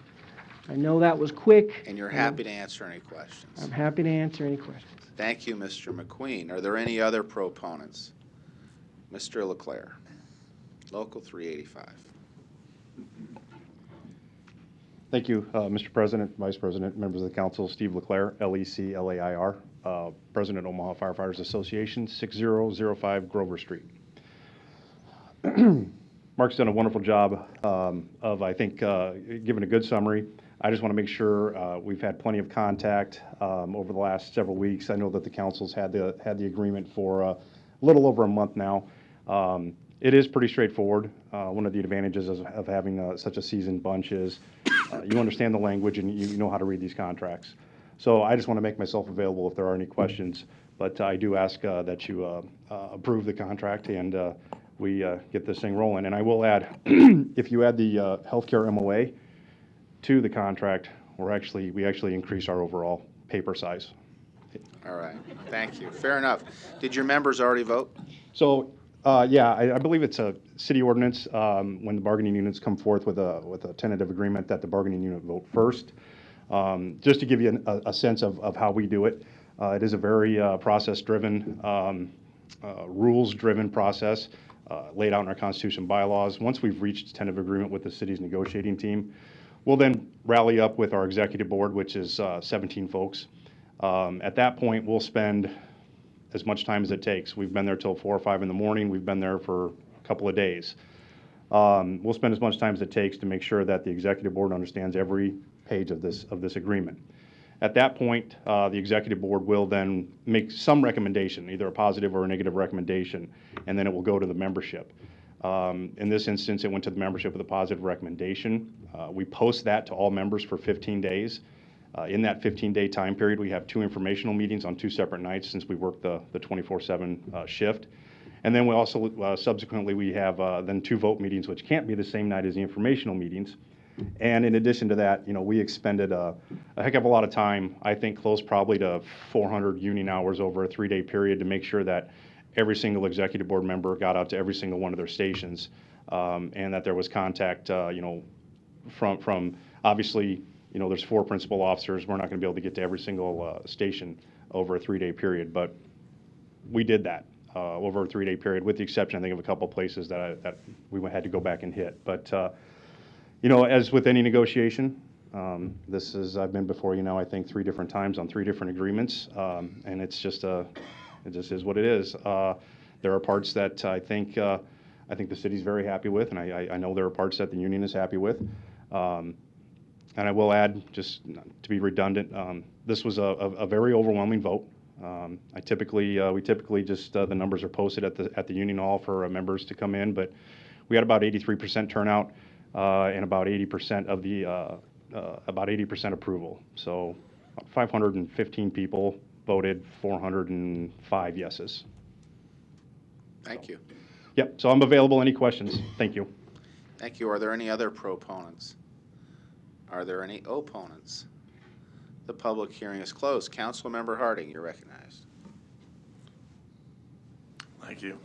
Pete, sorry, I'm not going to pay attention to what you said a minute ago about 7 votes, but I just wanted to quickly note, and Councilmember Gray made reference to this too, and there's no connection to the action that we're discussing now to what we discussed earlier in number 11, but it was almost 24 years ago today, or it was in April, I guess, that Captain John Gosling lost his life when fighting a fire at the Family Dollar at 30th and Sprague. Thank you. Chief Olson, I see you back there, but you haven't escaped my vision. I have a question for you. I wouldn't be doing my job if I didn't ask you. We heard the testimony with regard to use of EMTs for paramedics because of the fatigue factor, in part, that paramedics experience because of the heavy call volume in District 3 with downtown and midtown. The call numbers for medic units are just staggering numbers, and over the years, I've wouldn't be doing my job if I didn't ask about Medic 2. Right. And because that Medic 2 was such an integral part of relieving the load, so to speak, and the demands in the downtown and midtown area. And so where are you in evaluating resources in the medic units and considering good old Medic 2? Well, thank you for that question, President and council members. Thanks for having me come up to speak. Dan Olson, Fire Chief, 1516 Jackson Street. It's a great question. question dear to my heart, being a downtown firefighter for many, many years, over half my career now. We're actually actively looking at the statistical data as we move through time. We know that our call volume is increasing. As you stated, it's increasing around the country, so this is nothing exclusive to the city of Omaha. We know that in 2011, I believe it was, fire apparatus, including medic units, were taken out of service. It's my goal to replace those apparatus as we move through time. So we have had our IT people taking a look at our data. We do know that there is a need for adding apparatus in the future. I have discussed this with Mayor Stothert. She's very open-minded to that. I just have to get the time available to put together an actual proposal to pitch to the mayor, to present to you for consideration. Thank you. Absolutely. It's an issue dear to my heart, not only because of the firefighters and their families that live in my neighborhood, and so I'm surrounded by your troops, so to speak, your personnel, and a lot of alums. The retirees are also, and with 48th and Mayberry just down the street from my house, it's amazing that unit is going 24/7, and I know 3 is, and I know 1 is, and the others that are just running. And I actually see them coming from the west coming in, so they're all tied up when that happens. Right, and one of the reasons that we will take a look at that is to make sure that we can provide that coverage when we have apparatus that are already deployed on incidents and that backfill need. We want to make sure that we have all our holes filled. But we're in pretty good shape. We know we had the ISO rating come back in a positive manner. We have a #1 ISO rating, and I mention that because that lends itself to the number of apparatus we have in service now, the number of fire stations we have, the locations of those fire stations, the types and levels of services that we provide. So what we need to do is dial in and make sure that we know that if we have any gaps in that coverage, that we fill those gaps in coverage. There was some mention earlier to the Sienna Francis House, and we know that that's one of our target areas in town for our EMS calls, so we're paying very, very close attention to that. I'm on a task force that's being developed to deal with some of those issues. We've actually had some tours of the facility. We've talked to the leaders in that organization, and we're all putting our heads together to try to make a dent in the number of calls that we, as a fire department, respond to in that area. So we know that that's one of our hot spots in town. We're definitely going to have to take a close look at that when we finish up the development of our study in terms of are we going to need a new medic unit, when and where is that medic unit going to need to be, and where is it going to be placed. And we're constantly looking at not only that, whether or not we're going to need medic units, but are we going to need additional fire apparatus and where they're going to need to be. As you know, we have a 25-year build-out plan that spells out where our fire stations are going to need to be, and obviously there will be growth that'll take place with some of those additions as well. Thank you. You're welcome. Councilmember Festerson. Thanks, Mr. President. Mr. McQueen, if you would. I don't think we received an economic analysis of the contract, and I don't think Mr. Curtis is still here, so I'll just ask this question of you, which I'm pretty confident. He's here. Oh, is it? Okay. He must have came back. So either one of you can answer this question then. I don't think I'm seeing anything that would be considered unbudgeted as a result of this agreement. I mean, the healthcare stays the same, the pension contributions are the same. And if anything, the 2.8% in 2020 is less than I think was budgeted, which was probably 3%. Is that an accurate statement? I believe it's accurate. Would you agree, Mr. Curtis? Steve Curtis, City Finance. I think we had 3% in there. Okay. And I believe this is the last category that has a wage adjustment account, right? So that would go away and no longer ever be needed?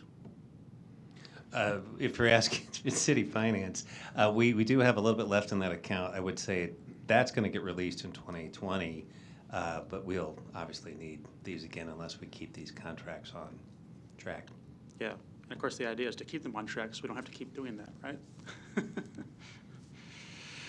That's a rhetorical question because I think the answer is right. Yeah, that's correct.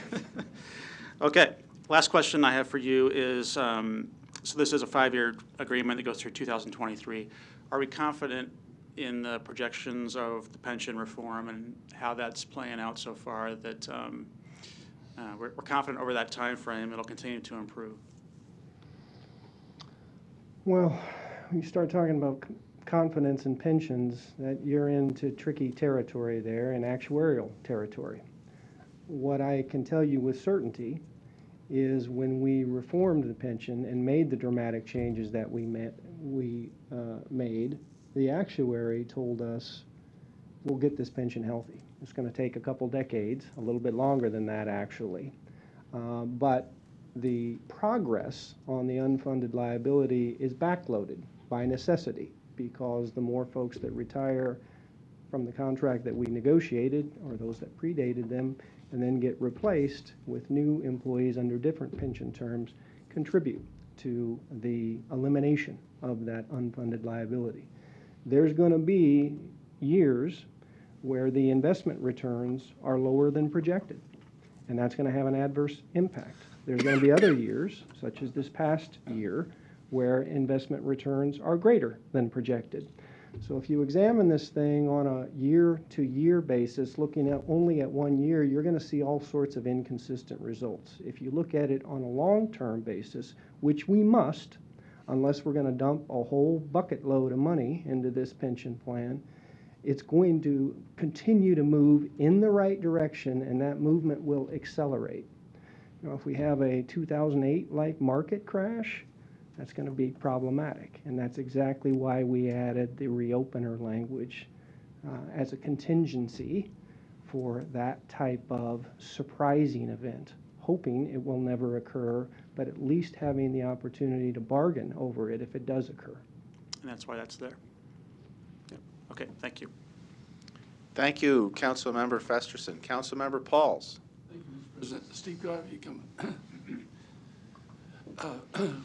Restate? Yes, you did. Steve LeClaire, President Firefighters Association, 6005 Grover Street. Yeah. This is just for some information. And Mr. Harding, he sort of brought to my attention, he said a firefighter had lost his life so many years ago. Yes. Within the last 2 years, I think I attended a funeral at Holy Cross for a firefighter who had committed suicide. Yes.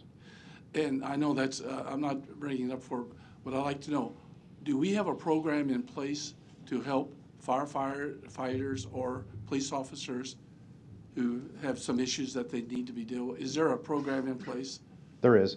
So collaboratively, I take you back to 2014 when, March of 2014 when Rich Livingood had taken his life.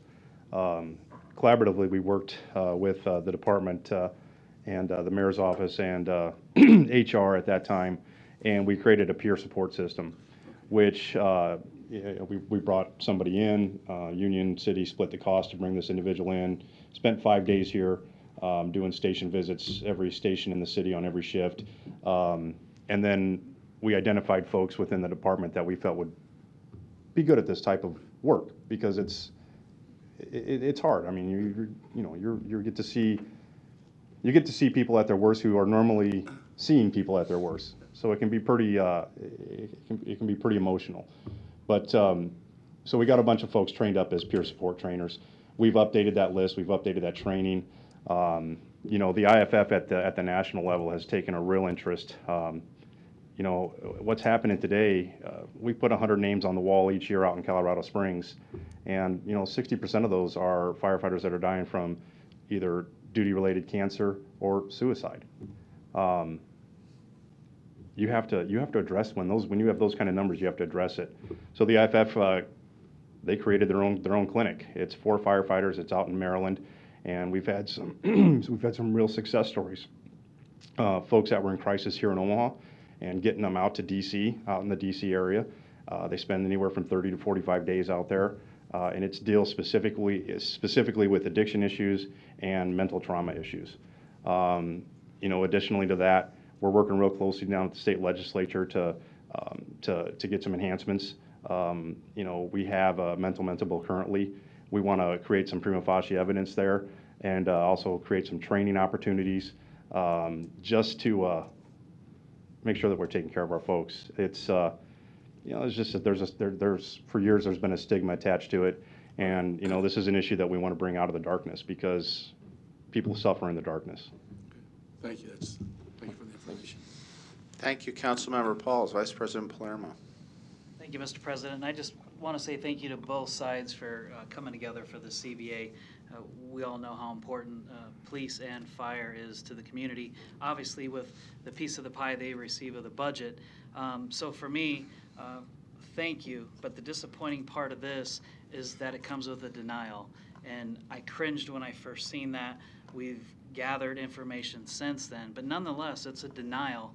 This is an 8-person board that, okay, there's 5 people on the personnel board, there's 8 people assigned to it.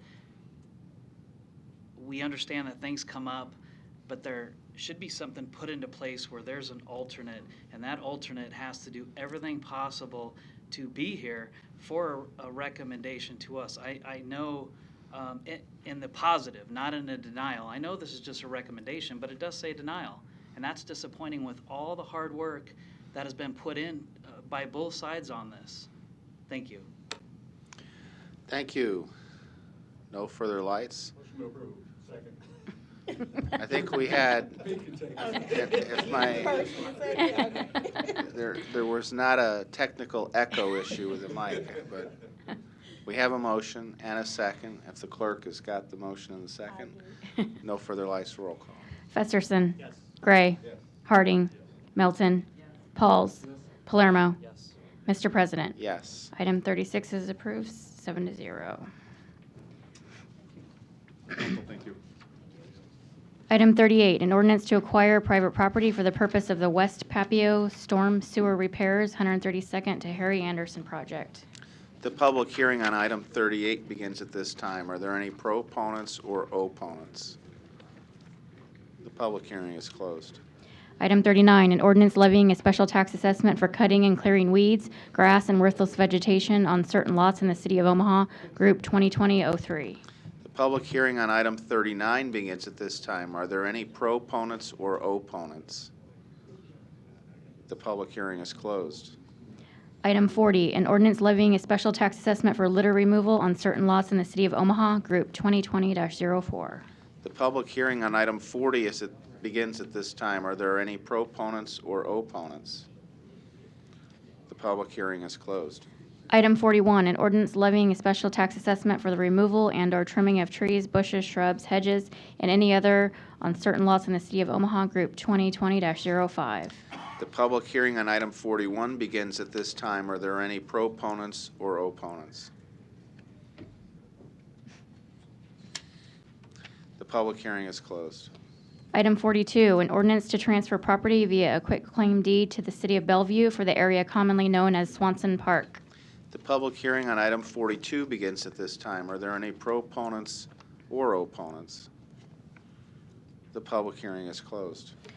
Item 43, an ordinance to accept the bid of Miller & Sons Golf Cars in the total amount of $142,416 for the lease through PNC Equipment Finance of 72 gas-powered golf cars for a 4-year term from January 2020 through January 2023.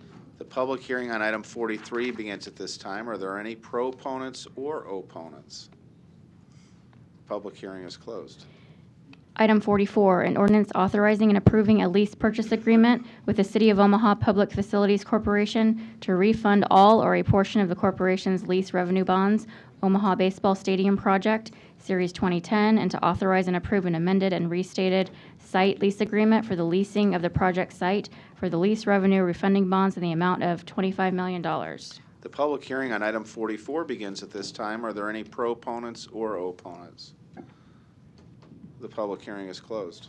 Non-action items. Items 45 through 66 do not require a public hearing or city council consideration at this meeting, but will be placed on a future agenda for public hearing and/or vote. The reason for non-action is noted after the item on the agenda, as well as the date the item is expected to appear on agenda for consideration.